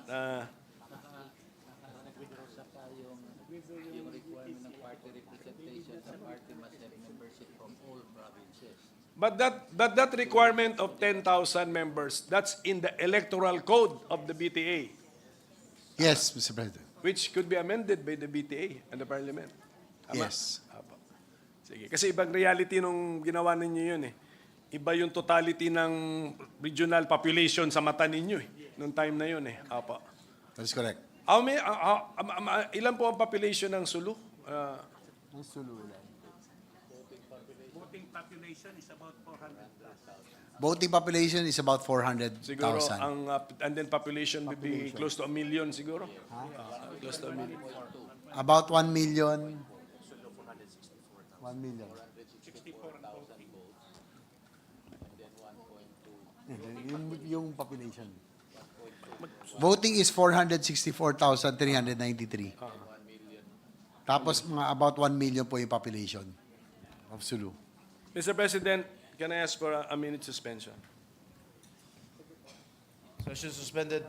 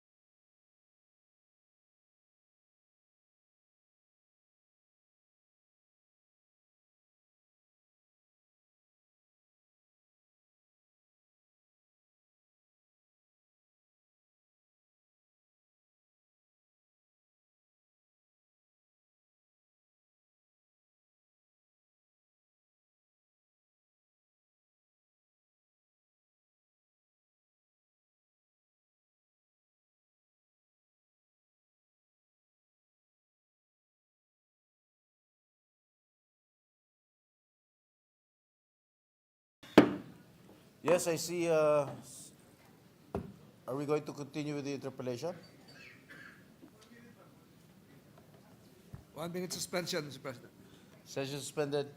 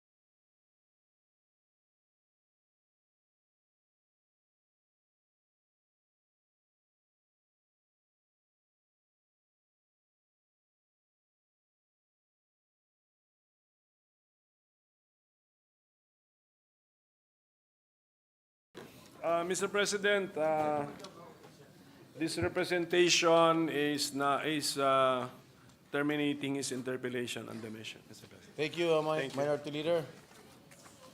Majority Leader. With that, Mr. President, there being no other reservation for interpellation, I move to close the period of interpellation. Is there any objection?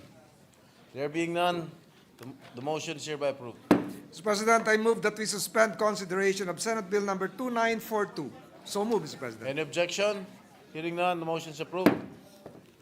Mr. President, I move that we resume consideration of House Bill number 428 under House- Committee Report number 448. This is the bill declaring the Welfareville property in Mandaluyong City open for disposition to bona fide residents. So move, Mr. President. Is there any objection? There being none, the resumption of consideration of House Bill number 428 under Committee Report number 448 is now in order. Mr. President, the parliamentary status is that having sponsored the measure, I move to open the period of interpellation, recognize the principal sponsor, Senator Cynthia Villar, and to interpellate again the indefatigable Minority Leader Senator Aquilino Pimentel III. Hearing no objection, the period of interpellation is now in order. Senators Cynthia Villar and the Minority Leader are recognized.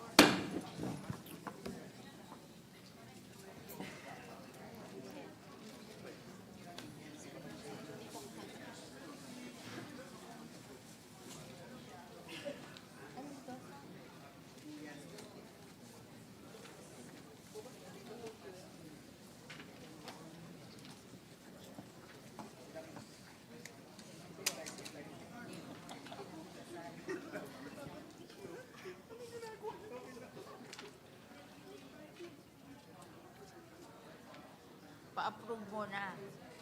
Haba-haba nito si Coco. Saan ang notes ko sa Welfareville?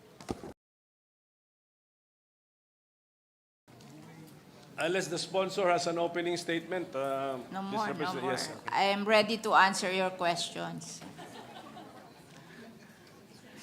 Pagod na ako. Saan pa yung papel? Well, anyway, Mr. President, I think this is a social justice measure, Mr. President. Am I correct, Mr. President? We will we'll put it in quotation marks, give more to those who have less in life. Is this what Yeah. we're trying to achieve, Mr. President? Yes, Mr. President, the welfare bill has 111 hectares. 47 hectares will be given to the informal settlers who are living in welfare bill, and 64 hectares will be given to the government institutions who have offices at welfare bill. Thank you, Mr. President. Yung ano ba to? Ano bang plano natin? Ang lupa sa tinatawag na Welfareville na nahanap sa lungsod ng Mandaluyong ay ipamimigay po ba natin sa actual occupants o ibebenta natin, Mr. President, sa kanila? Ibebenta po sa actual occupants yung 47 hectares na mga residential communities composed of 37,000 household and 182,000 individuals. That is the 47 hectares. At yung 64 hectares, natayuan na po ng mga government offices, educational institution, facilities operated by the national government, and then facilities operated by LGU, 64 hectares. Yun, ito-turn over natin sa government na may office doon. Doon po sa 64 hectares, ba't kailangan i-turn over? Hindi ba government property po ang entero welfare bill? Hindi nasa pangalan ng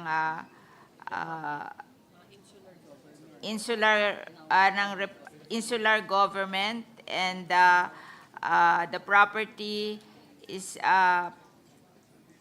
located in barangay, and it's owned by under the supervision of the Department of Environment and Natural Resources. Ang mga nagtayo merong educational institutions na most of them local government. Yung facilities, okay lang yung facilities operated by the government, but different government institution. Meron DSWD, may DOH, merong Department of Justice, merong NEDA, meron DOTR, may DILG. And then yung facilities operated by LGUs, 7 medical facilities, 21 multipurpose building, 24 covered court, 27 daycare centers, and 2 flea markets. Kaya magulo eh. So siguro yung sa local government, ibibigay na sa local government, yung sa different department, ibibigay na sa department, at yung mapapagbilhan do sa 47 hectares, ibibigay sa DSWD for the benefit of the children. Yung program natin sa children, kasi yun talaga ang provision ng previous law na ibibigay yon for, ibebenta yon for the provision of a budget for the development of our children. So kung maging batas po ito, 64 hectares occupied by government agencies, maililipat ang titulo. Yung ba ang purpose? Maililipat na finally ang titulo to the proper government agency. Ganun Yes, po? Okay. yes. So yung 40, so walang ano yun, wala na sigurong payment yon. Kasi, Wala na, yes. kasi government to Apo, government. left hand to right hand lang po yun. So ang tinututukan na lang natin dito is the 47 hectares na Na sabi. ipagbibili dun sa mga may bahay doon. Oo, at hindi ano na lang parang pag negotiated sale. Oo, kasi mahihirap naman sila, hindi natin sila talagang mamamahalan. Ito pong mga nakatira doon sa 47 hectares ng welfare bill ay karamihan na nakalista sa 4-piece program? Ganun po ba sila kahirap that they are in the Hindi 4-piece naman, kaya program? lang more than 50 years na silang nakatira doon. Unfair na hindi naman. At ang provision, kailangan wala silang bahay. Di ba? Oh. Sige, That finally. this is their first house. Oh. Sige po. And then, ano po yung... So, kunyari, meron doon nagkataon lang or dahil sa abilidad niya, naka-occupy siya lang, let us say, 300 square meters. Bawal. Ang iba, 30 to 40 square meters. Hindi ano po pwede ang yun. mangyayari? We will try to be as fair as possible kasi bigay lang to eh. Di halos pare-pareho ang sukat. So, yung naka-occupy, pero is it factual?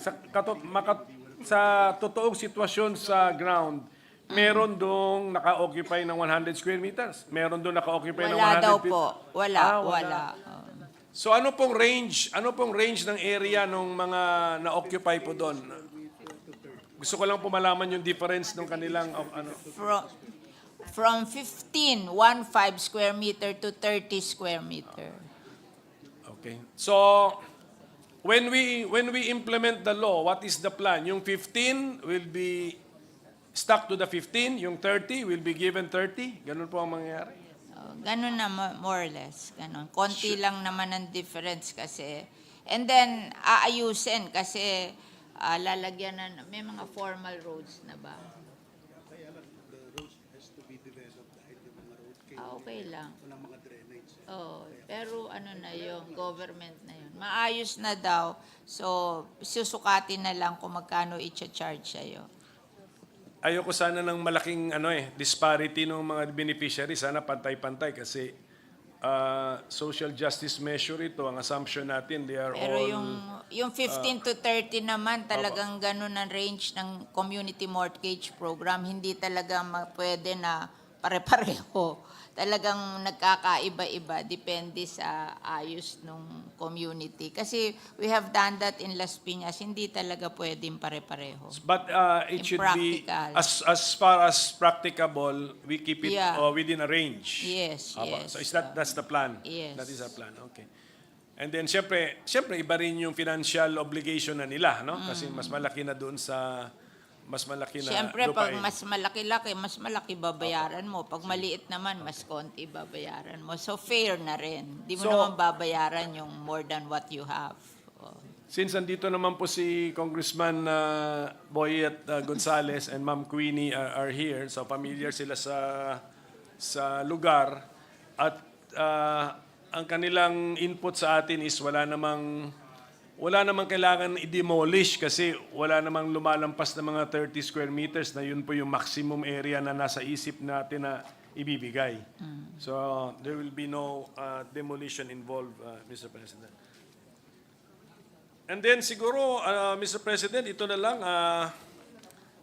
kasi what we are going to establish, may board, yata dyan, may committee, Yes, so yes. ipaprocess naman lahat ng application, di naman automatic ito. Yeah.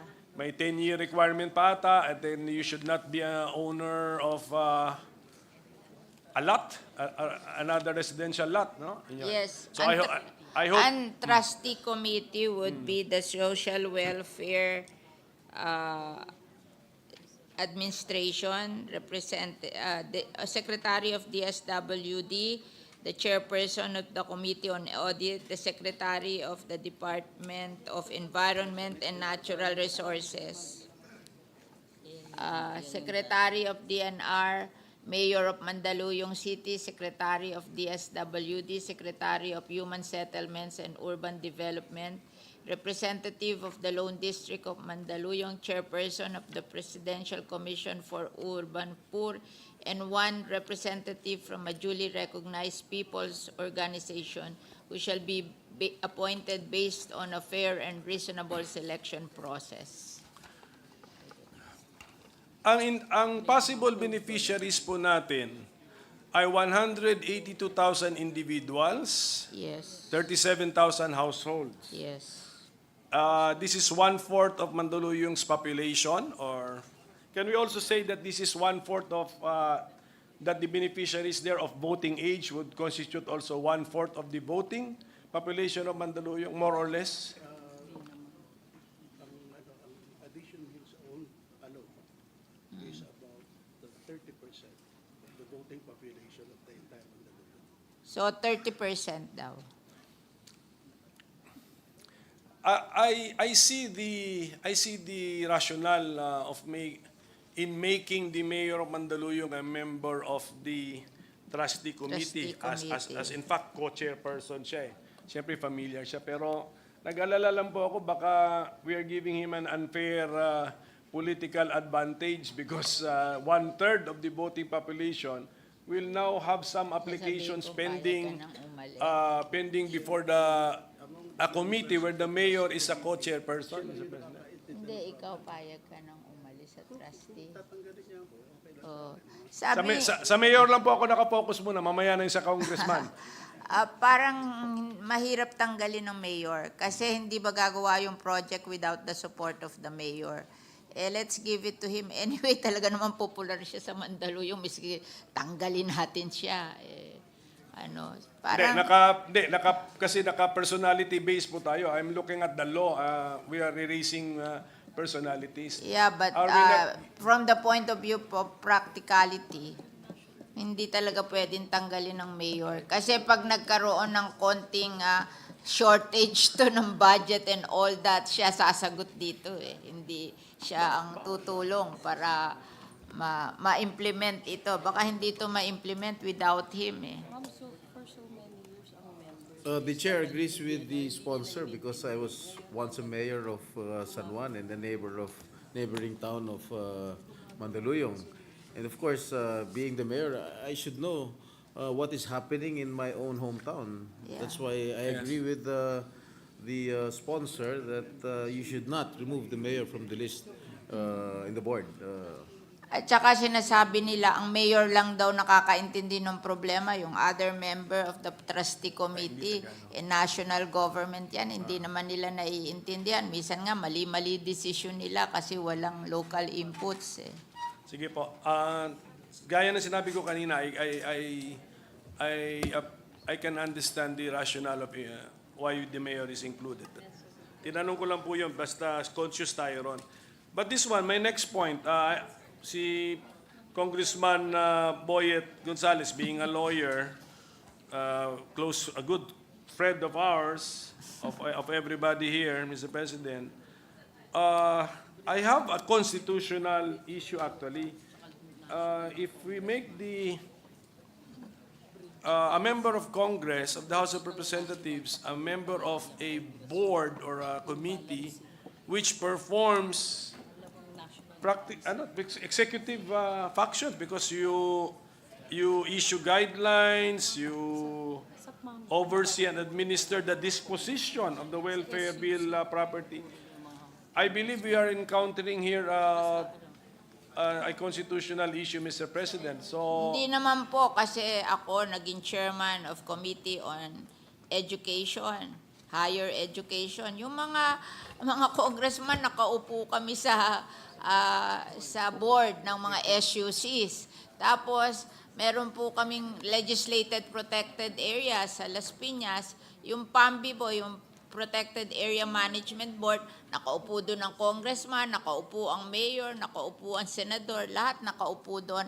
Kasi minsan, kailangan sila to influence yung legislation or yung mga executive department, kasi minsan yung executive department hindi sila masyadong dedicated to the welfare of our local constituents. Pag wala yung mga galing sa local constituency, hindi nila masyado dapat gawin kasi yun yung nagtutulong para bigyan ng meaning yung trabaho nila for the people. Kasi PAMBI nga, tsaka SUCs, nakaupo din sila lahat. Wala naman nagko-question doon eh. sige, Mr. President, I'm just looking at Section 13 of Article 6 of the Constitution. No senator or member of the House of Representatives may hold any other office or employment in the government or any subdivision, agency, or instrumentality thereof, including GOCC or the subsidiaries during his term, without forfeiting his seat. This may not be an employment, but this may be an office, Mr. President. Ba't pinauupo yung mga congressman sa SUC at pinauupo lahat ang mga elected officials sa PAMBI?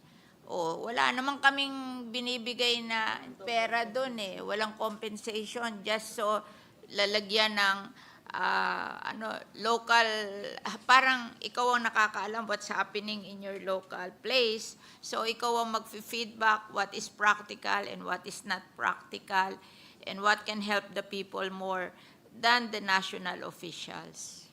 Diba? So, thank you for the response from our sponsor. She has enumerated similar arrangements. Wala namang compensation eh. Yes, and then wala tong, hindi pa to naki-question, bale, Mr. President? SOP yan eh. Well, ito kasi, the functions of the trustee committee would be to oversee and administer the disposition of the welfare bill property. Iba-iba po yung mga laws natin. Ito po, administer the disposition of the welfare bill property might be an executive function already, Mr. President. So, I do not know yung mga PAMBI, paano natin sinulat, or yung board of trustees sa mga educational institutions, but I'm just looking at this particular bill, Mr. President. So, just a word of caution that maybe we are giving a position to a member of the House of Representatives which performs executive function, Mr. President. Pero dalawa lang sila out of 7 eh. Outvoted din pag mali ang Yes, pero feedback nila. I'm looking at the constitutional angle. Wala naman nagko-question ng ganyan eh. Basta wala kang compensation eh. Parang advisory. At saka ito, yung pagbenta, merong inano sa law, dinitalye sa law na merong market price, and then sinasabi na who can be beneficiary. Malinaw naman sa batas eh. Apo. Sige po. At saka majority bibigay din sa gov institution na meron dito eh. So, Mr. President, I think I have pointed out my concern about a constitutional provision, Mr. President. And generally speaking, this bill is will benefit a lot of our marginalized constituents in the city of Mandaluyong. Is the entire welfare bill property inside the territorial jurisdiction of Mandaluyong City? Entero? 2 barangays of Mandaluyong City, all in Mandaluyong Yes, City. all in Mandaluyong City. So with that, Mr. President, familiar din naman tayo dyan sa welfare bill. Andyan yung Pabella Hospital ata.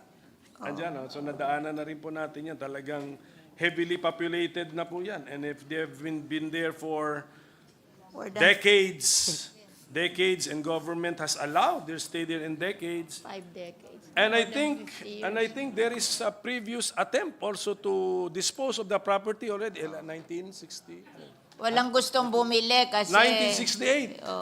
There was already the intention of the state. 3 times na natinry 3 times pagbili. na. Walang bibili dahil punong-puno ng informal settler at saka government institutions. So, So that the previous attempts were as a whole siya binibenta.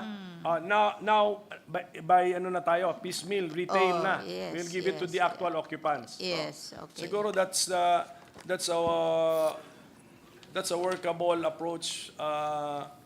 Is this CMP or analogous? Community mortgage program analogous to to. CMP? Parang ganon. Parang ganon, di ba? Parang Analogous. ganon, oo. So we have marami na tayong model po na ganito. So, yun lang po, I pointed out what I want to point out, and I think the congressman has heard my point, and he is a lawyer too, Mr. President. So, thank you. Thank you Mr. very President. much. Congratulations Thank to you, those who have Minority thought of Leader. this measure, Mr. President. Are you prepared to open the period of amendments? Yes. What about Senator, the Minority Leader? Do you have any amendments? 1 minute suspension, Mr. President. Suspended.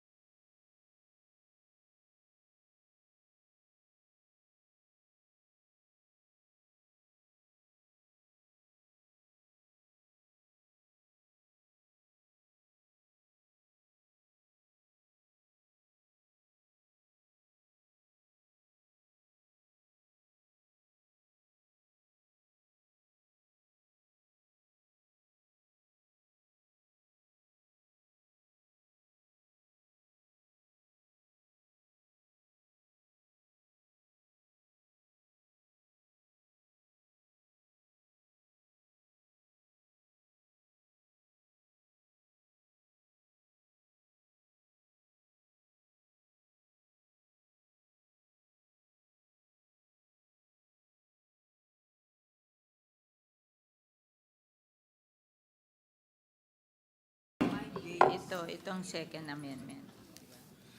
Mr. President, there being no other reservation for interpellation, I move to close the period of interpellation. Is there an objection? There being none, motion's approved. Mr. President, I move to open the period of amendments and recognize the sponsor again, Senator Cynthia Villar for committee amendments. So moved, Mr. President. Senator Cynthia Villar is hereby recognized. Thank you very much, Mr. President. For our committee amendment and as reported out under Committee Report 448, I move to delete the entire text after the enacting clause and to replace the same with the provisions of House Bill number 428 as attached and indicated in Committee Report number 448. I so move, Mr. President. Is there any objection? There being none, the amendment's approved. I also move for the changing of the title of the bill from the previous title to an act rationalizing the disposition of the welfare bill property in the city of Mandaluyong, amending for the purpose Republic Act 5260, entitled an act authorizing a committee composed of the administration of the Social Welfare Administration, the Auditor General, and the Secretary of the Department of General Services to sell the welfare bill property located in the municipality of Mandaluyong, province of Rizal, and for other purposes, appropriating funds thereof, therefore, and for other purposes. Before I act on the amendment, usually by tradition, The last. by our rules, we amend the title at the last portion of the amendments. Ito na. I think that was the last. This is the last amendment. Is it the last? Yes. Isang committee amendment, and this is the last amendment, the changing of the title. That's all. That's the last, Mr. President.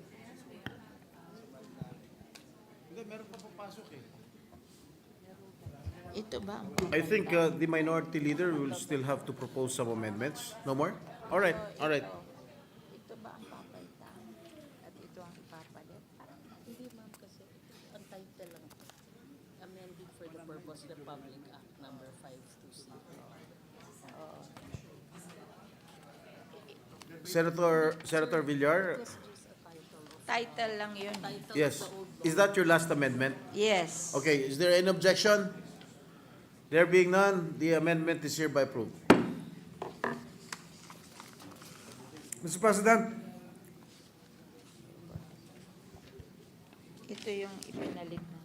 Mr. President, there being no other amendment to be proposed, I move to close the period of committee amendments. I so move, Mr. President. Is there any objection? There being none, the motion is hereby approved. 1 minute suspension, Mr. President.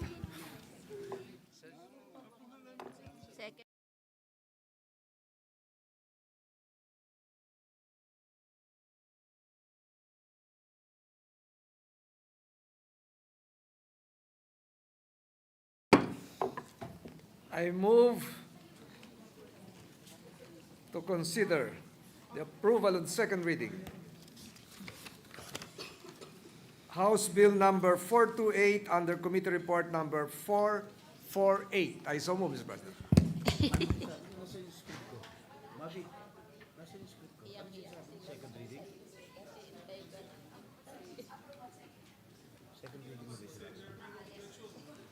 Is there any objection?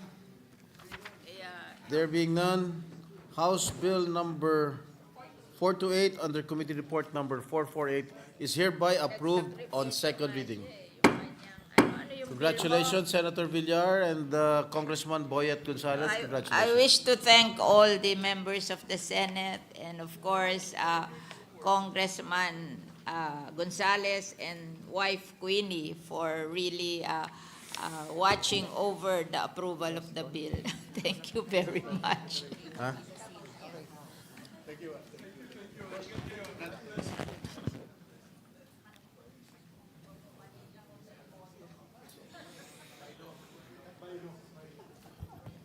With that, Mr. President, I move that we suspend consideration of House Bill number 4028. Any objection? Hearing none, motion is approved. Mr. President, I move that we resume consideration of House Bill number 11072 under Committee Report number 449. This is the bill on the franchise area expansion of Davao Light and Power Company Incorporated. So move, Mr. President. Any objection? There being none, resumption of consideration of House Bill number 11072 under Committee Report number 449 is now in order.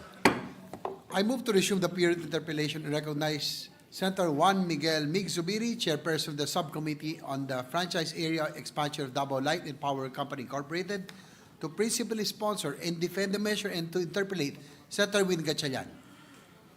Hearing no objection, the period of interpellation is in order. The Chair would like to recognize Senators Zubiri and Gatchalian. Thank you very much, Mr. President. Mr. President. Thank you very much, Mr. President. Is my good friend, my compare, willing to take a few questions from Yes, Mr. his compare? Yes, absolutely, Mr. President. I'm honored.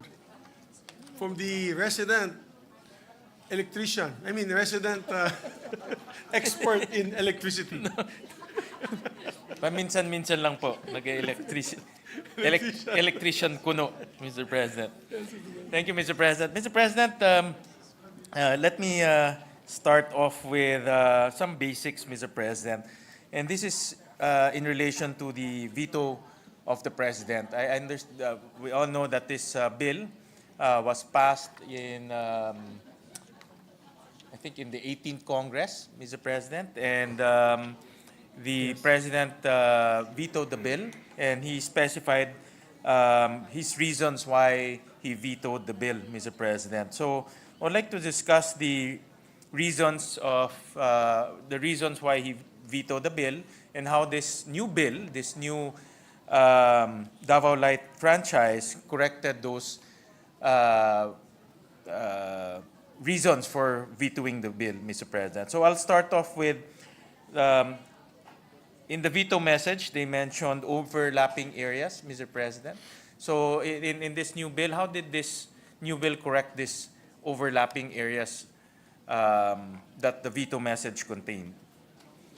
Well, I think the overlapping areas that was mentioned, basically the complainants at that time were saying that the Davao Power and Light franchise is only for Davao City. So there was a clamor at that time for the island city of Samal that is still actually experiencing brownouts and very expensive power and sometimes no power at all. And they also added the Davao del Norte area that clamored for its services in the Davao del Norte area. So the complainants were saying that they are encroaching into the area of the electric cooperative. At that time, the electric cooperative still had about 6 to 7 years on their franchise. Kasi IPIRA, they're only until 2028. So that time, mahaba-haba pa yung kanilang franchise. But now, Mr. President, their franchise is narrowing down to the last 3 years. And 2028, no, Mr. President?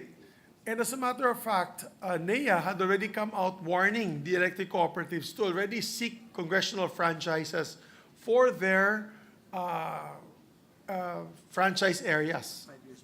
5 years prior. Nandun yung sulat, dala-dala namin sulat, Mr. President. And what we have found out from the House, because this emanates from the House, all franchises emanate from the House as a local bill, particularly on this franchise on electricity, because it concerns a particular area. The local representatives no longer wish to have Nordeco as their power provider, because for obvious reasons, which I pointed out last week, Mr. President, and we can show it on the screen if we'll be allowed to by our colleagues. Yung sa SAIFI, SAIDI, the amount of brownouts that happen within the month and the amount of frequency of brownouts that happen and the length of brownouts that happen in this particular area. And of course, as I mentioned, the proof of the pudding is in the eating. It's really the price. The average price of Davao Power as compared to Nordeco is 3 pesos and 50 centavos less than Nordeco. So all the businesses, Mr. President, are suffering in that particular area.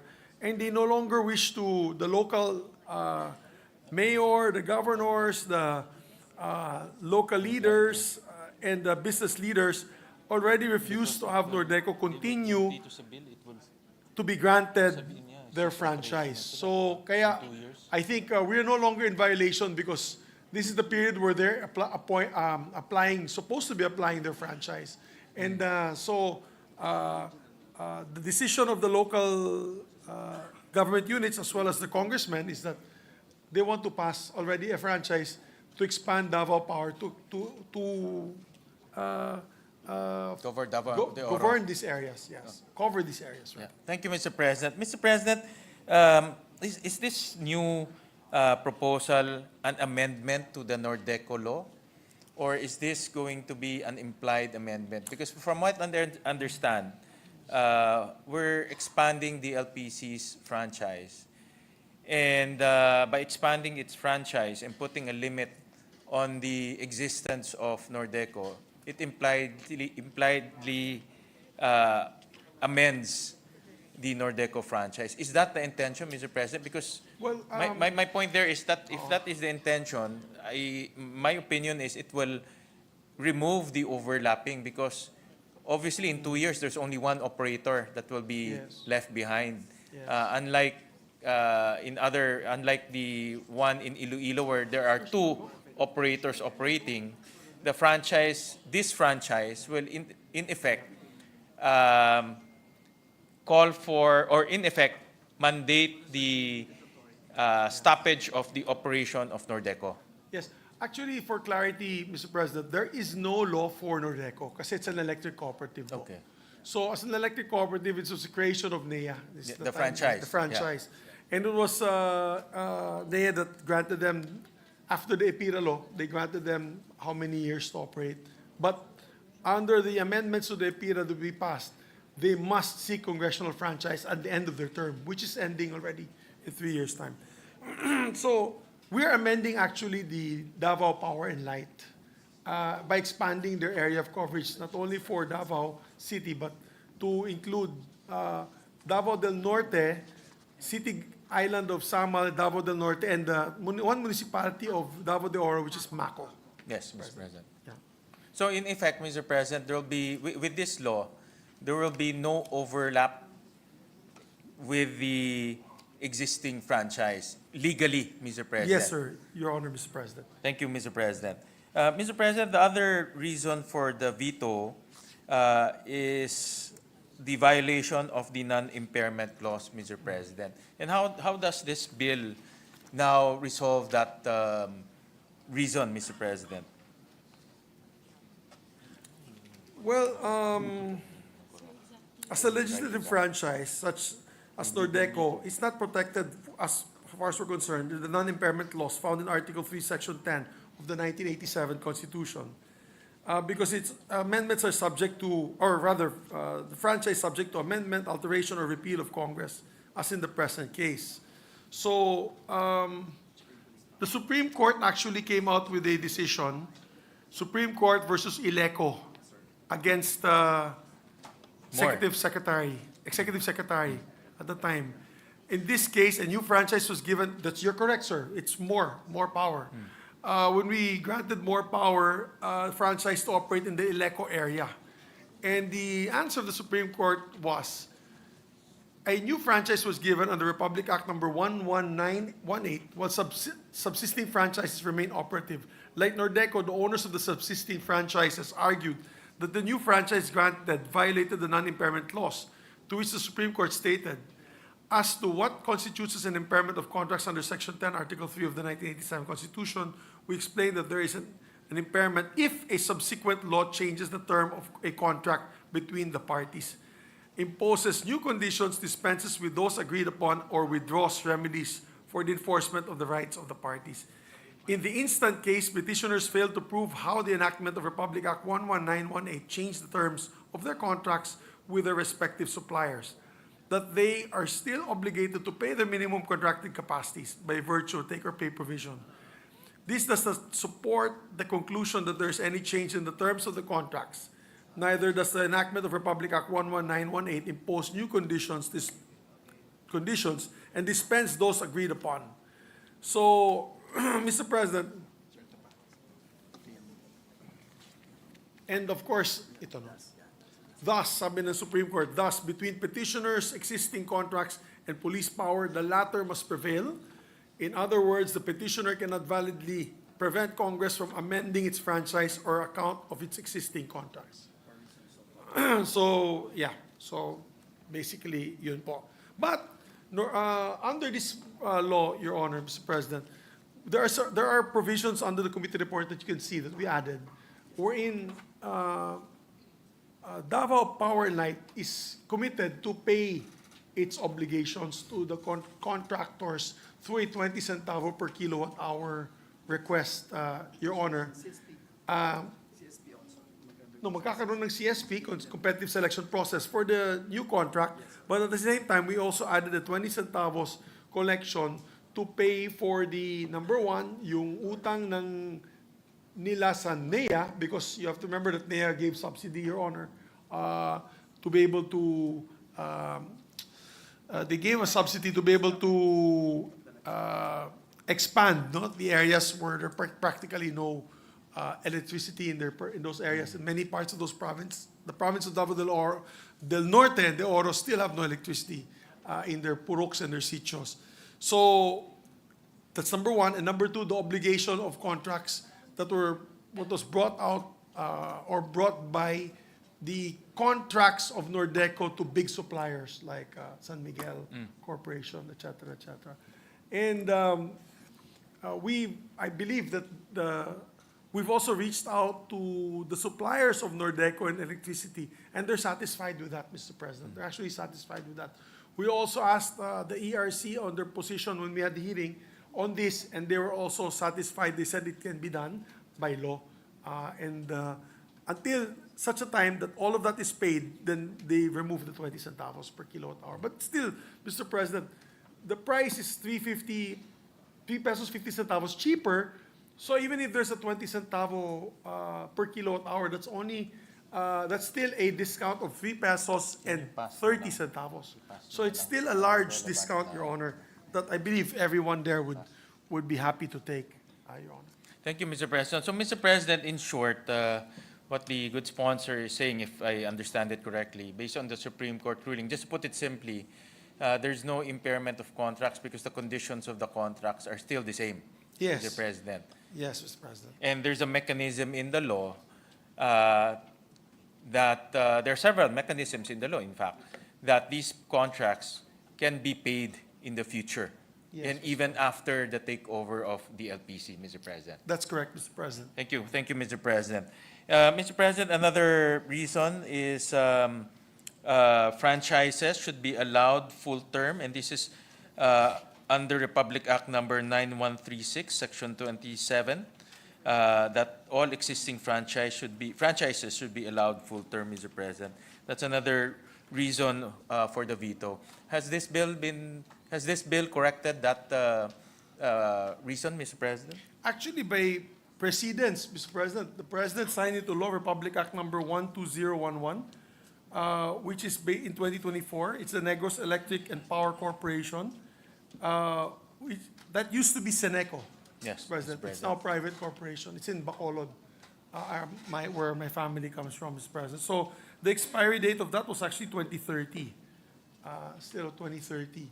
But again, going back to that a franchise is not a right but a privilege given by Congress to public utilities. That right, that privilege is given to a public utility that's supposed to perform its functions and mandates properly. And I argued with our good minority floor leader that that can be actually removed if there are, or rescinded, if obviously they are not functioning to the benefit of the population at hand, Your Honor, Mr. President, So, for the Mr. Pre- common good of the people. So, Mr. President, if common good is a necessity for that particular area, this law can override Section 27 of Republic Act 9136, Mr. President. Yes, Your Honor. Yes. So, in other words, again, it's an implied amendment, particularly on the term of this, of Nordeco, Mr. President. Yes. That's the, And its franchise. that's the effect, Mr. President. Yes, Mr. All right, President. Mr. President. And lastly, Mr. President, from the reasons, I just want to be very detailed about the reasons in the veto message. The concept of collateral attack to Nordeco's franchise, Mr. President, has that been addressed here in the proposed measure, Mr. President? It's actually, as I mentioned, it's a valid exercise of Congress's constitutional authority to amend, alter, repeal a franchise, Mr. President. With humility aside, I was the chairman of the Committee on Franchises, and you were with us in Congress when I was chairman for 6 years, 2 terms, Your Honor. And I would always tell people that whenever they apply, particularly those who are seeking an extension of their franchise. Di ba, when there is an extension of a franchise, we always do a review of their franchise operation and performance.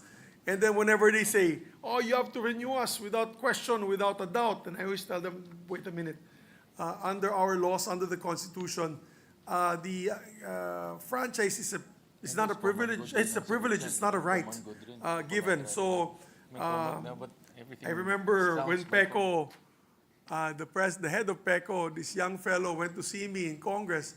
He sat down in my office. I was Majority Floor Leader, and he says, the other applicant has no right to this franchise. It's our franchise. We've held it for 100 years.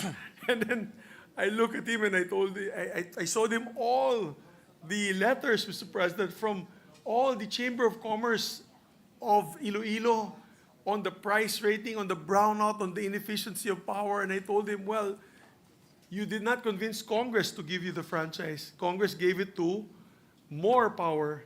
So that means there must have been something wrong with your services. And therefore, you are coming now to the Senate. I cannot stop more power. We have to listen and hear more power and see the advantages and disadvantages that this new player will give to the community. And the rest is history, Mr. President. PECO lost its franchise and therefore ceased to operate after that. And it just goes to show that really, affirmed by the Supreme Court, that it is really Congress's right to amend, alter, or repeal a franchise. So there's no collateral attack on the franchise of Nordeco, Mr. President. It's a matter of service. That's why I pointed out, mine is just black and white. People are saying, oh, but Nordeco has the right, they're cooperative and all that. And I show them, but the prices, how can we justify the price of Nordeco as compared to Davao Power and Light? One street, sinabi nilang isang karsadang pagitan. What's that? One street difference. One side is paying 9 pesos and 50 centavos. The other side is paying 12 pesos and 50 centavos. 13 pesos, almost 350 higher. The other side, what they do na, they tap on the lines of Davao Power and Light so that they can get cheaper electricity. But when nakikita po ng Nordeco yan, pinuputulan sila. But kawawa naman po sila, Mr. President. Imagine, pagitan lang ng kalsada, napakamalang binabayaran. I computed it, Mr. President, at 200 kilowatt hour, which is basically what the marginalized communities pay, the poorest of the poor. That we give them subsidy actually for the 200 kilowatt hour. At the 3 pesos and 50 centavos savings, they will save up to 700 pesos a month.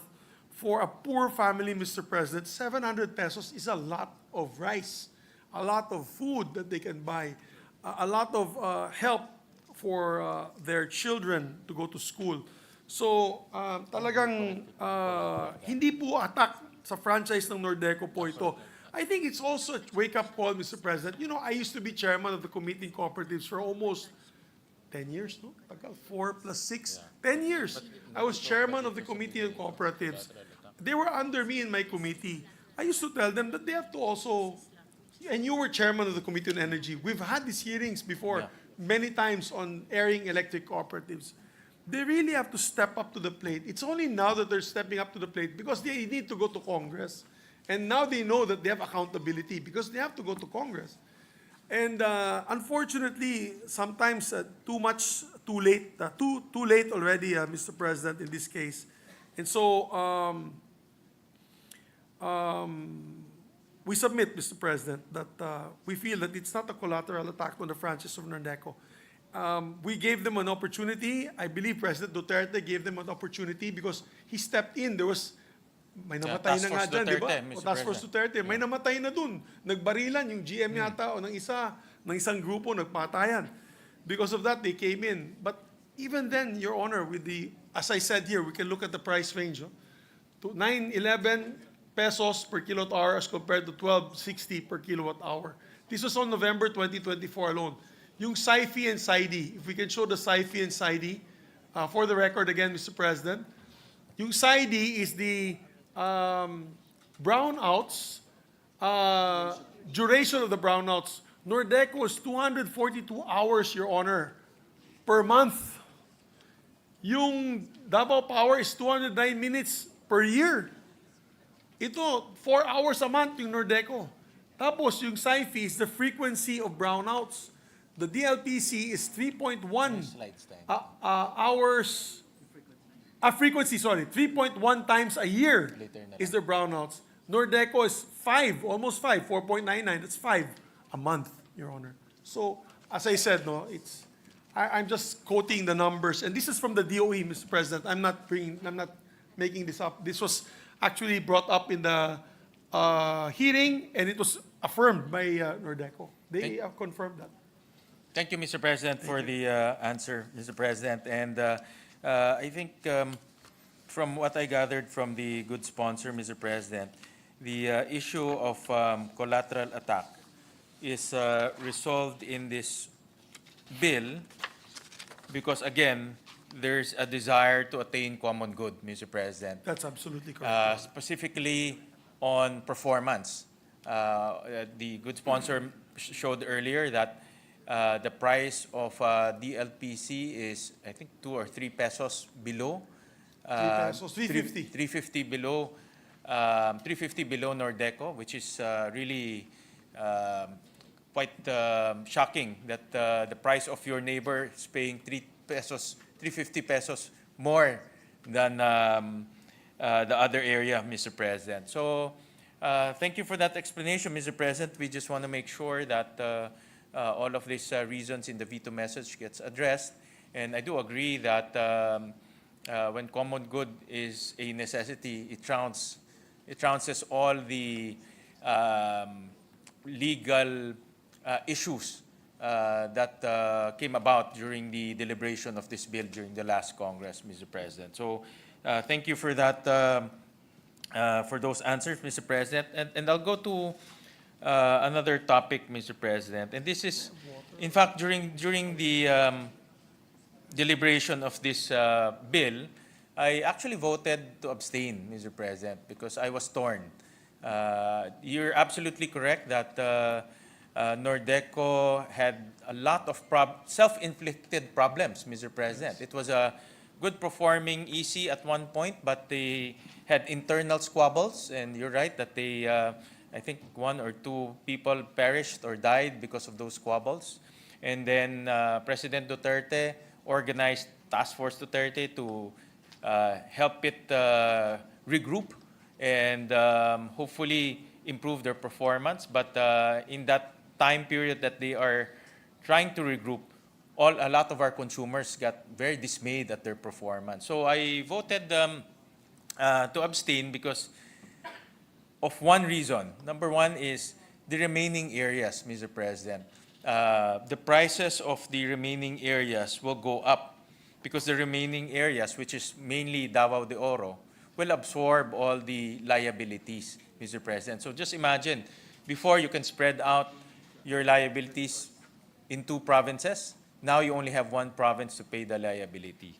And during that time, when we asked ERC how much the prices per kilowatt hour will increase, from 8.6 pesos, it will increase to 15.4 pesos, Mr. President. So while I agree that Nordeco is poorly performing, but I cannot, I don't agree that the remaining areas will have to absorb the burden of the remaining liabilities, Mr. President. So my question, Mr. President, is the same. I know that there'll be Davao de Oro, mainly Davao de Oro will remain in the franchise area of Nordeco. And Mr. President, my fear is they will again absorb the liabilities.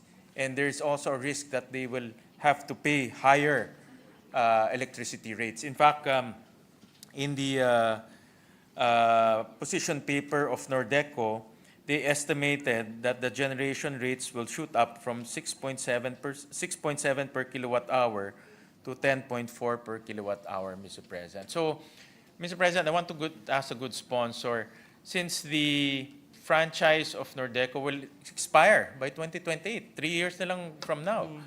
And I don't think, even though they will attempt to renew it, I don't think it will pass because of this performance issue, Mr. President. The only way to make sure that the remaining areas will not pay will not absorb the brunt of the liabilities is to completely expand the areas all the way to Davao de Oro, Mr. President. Would like to get a good sponsor's opinion on that concept so that Davao de Oro will not be left behind in paying the liabilities, Mr. President. You're absolutely correct, Your Honor. As a matter of fact, I had spoken to Senator Bato de la Rosa. We have a letter here, and I shared this with Senator Bato de la Rosa. We have a letter of the governor of province of Davao de Oro, as well as the mayor, signed by all the mayors. They want to be included also so that they can also take advantage of the 3 pesos and 50 centavo discount that Davao Power Light is offering, Your Honor. So in the proper time, if there's an amendment to this provision to include these areas so that they will not absorb the stranded cost. Yeah. So that they will start at 350. Anyway, as you said, baka hindi rin ibibigay ng House yung 3 years remaining na lang, Mr. Davao de President. Oro, Yeah. correct. So we could correct it with this measure, Your Honor. Thank you, And, Mr. President. Proper And, time, I'm okay with that, Mr. Yeah, at the proper time, we'll make some amendments on the area, Mr. President. Mr. President, and thank you for that openness to expand that areas. I think that will solve the problem of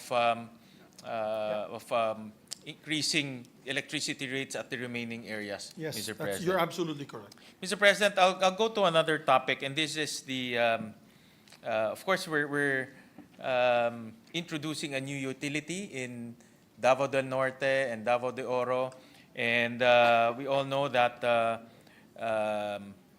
the concept came about because of Nordeco's poor performance, Mr. President, and you showed earlier that prices in the Nordeco area is 350 pesos higher. The SAIFI is also higher, Mr. President. I would like to ask, Mr. President, because I was looking at the performance of Nordeco in terms of cash flows, Mr. President. And it's in terms of, and those cash flows are reflected in their performance ratings, Mr. President. And I was, I just want to point this out, no? And I'm performance ratings. That in fairness to Nordeco, they have improved in terms of their performance ratings. They're now AA. Double A, Mr. President. But there's one measure here that is very concerning to me because ikaw, negosyante ka, tayo, negosyante. Yes. And this is a very important measure. Sorry, Mr. President, may graph. Yan. Yan. Akin yan. And this is on the collection efficiency, Mr. President. We'll flash on the slide 8. The collection efficiency remains at 69%, Mr. President, since 2000, well, 60% since 2014. Even though they have managed to improve their performance classification from red to yellow one, but their collection efficiency is 60%, Mr. President. So alam naman natin kung walang collection, walang pambayad. Correct. Mr. Yes. President. You're absolutely correct, Mr. President. Well, as businessman, the first order of business is always collection. So you have cash flows to pay your salaries, cash flows to pay your suppliers, cash flows to pay your banks. But in this case, 60% is quite concerning, Mr. President. And so I want to ask the good sponsor, how will the LPC turn this around? Because this is an important measure. How can the LPC improve collection efficiency? Because if they will step in and their people will still not pay, then we're back to square one, Mr. President. So I'd like to ask the game plan of the LPC to improve collection efficiency, Mr. So President. definitely. First, I'd like to address the AA rating.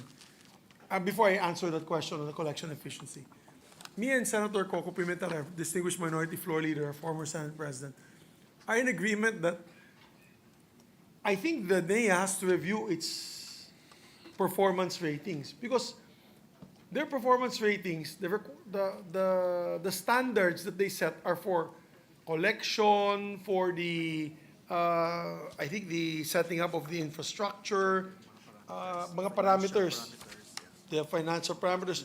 But in the end of the day, marami po ito. It's a lot of collection efficiency, payment to NEA. Yung payment to NEA, number one. Siguro if you pay them properly, you get a high rating because you're paying your creditor. Liquidity ratio. But as I said during my discussion with the distinguished minority floor leader, the proof in the pudding is in the eating. In other words, the only way for me, if you want to get a AA, AAA, or even an A rating, is that you're giving cheap energy, cheap power, efficiently to your people. Yeah. And reliable. When I say efficiently, it's reliability. I don't understand why in Mindanao, where I am from, the price is so expensive. It's an average of 14 pesos per kilowatt hour. In spite of the fact that Mindanao is one of the fastest growing regions in the country, it's despite of the prices of electricity. Imagine if we had cheaper electricity. How I wish Starlink can make cheap electric power. So if they can make cheap electric power, you're very welcome in Mindanao. But my point is, I don't understand why NEA is giving these high ratings to our electric cooperatives that are charging so much to each and every one of us, and they're always so inefficient. There's always a brownout every day. That's why it boggles the mind. Going in the collection, on your next question, Mr. President, the question that you raised on the collection efficiency. As a private corporation, I believe as a private corporation, they'll be more professional when they deal with, of course, their collections with their constituents. I don't think they have a problem with Davao City where they're operating now. 100% collection. Wow, 100%. Yabang. 100% collection rate. Puputulan ka agad, Mr. President. Yeah, 100% collection rate and efficiency. So that goes to show that even their, I guess, the method they do their collection, maybe they have a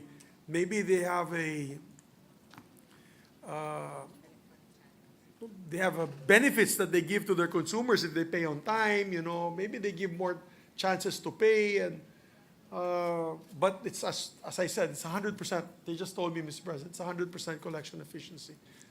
So thank you, Mr. President. So the LPC can, with their experience, probably digitalization, I'm sure they're digitalized, no, in terms of Yes. collection and monitoring.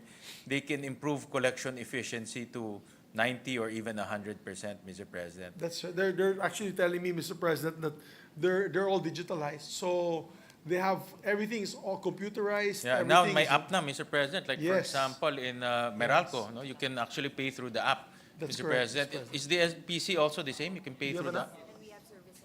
Wow, they have apps and service centers. So, Mr. President, that's important because if it's convenient for people to pay, Yes. then they will be encouraged to pay, Mr. President. Yeah. So thank you for that, Mr. President. Another item that I saw in the performance, Mr. President, is the electrification. And Nordeco, as we speak right now, has only electrified 74% of their areas. And the remaining unserved areas is about 26%. That's 95,000 households, Mr. President, that are not electrified. Now, Mr. President, maybe get an assurance from DLPC that this remaining, if ever they are given the opportunity to operate in those two provinces, will they also electrify the remaining 95,000, Mr. President? Because, of course, the fear here is the LPC will just pick and choose the profitable areas, the highly urbanized areas. But the rural areas, alam naman natin, sa Davao de Oro, Mr. President, bundok-bundok yun. Yes, yes. Are they also committed to electrify the remaining 95,803 unserved areas without government subsidy, Mr. President? Yes, Mr. President, they are. As a matter of fact, their area, they are 99% connected. Yabang nga eh. 99%. 99%. So they're committed, Mr. President, because they want to service the whole area that's part of the legislative franchise. At the same time, they want to help the growth of the area. They're invested, Mr. President, there. They're invested. These are the same guys that are doing VECO for Cebu City, Cebu Province. So the Aboitiz Group, they're well invested into this, and they want to see the development of all these areas. And may I ask, Mr. President, how much are they looking at to invest in Nordeco in order to electrify the remaining 95,000 households, Mr. President? We will, maybe they're finding out, Mr. President. But you Just a can- ballpark figure, Mr. President, if they have any idea. Because, Mr. President, the fear is because now it's not going to be a cooperative, and only cooperatives receive subsidies from government for electrification, they might not electrify the far-flung areas, Mr. President. But you know, Mr. President, we know naman who's running Davao Power and Light. They are financially capable. They actually own a bank, which is one of the top 5 banks. So if it's money, kasi I believe Nordeco has a loan with NEA, little over 1 billion. For the Aboitiz Power Group, that's chicken feed, I think they can easily fund the expansion area with that funds. I don't think budget is a problem, Mr. President, but right now they're whispering to my ear. Okay. For the DLPC area, they've already invested to make it 99% electrified, 400 million on their franchise area of Davao City alone. So they're willing to do the same for Davao de Oro and Davao del Norte, Mr. President. So maybe a tune of what? For half a 1 billion? maybe. 1 billion? Kasi To- that's 2 provinces. Yeah, 2 provinces. And malalayo, Mr. President. Yes, So 1 billion. At least, I just want to get that commitment, Mr. President. So those listening, our constituents in the Davao de Oro area, Davao del Norte area, the far-flung areas, will be assured that they will be electrified. Because that's Yes. also one of the problems of Nordeco. Because of their cash flow problems, and they cannot get so much from government, they cannot electrify everyone. Mr. Problema President. kasi, Mr. President, you know this, my dear seatmate. When they get subsidy from government, with due respect sa ating mga, hindi naman lahat ng electric cooperatives, hindi lahat. Pero alam ko may mga electric cooperatives, when they get subsidies, they don't put it in electrification. They build a brand new gymnasium. They buy vehicles for whatever purpose. Instead of putting it in the power lines into the rural areas where they can electrify more sitios and puroks. It's true.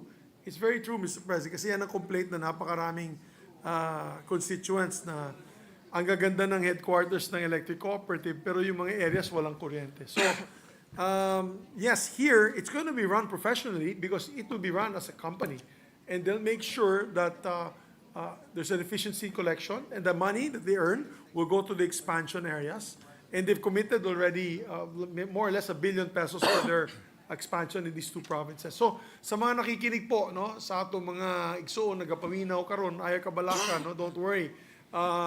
You will be fully covered under the Davao Power and Light franchise. And if we want in a proper time, if you want to make the amendment to make sure that they continue with the rural electrification, we'll be willing to accept that amendment, Your Honor. Thank you, Mr. President. And thank you for the assurance, Mr. President, because that will really give hope to areas that are, until now, don't have electricity, Mr. President. So at least with this new group coming in, with the pledge of 1 billion pesos, then they can now have electricity in their homes, Mr. President.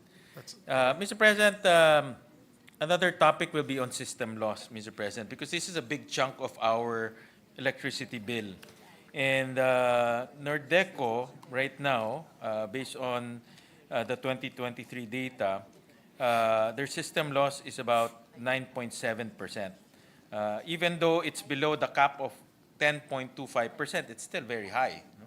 Compared to DLPC's 5.2%, Mr. President. So, and the 5.2%, Mr. President, is the cap given to private utilities, Mr. President. So, now that Nordeco will become private later on, they will now have to follow the private system loss, Mr. President. So, may I get an assurance also, Mr. President, from a good sponsor and also from DLPC that over time, this system loss of 5.2%, even below, if kung kaya, no, will be achieved because this is tremendous savings for our consumers. Imagine half, because ngayon, 9.7% of their bill goes to electricity that don't go to them. Yes. No? But if we can slice it in half, then that's tremendous savings for our consumers in the new franchise area, Mr. President. Within 5 years dapat yung system. Yes, they're committed, Mr. President. As a matter of fact, it's part of our franchise. Yeah. The grantee shall comply with the system loss cap Correct, Mr. President. And prescribed for private distribution utilities.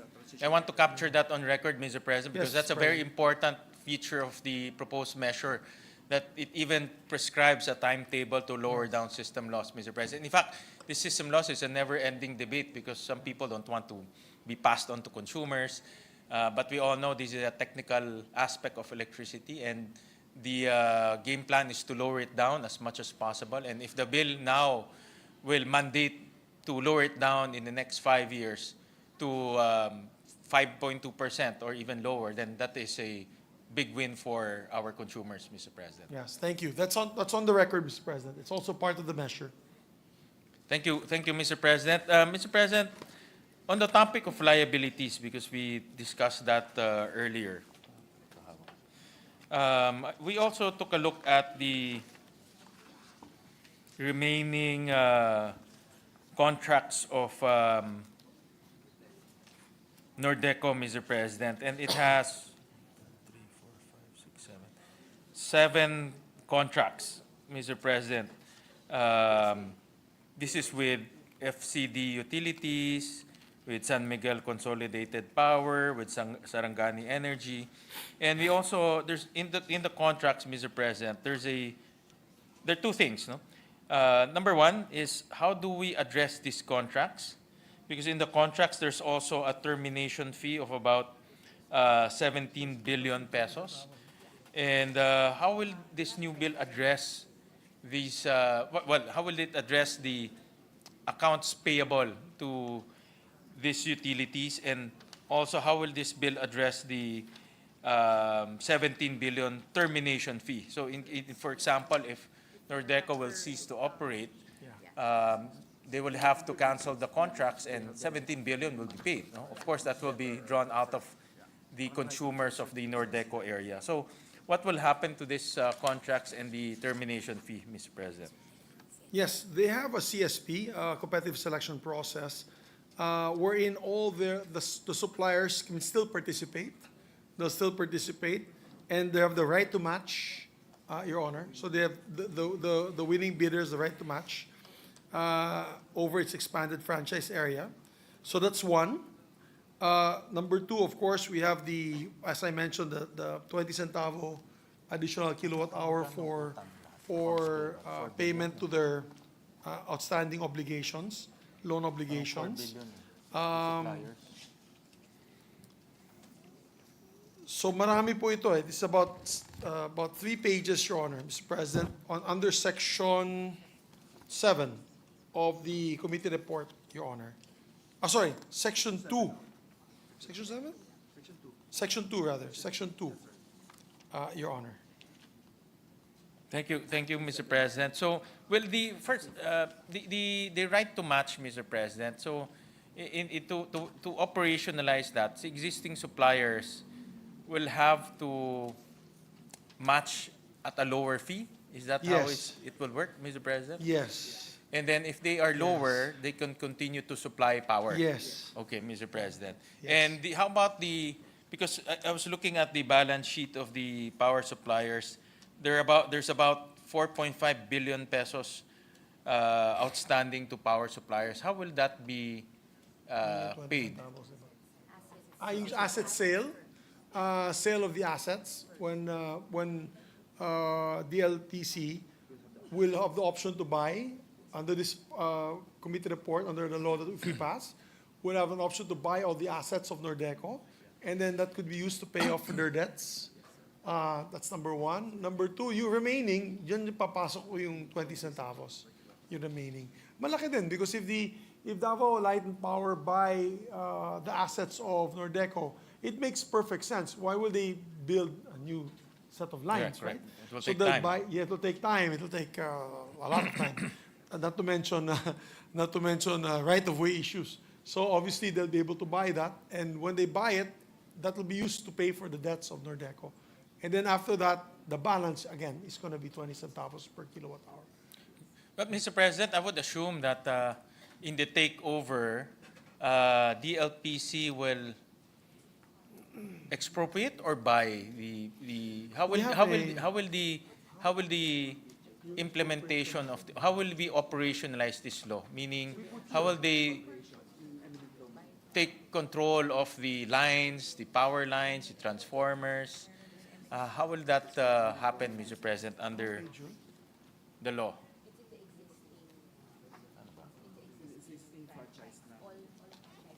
There's a standard in the franchise law, Mr. President, for power and light. There's an existing standard which allows expropriations. Yeah. Yes. And I don't think, unlike PECO, di ba? PECO, Mr. President, when we tackle the bill of PECO, they consider that private property, di ba? Private property, yung mga lines. They didn't want to give it up. So what happened was, I think more had to start putting their own towers, etc., to be able to power Iloilo City. So in this case, it's a electric cooperative. So after the franchise is revoked, basically they will not have a franchise anymore. What are they going to do with all those lines? Because they will not be able to operate it anyway. It makes perfect sense to just sell it to the next operator, which is Davao Light and Power. And I believe they've already come out with a more or less an amount. They have already done some due diligence, and if not mistaken, the due diligence will obviously be acceptable by both parties, and then they'll use that funds to pay off their debts. Okay. So, Mr. President, so the first step is they will either buy or expropriate the power lines? Yes. The first will be a negotiation between Davao Power and Nordeco. I think there's a prescribed Yes. valuation here, no? Book value. Yes, the book value. Yeah, and then they will negotiate, and there's already a prescribed formula. I think it's book value, if I'm not mistaken. Yes. Oh, assessed value. Sorry, assessed value that will be used. And if that doesn't happen, then DLPC will expropriate. That's correct. And Your the proceeds from that expropriation will be used to pay off the debts, Mr. Honor. President. The debts, Your Honor. Mr. And then if there are still remaining accounts payable, this is where the 20 pesos will come. 20 centavos will Yes, come sir. in, Yes, Your Honor. Mr. President. And how will the 17 billion pre-termination? So there's no termination of contract, Mr. President? Because what I understand from the contracts, if the contracts are pre-terminated, there'll be a 17 billion penalty, Mr. President, or pre-termination fee. How will that be addressed, Mr. President? They can renegotiate the contracts, Your Honor. I think the word, I don't think, everybody's So- allergic with pre-termination. You're a businessman, I'm also a Yeah. businessman, we It's, also wear a different hat sometimes. So we know that pre-termination. Very messy, Mr. It's President. messy, yes. Yeah. So they're willing, the word that they're using is renegotiation. Yeah. Okay.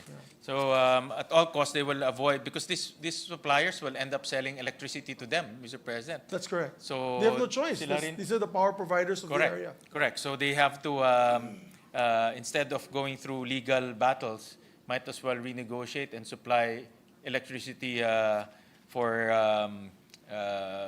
the use of that new franchise area, Mr. President. Yes. Okay, that's very That's clear now. correct, yeah. That's very clear now, Mr. President. And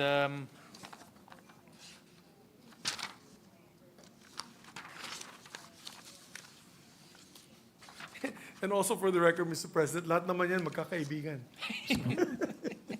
They're all friends. partners na nga sila, Mr. Yeah, they're President. partners. So Partner na I sila think sa that's why the LNG. word that they're using is renegotiation. It's not Partners na sila sa LNG, termination. Mr. Yes. President.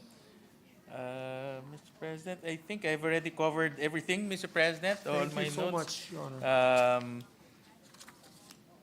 So, Mr. President, thank you very much for your for the answers. I thank my compare, my seatmate, you. my longtime friend for clarifying a lot of the items for this representation. And at the proper time, Mr. President, will make some amendments. Thank you. And Thank you.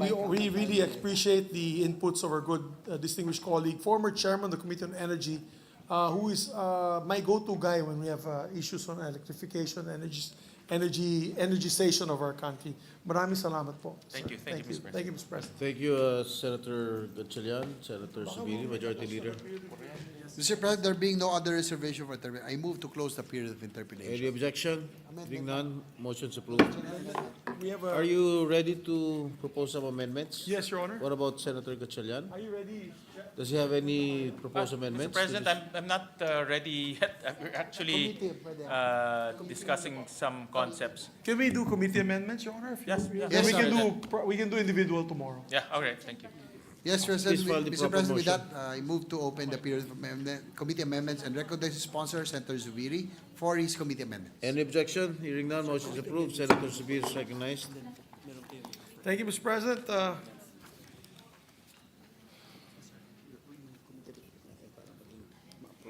Yes. Mr. President, just for proper procedure, I move to approve through amendment by substitution the following committee amendments. Delete the entire text of House Bill number 11072 after the enacting clause and replace the same with the provisions attached contained in the committee report number 449. Anyway, that is what we're discussing on the floor, Mr. President. I so move. Any objection? There being none, amendments approved. So, Mr. President, just some individual amendments to House Bill number 11072. Yes, maybe close the committee and period of committee amendments. Thank you, Majority Leader. Yes, Mr. Mr. President, I move to close the period of committee amendments. Any objection? There being none, the motion is approved. I move to open the period of individual amendments and Any recognize the objection? sponsor. Hearing none, motion is approved. Thank you, Mr. President. On page 6, line 11, section 2, inserting a new section 21A, transition of operations after the phrase approved or provisionally approved by the ERC, and insert the phrase or allowed by laws, rules, or regulations to be immediately implemented, such that it will now read as follows. Section 21A, transition of operations. Mahaba pala to. I so move, Mr. President. Are you not going to read it? No more na, Mr. President. Mahaba to. No, sige, you want me to read it, Mr. President? I'll just read it for you. I'll read it, Mr. President. The grantee may conduct a competitive selection process for the electricity requirements in its expanded franchise area, provided that persons or entities that are supplying Nordeco's electricity pursuant to supply agreements approved or provisionally approved by the ERC or allowed by laws, rules, and regulations to be immediately implemented as of the date of the expansion of the grantee's franchise area lapses into law. Subject to style. So move, Mr. President. Any objection? There being none, amendments approved. On page 7, line 14, after the phrase shall be allowed to avail of loans, insert the phrase even prior to the takeover of the grantee of its franchise area, such that it will read as follows. Nordeco shall be allowed to avail of loans even prior to the takeover of the grantee of its franchise area to settle its outstanding debts and liabilities to its legitimate creditors. So move, Mr. President. Any objection? There being none, amendments approved. On page 8, line 15 to 19, delete the phrase upon the determination of the total value of assets of Nordeco that will be disposed of and its total outstanding debts and liabilities to all creditors, which shall be determined by the ERC within 1 year from the effectivity of this act. I so move, Mr. President. An objection? There being none, amendments approved. On page 9, before section 3, insert a new section 3 to read as follows. Section 3, if any provision or part of this act is declared invalid or unconstitutional, such declaration shall be confined in its operation to the clause, sentence, paragraph, or part thereof directly involved in the case, whereas the parts or provisions not affected thereby shall remain in full force and effect, and renumber the succeeding sections accordingly. I so move, Mr. President. An objection? There being none, amendments approved. On page 10, line 1, in the renumbered section 5, delete the phrase 15 days and replace it with immediately. I so move, Mr. President. An objection? There being none, amendments approved. Thank you, Mr. President. I have no longer any individual amendments. I believe Senator Gatchalian, are you going to propose amendments tomorrow? Tomorrow, Mr. President. May I ask for We're a minute already working suspension? with my staff. May I ask for a minute suspension? Session suspended.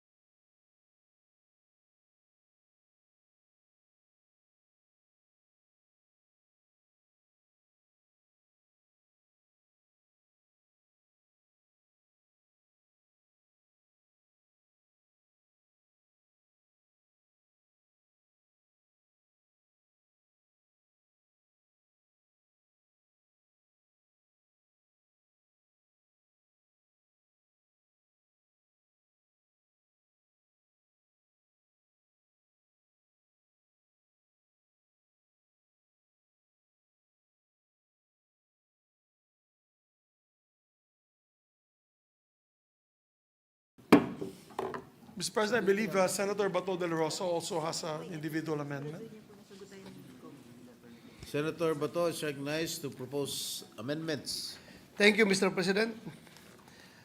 On page 5, line 2, after the phrase, in the province of Davao del Norte, delete the phrase and the municipality of Maco and replace with and the municipalities of Compostela, Laac, Mabini, Maco, Maragusan, Mawab, Mungkayo, Montevista, Nabunturan, New Bataan, and Pantukan, such that the provision will now read as follows. Section 1, nature and scope of the franchise. Subject to the provisions of the Constitution, the applicable laws, rules, and regulations, the franchise granted to Davao Light and Power Company Incorporated hereunder referred to as the grantee, its successors or assignees under Republic Act Number 8960 to construct, install, establish, operate, and maintain for commercial purposes an electric light, heat, and power system for the conveyance, distribution, and sale of electric power to the end users of Davao City, Panabo City, Tagum City, the Island Garden of Samal, and the municipalities of Carmen, Dohali, and Santo Tomas, Asuncion, Kapalong, New Corella, San Isidro, and Talaingod in the province of Davao del Norte, and the municipalities of Compostela, Laac, Mabini, Maco, Maragusan, Mawab, Mungkayo, Montevista, Nabunturan, New Bataan, and Pantukan in the province of Davao de Oro is hereby extended for another 25 years after the expiration date of the franchise under Republic Act Number 8960. Let me explain the rationale, Mr. President.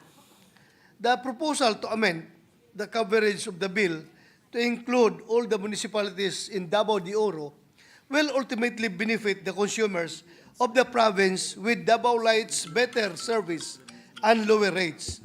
It will be fairer and more equitable to include the rest of Davao de Oro Otherwise, the remaining consumers will see that the customers in Mako under Davao Light are receiving better service and lower rates, while the other municipalities are forced to deal with the many brownouts and high rates of Nordeco. In fact, there is a letter from the governor of Davao de Oro signed by the mayors to include the province in the coverage of the committee report. I so move, Mr. President. We accept, Mr. President. What does the sponsor say? We accept, Mr. President. Any objection? There being none, the proposed amendment of Senator Bato is hereby accepted. I will Thank not, you. I will not debate with the person who lives there. It's his local bill. Sa kanila po yan. Siya may alam ng sitwasyon, Mr. President. Thank you, Mr. President. And it Thank you, also Mr. President. In the Mr. President, title- and also an explanation, it also answers the query of Senator Sherwin. Yung remaining area kasi, lalaki yung stranded cost nila. Kawawa naman sila. So mabuti nang isama mo na sila sa magandang presyo yung Expand yung buong area. coverage. Opo. All right. Opo. Thank you, Mr. President. Thank you, Mr. President. In the title, after the words "in the province of Davao del Norte" and "the," replace municipality of Mako with the phrase municipalities of Compostela, Laak, Mabini, Mako, Maragusan, Mawab, Mungkayo, Monte Vista, Nabunturan, New Corelia, New Bataan and Pantukan, such that the new title will now read, an act including Tagum City, the Island Garden City of Samal, and the municipalities of Asuncion, Capalong, New Corelia, San Isidro, and Talaingod in the province of Davao del Norte, and the municipalities of Compostela, Laak, Mabini, Mako, Maragusan, Mawab, Mungkayo, Monte Vista, Nabunturan, New Bataan, and Pantukan in the province of Davao de Oro to the franchise area of the Davao Light and Power Company Incorporated, amending for the purpose Republic Act number 11515, entitled An Act Extending for Another 25 Years the franchise granted to the Davao Light and Power Company Incorporated, and the Republic Act number 8960, entitled An Act Further Extending the Term of the franchise granted to Davao Light and Power Company Incorporated to construct, operate, and maintain an electric light, heat, and power system in Davao City and the municipalities of Carmen, Panabo, Duhali, Santo Tomas, province of Davao del Norte for a period of 25 years and for other purposes. I so move, Mr. President. What does the sponsor say? We accept, Mr. President. Any objection? There being none, the amendment is approved. The Minority Leader? President, Senator De La Rosa has introduced two amendments, no? Not less than two amendments. Yes. Actually, it's only one. Yes, one, and then only the title. So Including the it title. must have been a significant amendment to affect the title, Mr. President. What was the effect of the first amendment, Mr. President? It's expanding to Davao de Oro, Mr. President. Intero, the entire province of Davao de Oro. Yes, Mr. President. So, kasi when we interpolated, siyempre we ask questions on the territory, and then ang challenge nga natin, if we were to conduct, let us say, a plebiscite among the people, among the consumers, that they would vote for Davao Light and Power, but is May I ask that for still maybe- applicable with the Kasi- expanded territorial Mr. coverage, President, Mr. President? earlier kasi we had a discussion. See, the good gentleman from Valenzuela and the Republic is absolutely correct, Senator Gatchalian, that if we limit it to Mako and then you leave the rest of Davao de Oro to Nordeco, Yes. the stranded cost will be so high. So tataas din yung rates nila per kilowatt hour.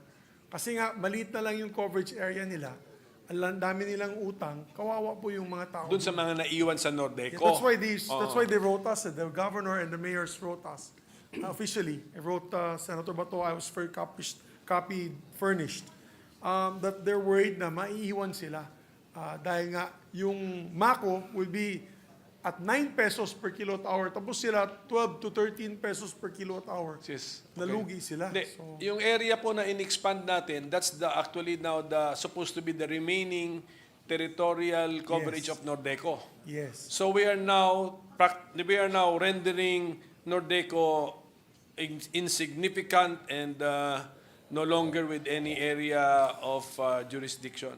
That's the effect. Yes, Your Honor. The reason also that was brought up is Sherwin is saying that he agrees with me na hindi din sila bibigyan ng franchise ng 2028 for that remaining area. Kasi the remaining area is 2028 na lang.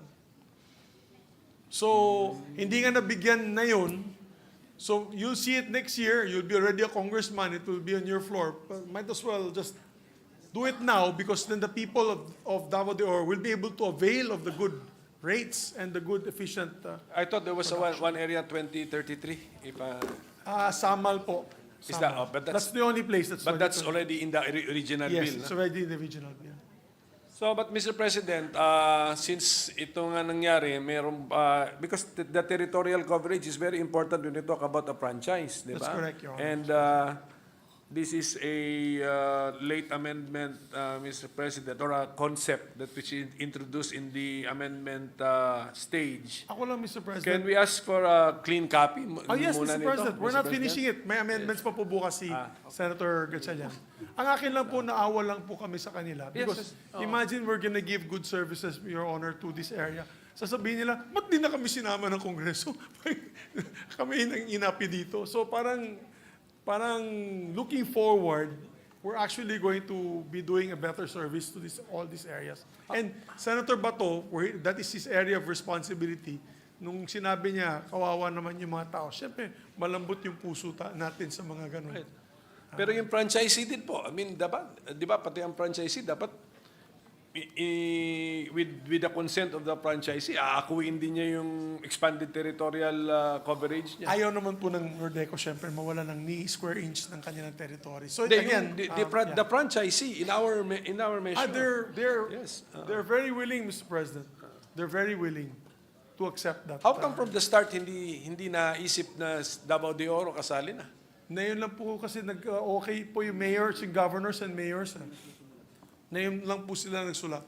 So, and they... At any rate, Mr. President, the clean copy We will will just give us a provide you a chance. clean Yeah, copy will give us a tomorrow. chance to go over the Yes, sir. entirety Yes, na. Thank you. you. Thank you, Minority Floor Leader. Thank you, Mr. And President. Mr. President, for the record, I am also taking note of the points of raised by the good minority leader, and kinoconsider ko po yan yung puntos ng minority leader. Thank you, Mr. President. All right. Thank you, Mr. President. Maraming salamat po. We'll do the amendments again tomorrow. And the good Deputy Minority Floor Leader, without prejudice to, unless you would like to raise the questions tonight, it's okay. Okay. The Senator Risa is recognized. Salamat po, Mr. President. Just to make of record, as I think as the good sponsor knows and the Deputy Majority Leader knows, that I had my office had signified to the office of the Majority Leader that I was supposed to interpellate tomorrow. And then I noticed that we had already closed the period of interpellation and opened the period of amendments. So I spoke with the good Deputy Majority Leader and was informed that the office of the Majority Leader did not inform him that I had listed to interpellate. So I spoke with him and the good sponsor that I will ask questions Yes, even, during the period of amendments Yes, Without Mr. prejudice. tomorrow, to ask without questions. prejudice. All right. I will propose amendments without prejudice to asking Yes, Mr. questions President. during the period of amendment tomorrow. Gladly, Mr. President. For the I record. don't want to be on the bad side of my distinguished Deputy Minority Floor Leader. Definitely. It's very hard for you to do that, I good don't want- I gentleman, don't want- good sponsor. Salamat kaayo. The- Salamat Thank you po, very Mr. The President. manifestation of Senator Risa is hereby noted Thank you. and accepted by the sponsor. Yes, Majority Leader. Yes, with that, Mr. President, I move that we suspend consideration of House Bill number 11072. Any objection? There being none, motion is approved. Mr. President, we are in receipt of the conference committee report. As suspended, Mr. President. Bicam? Mabilis lang to. Bicam? I'll just read this. Yeah. Continue. Majority Leader. Yes, Mr. President, we are in receipt of the Conference Committee report on the disagreeing provisions of Senate Bill number 2878 and House Bill number 11199, the bills on the NEDA reorganization bill. With that, I move to recognize the chairperson of the Senate panel, Senator Juan Miguel Zito, to give us the highlights of the Conference Committee report. So move, Mr. President. Senator Subir is recognized. Please Thank you very proceed. much, Mr. President. Thank you very much, Majority Leader. Mr. President, it is my honor to submit for Sandali lang ratification of the body the bicameral Conference Committee report on the disagreeing provisions of Senate Bill number 2878 and House Bill number 11199, otherwise known as the Economy, Planning and Development or DepDev Act. This is our measure, Mr. President, reorganizing NEDA into the Department of Economy, Planning and Development. Last week, the Senate and the House panels had a quick, productive BICAM to produce a reconciled version of our respective bills, adopting the Senate version of the bill as our working draft. Foremost among the amendments made in the BICAM is a transitory provision empowering the President to retain the incumbent Secretary of NEDA as the inaugural Secretary of DepDev. Dahil dyan, nang blowout siya for the first time in the history of NEDA. Without the need of a new appointment, Mr. President, to facilitate the continuity of plans, programs, and policies throughout the period of transition. The President may also request the DepDev for its recommendations on budget appropriations that are not aligned with the long-term development framework, which may be then vetoed or subjected to conditional implementation. That was an amendment of the minority contingent. We have also included a provision establishing a subcommittee on inflation monitoring and market outlook under the Economic Development Committee to serve as an advisory body on measures that will keep inflation within government's targets. The comprehensive details on the disagreeing provisions are reflected in the joint explanatory statement. And with the permission of the body, I move that the said joint explanatory statement be read in toto into the record. Before I end, please allow me to thank our distinguished colleagues, Senator Wayne Gatchalian, Deputy Majority Floor Leader J.V. Ejercito, Senator Lauren Legarda, Senator Joel Villanueva, Senator Bato de la Rosa, Senator Nancy Binay, Minority Leader Coco Pimentel, our Deputy Minority Floor Leader Senator Risa Ontiveros, for helping us refine the bill here in the plenary and in the BICAM. I'd like to also thank the Senator's staff and the Senate Secretariat who painstakingly worked with us on this bill. Finally, I thank and congratulate the whole NEDA team, soon to be the DepDev team, headed by Secretary R.C. Balisacan. And we wish them well as they prepare to take on their new mandate as a full department. We trust the DepDev to be more effective in leading our economic planning and implementation, paving the way for more investments, more infrastructure, and more jobs for our people. With that, I move that the Conference Committee report be ratified. Maraming salamat, Mr. President, at mabuhay po ang Republika ng Pilipinas. Thank you. Thank you, Majority Leader. Mr. President, I move that we approve and ratify the Conference Committee report on the disagreeing provisions of Senate Bill number 2878 and House Bill number 11199, and let the text of the joint explanation be deemed spread to the records of this chamber. So move, Mr. President. Is there any objection? There being none, the Conference Committee report on the disagreeing provisions of Senate Bill number 2878 and House Bill number 11199 is hereby approved and ratified. Majority Leader. Mr. President, I move to consider Senate Joint Resolution number 3, taking into consideration Senate Concurrent Resolution number 26. This is the joint resolution urging the National Telecommunications Commission to issue a provisional authority or license to Starlink Internet Services Philippines, Inc. So move, Mr. President. There is no objection. There being none, the motion is approved. Consideration of Senate Joint Resolution number 3, taking into consideration Senate Concurrent Resolution number 26, is now in order. Secretary will read the title of the resolution. Joint resolution urging the National Telecommunications Commission to issue a provisional authority license to Starlink Internet Services Philippines, Inc., allowing it to build, own, and operate satellite ground stations pending final determination of its application for a congressional franchise. To sponsor the measure, I move to recognize Senator Grace Poe. So move, Mr. President. Senator Grace Poe, recognized. Mr. President, internet access is a sorry for the lateness of the hour for me, but Mr. President, internet access is a universal human right. This principle, declared by no less than the United Nations, reflects the reality of our interconnected world. Connectivity is not a privilege but a gateway to upholding and exercising countless other human rights. Also known as the freedom to connect, the government pushes for internet inclusivity. As a result, we now have programs like the free public Wi-Fi program, the National Fiber Backbone Project, and laws that support the digital agenda like the amendments to the Public Service Act, or PSA, which finally allowed the entry of foreign players that can provide better internet services to geographically isolated and disadvantaged areas. Is this a typographical error? Free? Can you read it? A free public Wi-Fi program. Ba't nawala yung L? Ano sabi ko? Free pubic. Nakalagay.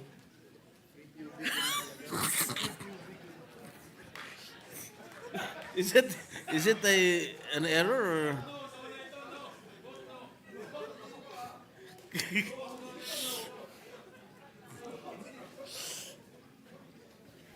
You know, this really won't, this will definitely, will pass scrutiny of our, president, officer. I'm sorry. All right. Bakit tanggal nga yan? I apologize for that, Was it Mr. intentional? President. I don't know. It probably is a Freudian slip by whoever was making this slide. All right, please proceed. Okay. May I also ask our colleagues to please tone it down a little bit because it's hard for me to hear myself delivering this. Okay. Babalikan ko na lang. Also known as the freedom to connect, the government pushes for internet inclusivity. As a result, we now have programs like the free public Wi-Fi program, the National Fiber Backbone Project, and laws that support the digital agenda like the amendments to the Public Service Act. Ngunit sa kabila nito, marami pa rin Pilipino ang unconnected. Data from the DICT shows that at least 65% of Filipinos are still without internet access, 30 years after the Philippines first connected to the internet in 1994.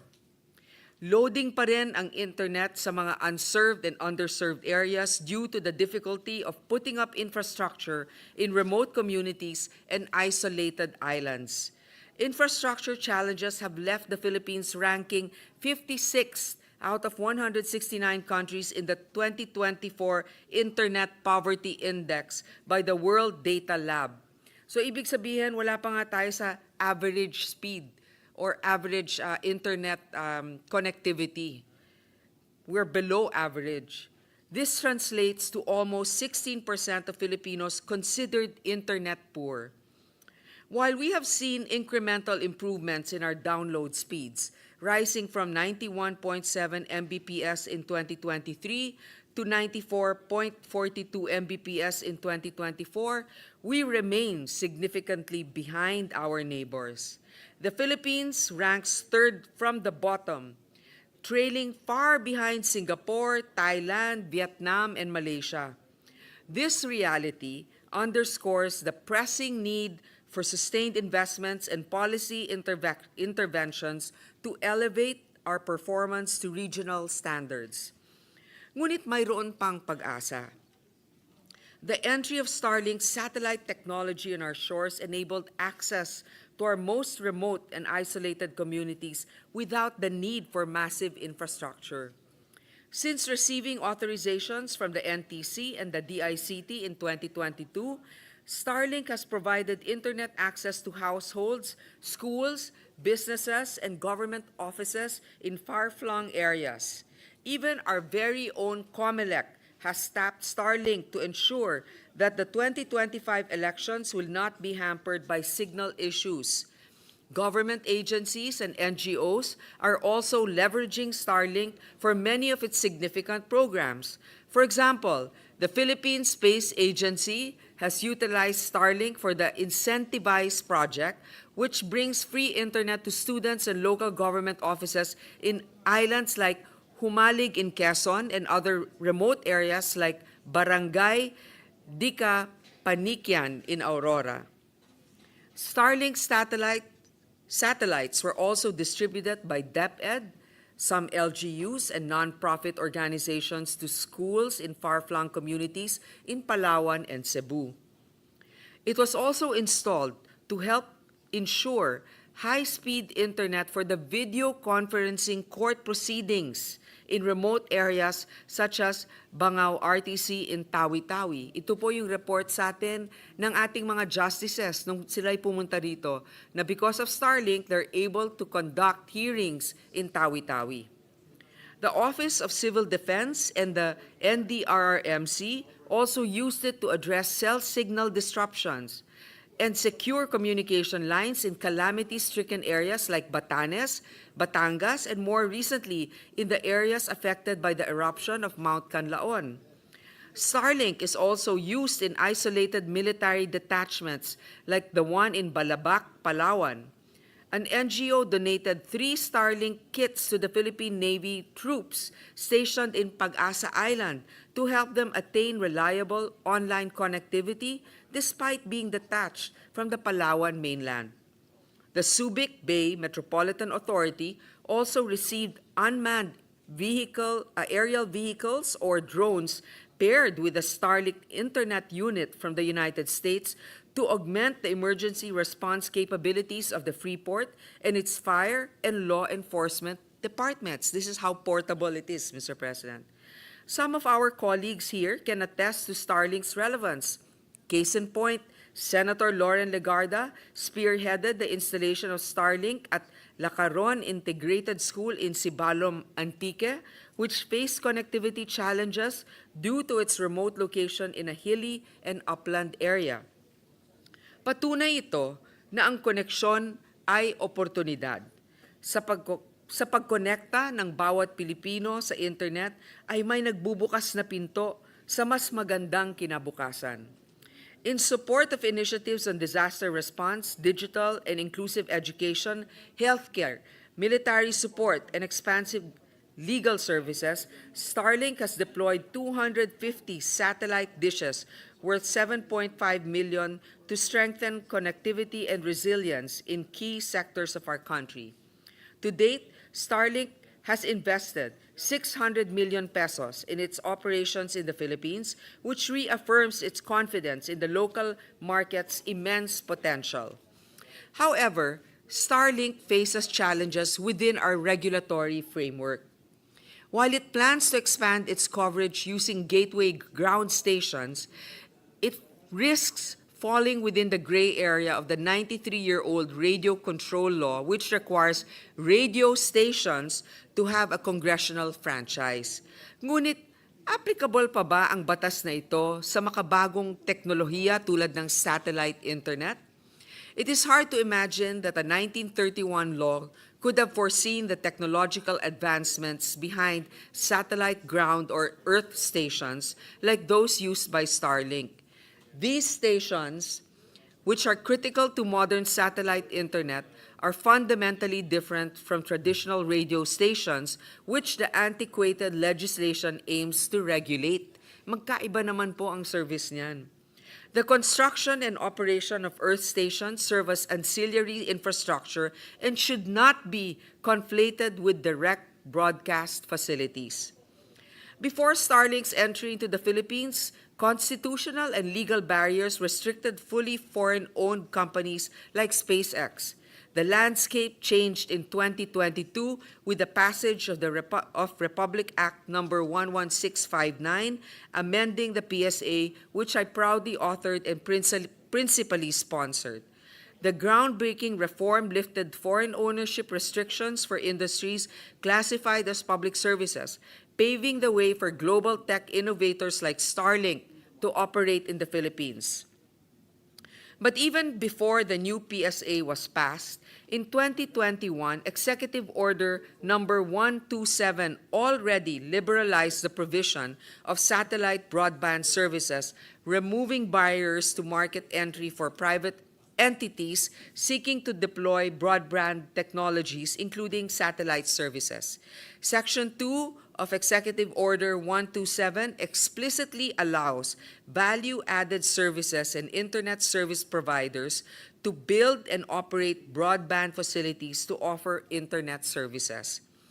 Moreover, the DICT Circular Number 2, Series of 2021, which implements EO 127, defines broadband facilities to include earth stations, satellite equipment, routers, and other related infrastructure.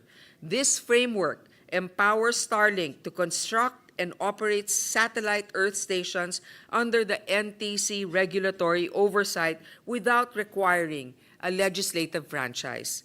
Mr. President, Starlink's operations align seamlessly with the government's objectives to bridge the digital divide by providing internet access to underserved and remote communities.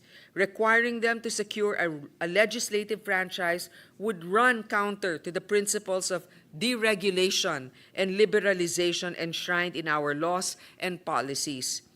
It would unnecessarily delay the rollout of critical infrastructure necessary for nationwide connectivity. Nonetheless, the question of whether Starlink as a satellite internet provider must secure a franchise is a matter best referred to the committees of primary referral.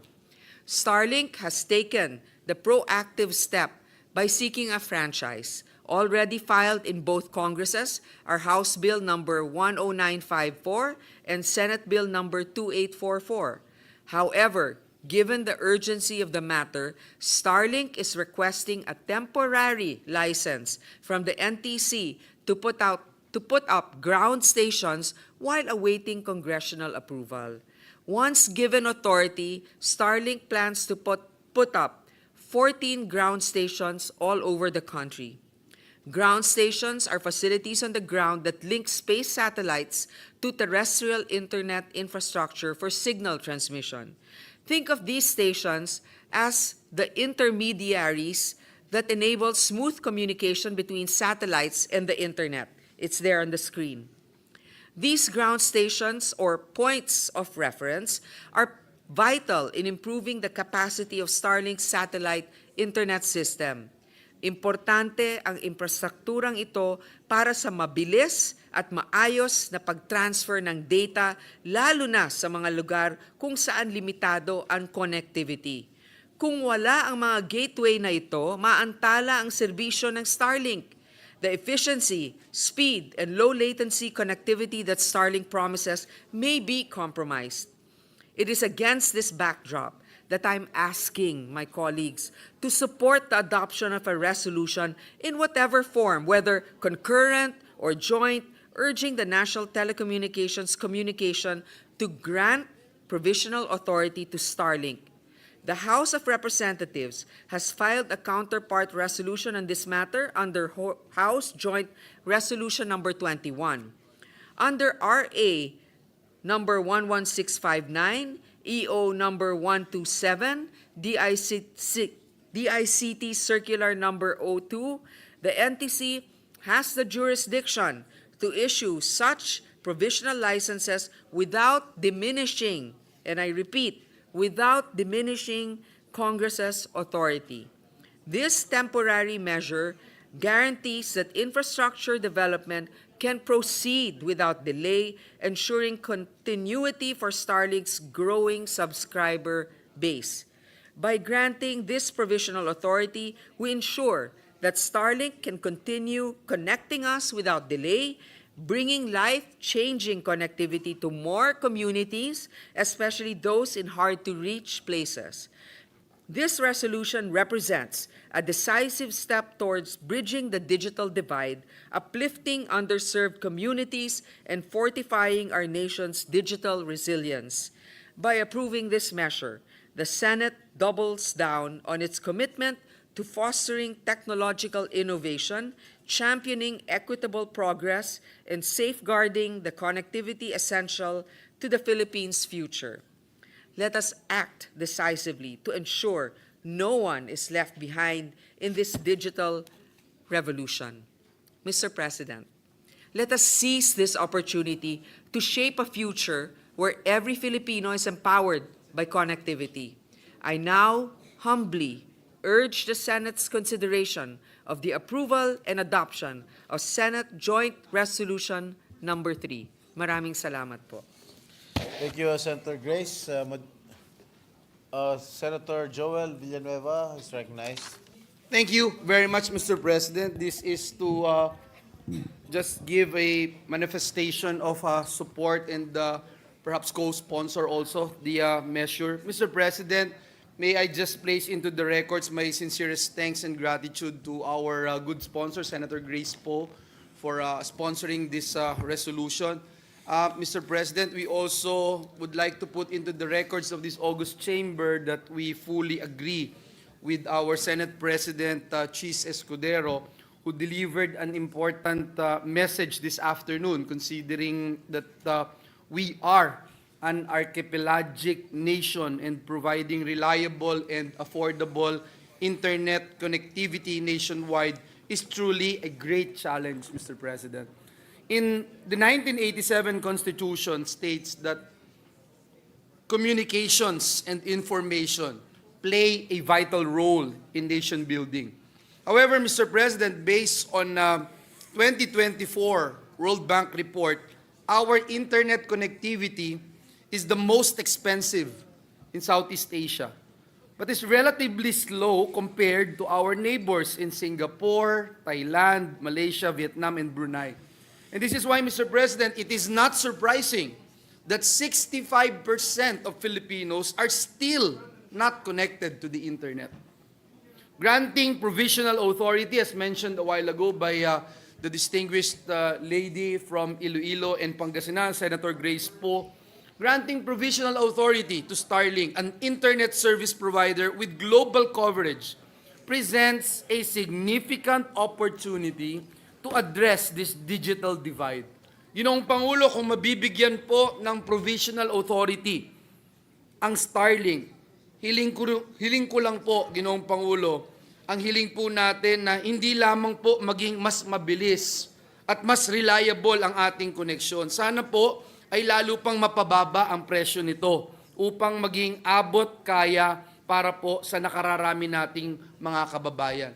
Ginoong Pangulo, ako po ay isa sa mga buhay na patotoo. I would say I'm a living testimony as to how Starlink operates.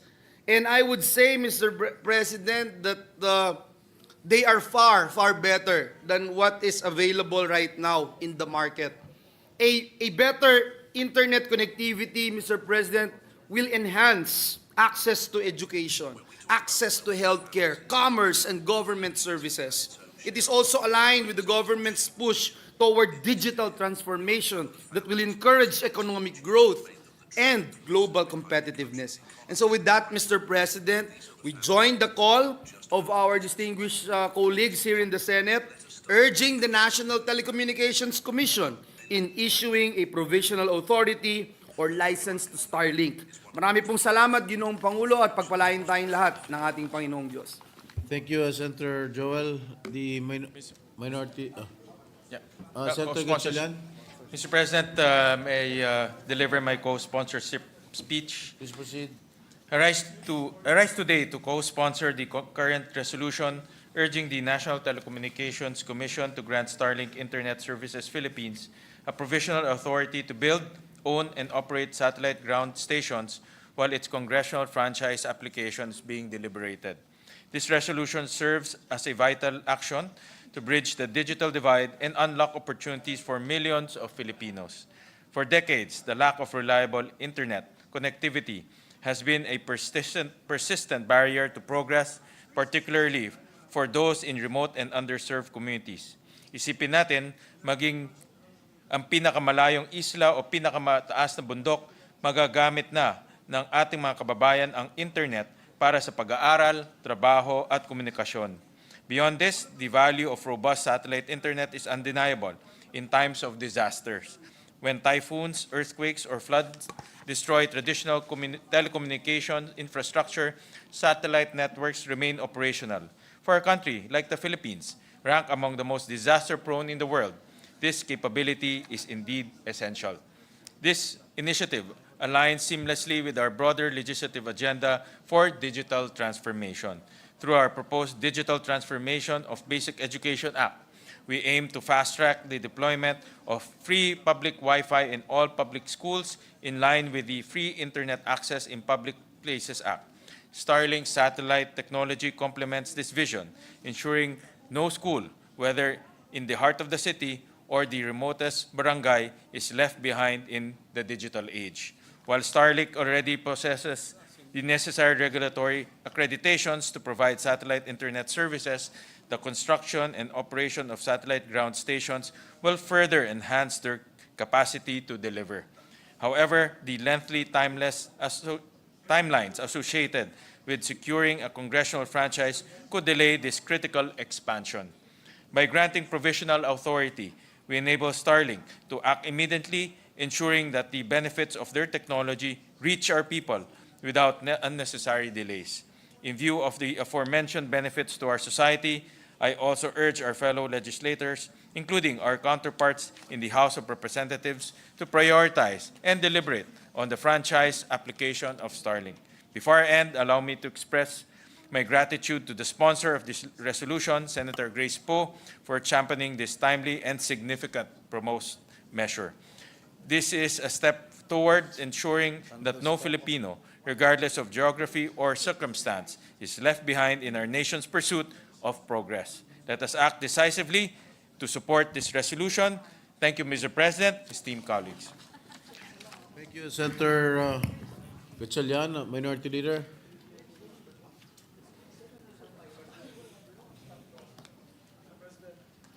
Yes, please. Please proceed. I'm aware of the lateness of the hour, but if the sponsor of the measure will accept maybe just one question, Mr. President. Gladly, Mr. President, to clarify Yes. also. Meron na pong mga Starlink antennas ngayon at na-access na natin ang Starlink satellite services. So, it's functioning and some are benefiting, some are enjoying now the access. So, why is there, kasi ang panawagan ng ating resolution nata is for the NTC to issue a provisional authority for Starlink to establish ground stations. So why is there a need for this measure when the service can already be accessed as of the moment, Mr. President? Mr. President, actually, having those ground stations will maximize the full potential of Starlink's connectivity. And we know this because, for example, in certain areas, you do get signal, but then if you have these ground stations, I assume it will be faster. There are more wider coverage of the services that can be provided by Starlink. So it's basically there, expansion and better service. So that's the reason, Mr. President. So you will just make it off record. So thank you for that, Mr. President. Oh, thank you also Thank you, to Minority Leader. Mr. President. Before Yes, Senator Poe. I'd like to.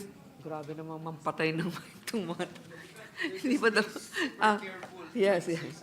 I need. No, first I'd like to thank our colleagues for their support, and I can assure you that this is really for the betterment of our countrymen. And I'd like to thank also especially Senator Joel Villanueva for mentioning my name 3 times to acknowledge my contribution to this. Senator, our resident electrical engineer, Senator Sherwin Gatchalian also for acknowledging, and Senator Cheese Escudero, our Senate President, who also filed this resolution and is one of those main authors. Thank you, Mr. President. Senator Zubiri. Yes, Thank Mr. you, President, may Senator also be Grace. made a co-sponsor and co-author of this resolution. I am in full support of Starlink. I've seen what they've done in many nations, Mr. President. They are what Elon Musk and his Starlink has done to bring back communication to people from areas that had no internet connections. Napakagaling. And maybe soon, Mr. President, if the Starlink gentlemen are listening together with Senator Grace, maybe they can also introduce to the country their Starlink telecommunications telco. I believe in Singapore, they have a telco, it's satellite. Their cell phone does not need this, you don't need a tower anymore, Mr. President. Satellite na siya. So yung cell phone, you're in the middle of the jungle, you will have cell site. Ganun kagaling ang bagong Starlink na telecommunication, the telco product it can service. So one day, maybe we can get the services of the telcos of Starlink here in the country as well. And it will be for the whole country. Whether you're in Apari or in Tawi-Tawi, you will have a cell signal with their system. That will be beneficial to all Filipinos, Absolutely, Mr. especially in the rural areas. Yes, Majority Leader. Yes, Mr. President, the Senate President would like to insert to the records his sponsorship The speech Senate for President. Senate Joint Resolution Number 3. The co-sponsorship speech of the Senate President is hereby inserted into the records. Mr. President, no member wishes to interpolate or propose amendments to the measure. I move to adopt Senate Resolution Number 3, take into consideration Senate Concurrent Resolution Number 26, subject to style. So move, Mr. President. Any objection? There being none, Senate Joint Resolution Number 3, taking into consideration Senate Concurrent Resolution Number 26, subject to style, is hereby adopted. Congratulations, Congratulations. Mr. Foreigner. Mr. President, I move that we resume consideration of Senate Bill Number 2647 under Committee Report Number 250. This is the bill strengthening the Basis Conversion and Development Authority. So move, Mr. President. Any objection? There being none, resumption of consideration of said bill under the aforementioned committee report is now in order. I move to resume the period of individual amendments using the clean copy of the bill as of January 2025 as our working draft and recognize the sponsor, Senator Mark Villar, to propose his individual amendments. So move, Mr. President. Villar is hereby recognized to propose some individual amendments. Thank you, Mr. President. Mr. President, with the permission of the body, I would like to introduce some amendments from Senator Alan Peter Cayetano and Senate Minority Leader Aquilino Coco Pimentel to further refine the bill strengthening the Basis Conversion and Development Authority. The amendments to being introduced are based on the clean copy from the legislative bills in index service as of January 22, 2025. On page 2, delete lines 27 until page 4, line 3, and replace with the following. Section 18, declaration of portions of special economic and free port zones as alienable and disposable, 10% of the total land area of each of the following special economic and free port zones as identified in the respective master development plans are hereby declared as alienable and disposable. A, Clark Special Economic Zone, including New Clark City and Clark Freeport Zone, created pursuant to Proclamation Number 163, Series of 1993 as amended and in relation to Republic Act Number 9400. B, Poro Point Freeport Zone, created pursuant to Proclamation Number 216, Series of 1993 as amended. C, Bataan Technology Park, formerly known as the Philippine Refugee Processing Center Complex, within the Morong Special Economic Zone, created pursuant to Proclamation Number 984, Series of 1997. And D, John Hay Special Economic Zone, pursuant to Proclamation Number 420, Series of 1994 as amended, provided that the identified portions of the enumerated special economic and free port zone shall be allocated as follows. A, 5% for residential and residential mixed-use purposes, and B, 5% for institutional and industrial purposes consistent with the priority projects and plans of the government. Provided further that the President, considering the market demand and economic conditions, may declare an additional area not exceeding 5% of the total land area of each of the above-mentioned special economic and free port zones as alienable and disposable and shall be allocated for residential and residential mixed-use, institutional and industrial purposes. I so move, Mr. President. Is there any objection? There being none, the amendments hereby approved. Lana?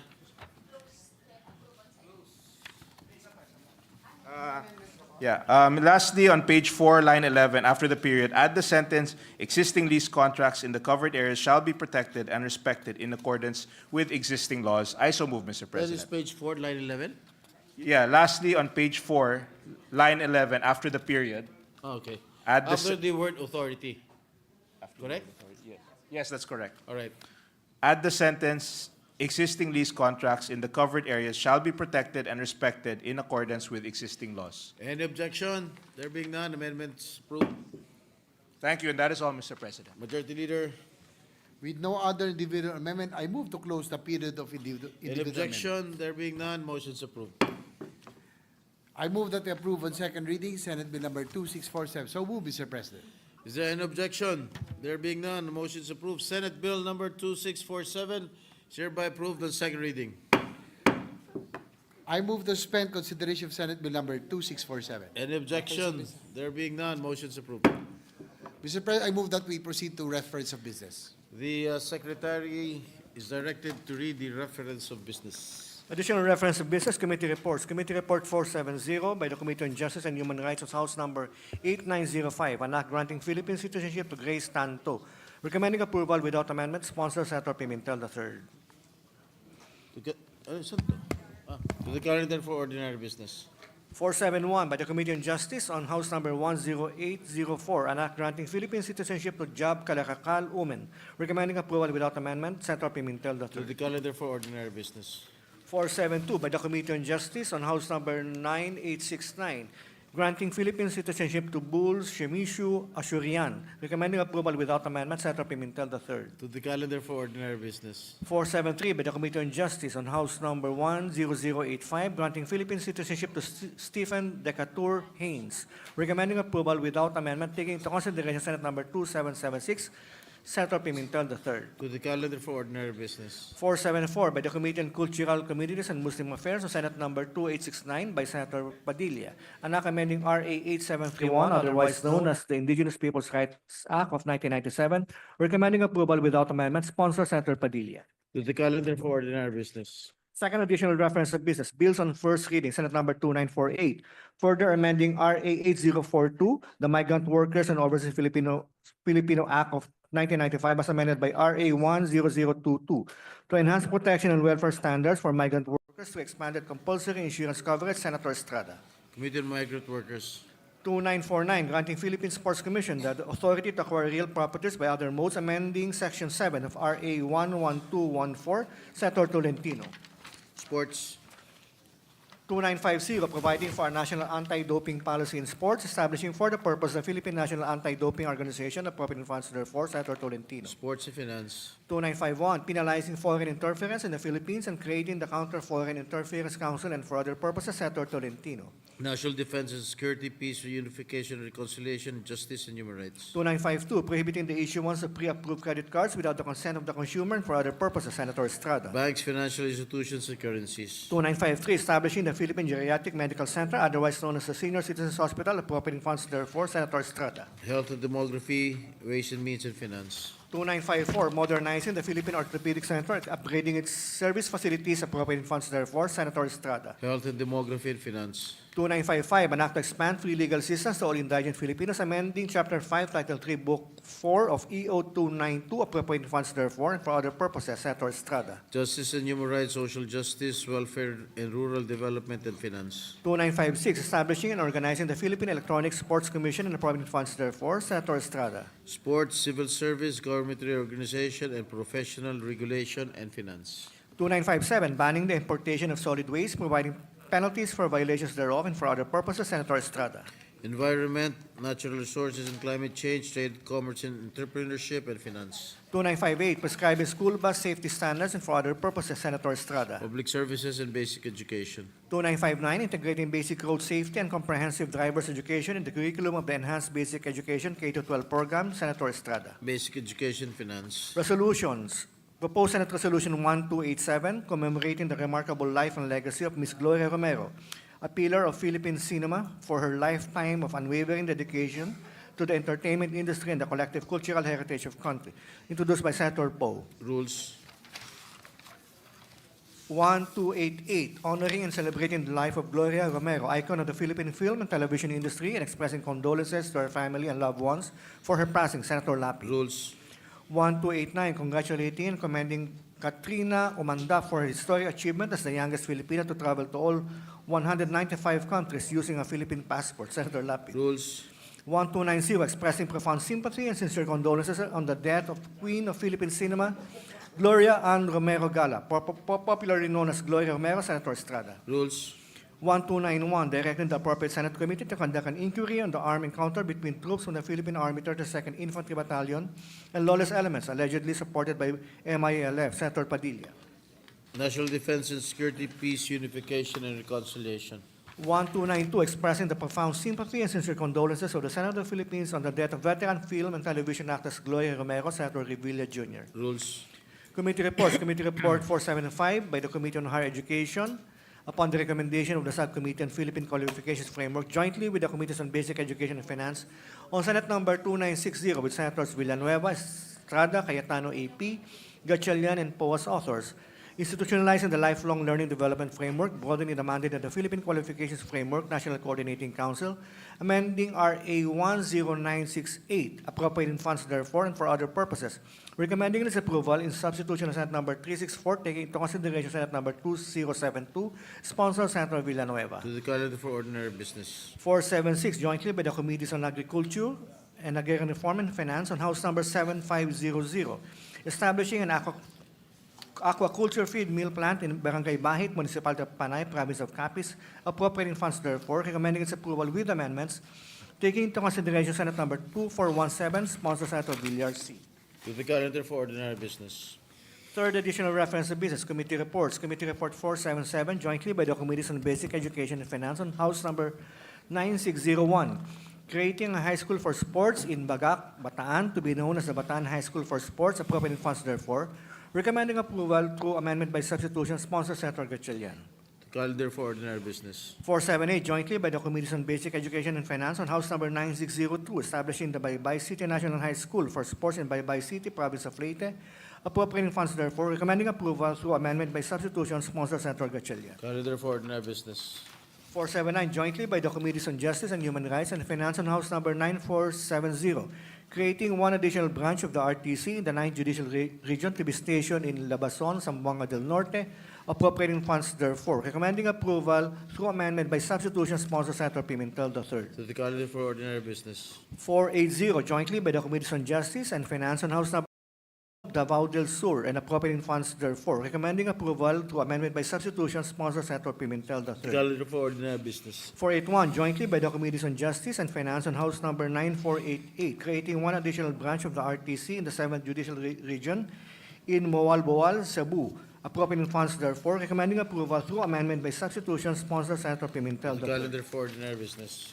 482, jointly by the Committees on Justice and Human Rights and Finance on House Number 9489, creating one additional branch of the RTC in the 2nd Judicial Region in Alicia Isabela, appropriating funds therefore, recommending approval through amendment by substitution, sponsored Senator Pimentel To the III. calendar for ordinary business. 483, by the Committee on Justice and Finance on House Number 9492, creating two additional branches of the RTC and two additional branches of the MTC in cities in the 11th Judicial Region in Mati, Davao Oriental, and appropriating funds therefore, recommending approval through amendment by substitution, sponsored Senator Pimentel III. To the calendar for ordinary business. 484, jointly by the Committees on Justice and Finance on House Number 9493, creating four additional branches of the RTC in the 4th Judicial Region, two of which to be designated as family courts in the municipalities of Brooks Point and Coron, and 2 to be designated as special courts for environmental cases in Coron and Rojas, all in the province of Palawan, and appropriating funds therefore, recommending approval through amendment by substitution, sponsor Senator Pimentel III. To the calendar for ordinary business. 485, jointly by the Committees on Justice and Finance on House Number 9494, creating 2 additional branches of the Municipal Trial Court in cities in the 11th Judicial Region to be stationed in Tagum, Davao del Norte, appropriating funds therefore. Recommending approval through amendment by substitution, sponsor Senator Pimentel III. To the calendar for ordinary business. 486, jointly by the Committees on Justice and Human Rights and Finance on House Number 9495, creating 1 additional branch of the RTC in the 10th Judicial Region to be stationed in Maramag, Bukidnon, appropriating funds therefore, recommending approval through amendment by substitution, sponsor Senator Pimentel III. To the calendar for ordinary business. 487, jointly by the Committees on Justice and Finance on House Number 9496, creating 2 additional branches of the RTC in the 2nd Judicial Region in the city of Ilagan and Tumawini, Isabela, and appropriating funds therefore, recommending approval through 9:30 amendment by substitution, sponsor Senator Pimentel III. To the calendar for ordinary business. Majority Leader. Mr. President, I move that we transfer from the calendar for ordinary business to the calendar for special orders. Committee Report Number 479 on House Bill Number 9470. Committee Report Number 480 on House Bill Number 9480. Committee Report Number 481 on House Bill Number 9488. Committee Report Number 482 on House Bill Number 9489. Committee Report Number 483 on House Bill Number 9492. Committee Report Number 484 on House Bill Number 9493. Committee Report Number 485 on House Bill Number 9494. Committee Report Number 486 on House Bill Number 9495. And Committee Report Number 487 on House Bill Number 9496. These are the bills on the creation of courts. Is there an objection? There being none, the motion is approved. I move that we consider the aforementioned House bill. So move, Mr. President. An objection? There being none, the motion is approved. The Secretary is directed to read only the title of the bills without prejudice to inserting to the records the whole text thereof. House Number 9470, RTC in the 9th Judicial Region, Labason, Zamboanga del Norte. 9480, RTC in the 11th Judicial Region, Sulop, Davao del Sur. 9488, RTC in the 7th Judicial Region, Moalboal, Cebu. 9489, RTC in the 2nd Judicial Region, Alicia, Isabela. 9492, RTC and MTC in the 11th Judicial Region, Mati, Davao Oriental. 9493, RTC in the 4th Judicial Region, Coron and Rojas, Palawan. 9494, MTC in the 11th Judicial Region, Tagum, Davao del Norte. 9495, RTC in the 10th Judicial Region, Maramag, Bukidnon. 9496, RTC, 2nd Judicial Region, Ilagan and Tumawini, Isabela. Majority Leader. I move to recognize our Minority Leader Senator Aquilino Pimentel, also the Chairperson of the Committee on Justice and Human Rights, to deliver an omnibus sponsorship. An objection? There being none, motion is approved.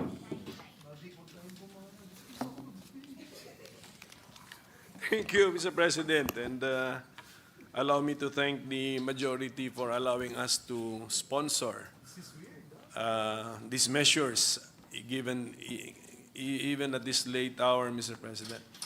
So, Mr. President, my dear colleagues, our justice system continues to face a major setback with almost 1 million unresolved cases from the Supreme Court down to the lower courts, as revealed during the last budget deliberation of the judiciary.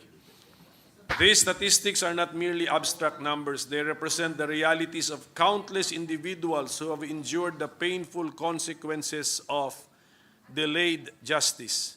Behind every case is a farmer wronged in a land dispute, a young woman seeking protection from abuse, or a family struggling to claim their rightful inheritance. Their voices echo with a common plea for a fair and accessible justice system.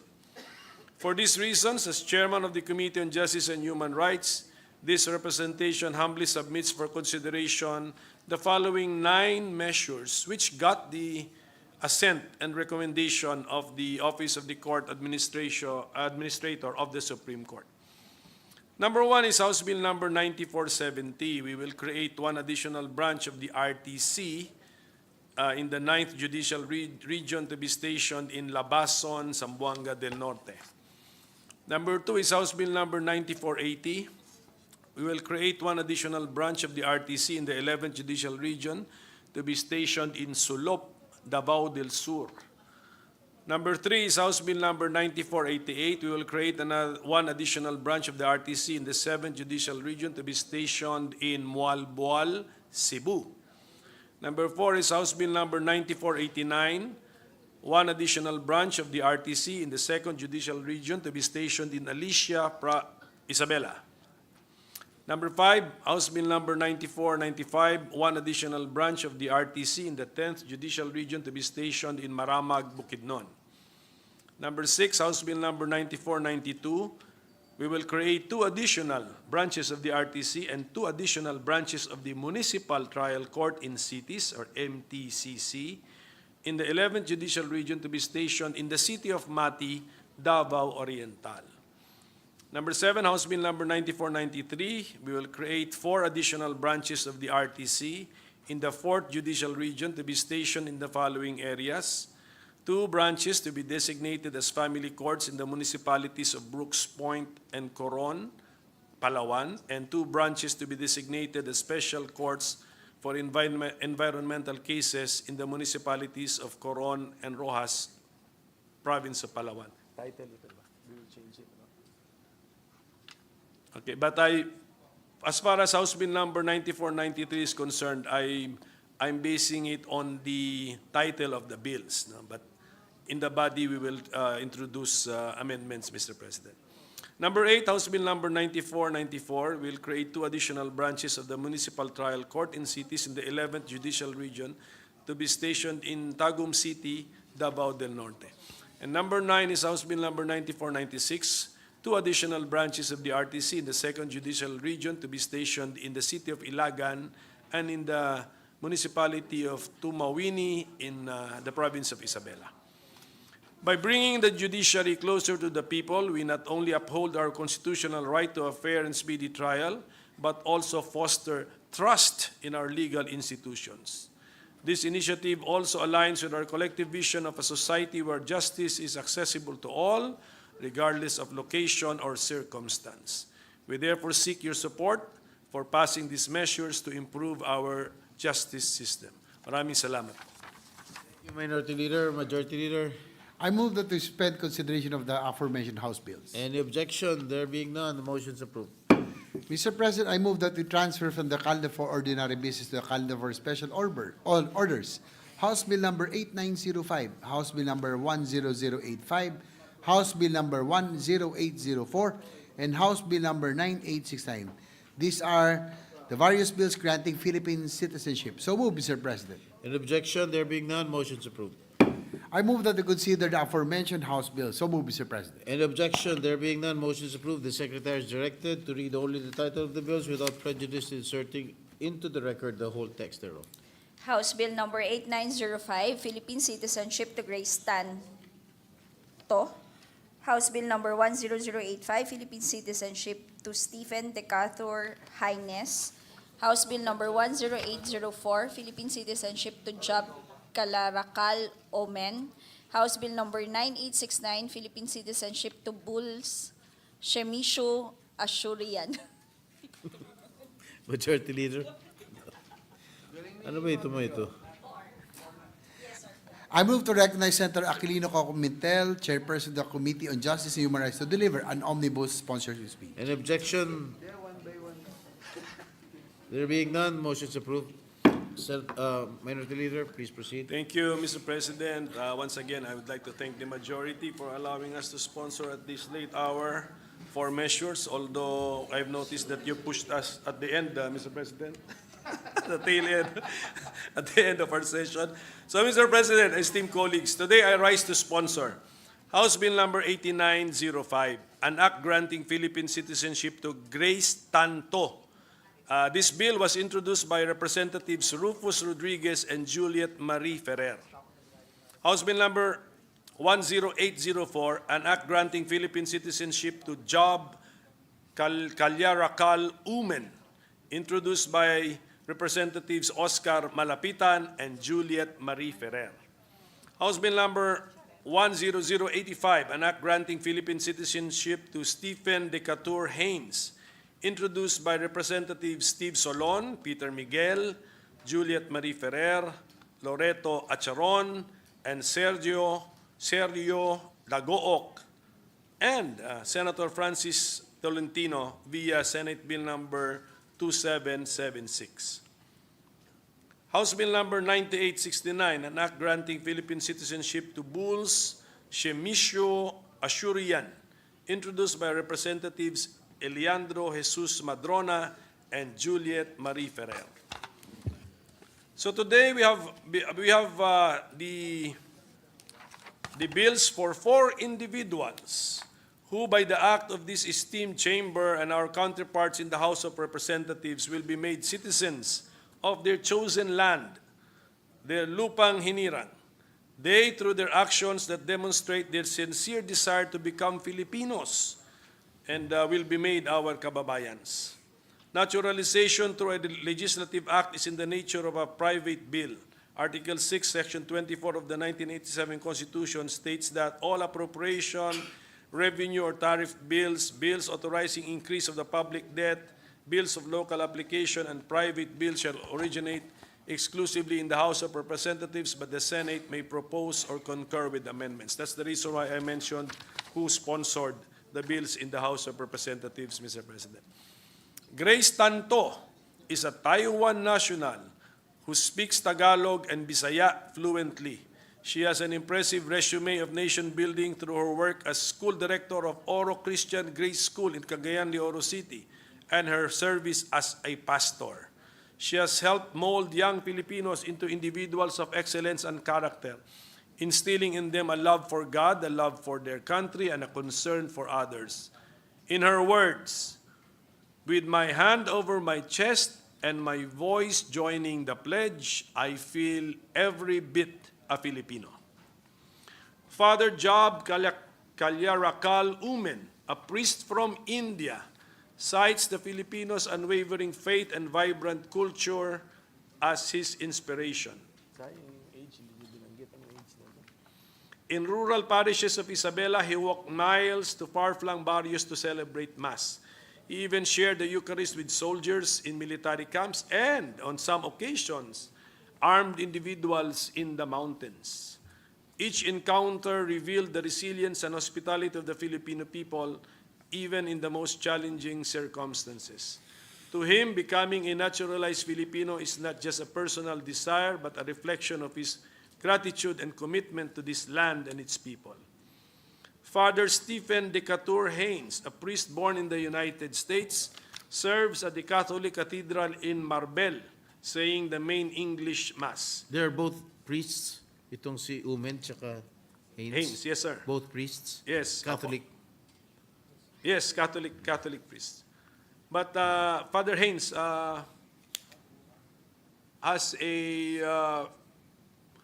has a very interesting history before he became a Catholic priest. Father Haynes visits the Diocesan Seminary for reflections occasionally, as well as the Passionist Seminary. He anoints the sick and the dying. Tama ba yun si Haynes ba yung dating sa UK? He has been made a Knight of Columbus and serves as chaplain to the National Bureau of Investigation. Making yearly visits to his adopted Filipino family, Father Haynes has loved the Filipino people for the longest time and regards the Filipinos' warmth, kindness, and caring families as an example to us all. Siya yung former Anglican. Father Haynes actually is a former Anglican priest also, Mr. President. Mr. Bulls Shemisho Ashurian, an Iranian citizen married to a Filipina, owns a restaurant business in Romblon, has owned a restaurant business in Romblon since 2017, has learned to speak Filipino fluently. His time in the Philippines has made him love Filipino culture, particularly the hospitable nature and close family ties of the Filipinos. What is his nationality again? Iranian. Iranian. At this juncture, it must be recalled that the opportunity of a foreigner to become a citizen by naturalization is a mere matter of grace, favor, or privilege extended to him by the state. The applicant does not possess any natural, inherent, existing, or vested right to be admitted to Philippine citizenship. After all, naturalization proceedings are imbued with the highest public interest. Ladies and gentlemen, let me assure this august chamber that this representation has carefully reviewed the qualifications of the aforementioned applicants and finds them to be worthy of being made Filipino. If there is an overarching theme to their stories, it is faith and family, hallmarks of the Filipino identity. Further, during the time that they have spent in the Philippines, they have rendered notable service in their respective fields. To be a Filipino is a gift. That is why we have been very careful, and we should be very careful. This is the greatest gift that the Filipino people can give to a foreigner. So, Mr. President, my dear colleagues, it is my belief that the applicants deserve this gift. Thus, I earnestly seek your support for the above-mentioned measures. Maraming salamat. Thank you, Minority Leader. Majority Leader. I move that we suspend consideration of the aforementioned House bills. Any objection? There being none, motion's approved. Last.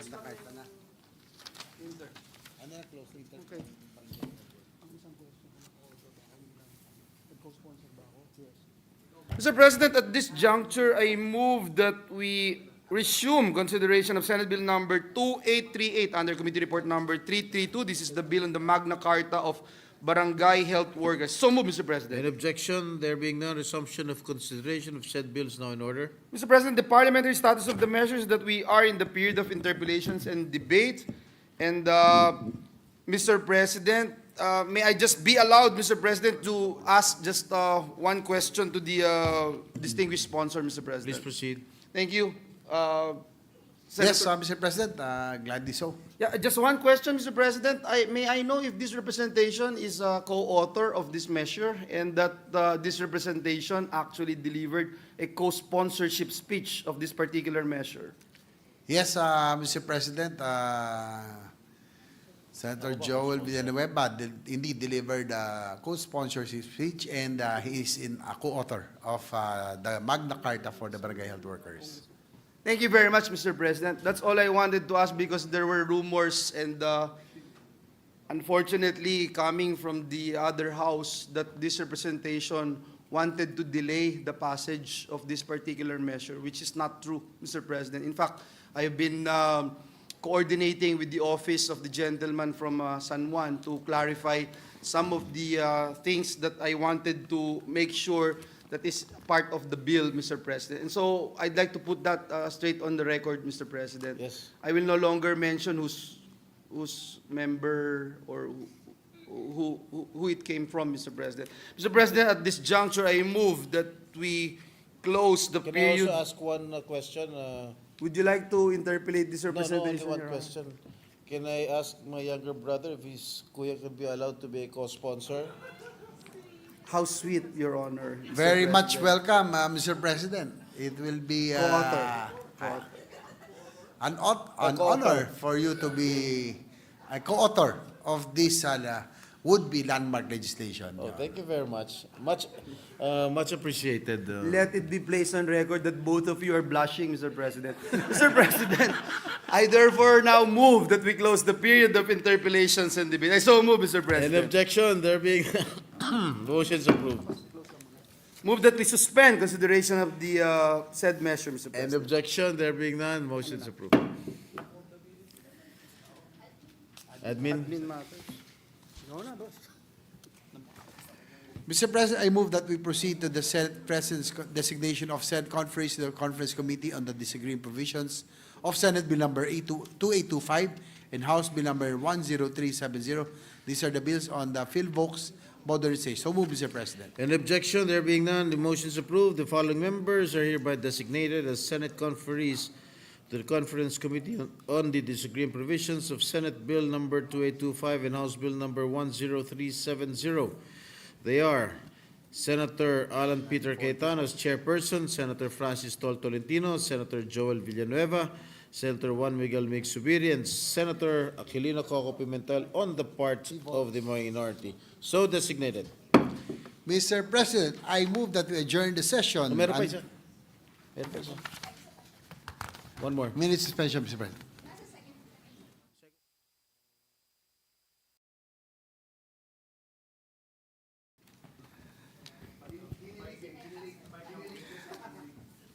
I withdraw the previous motion, Mr. President.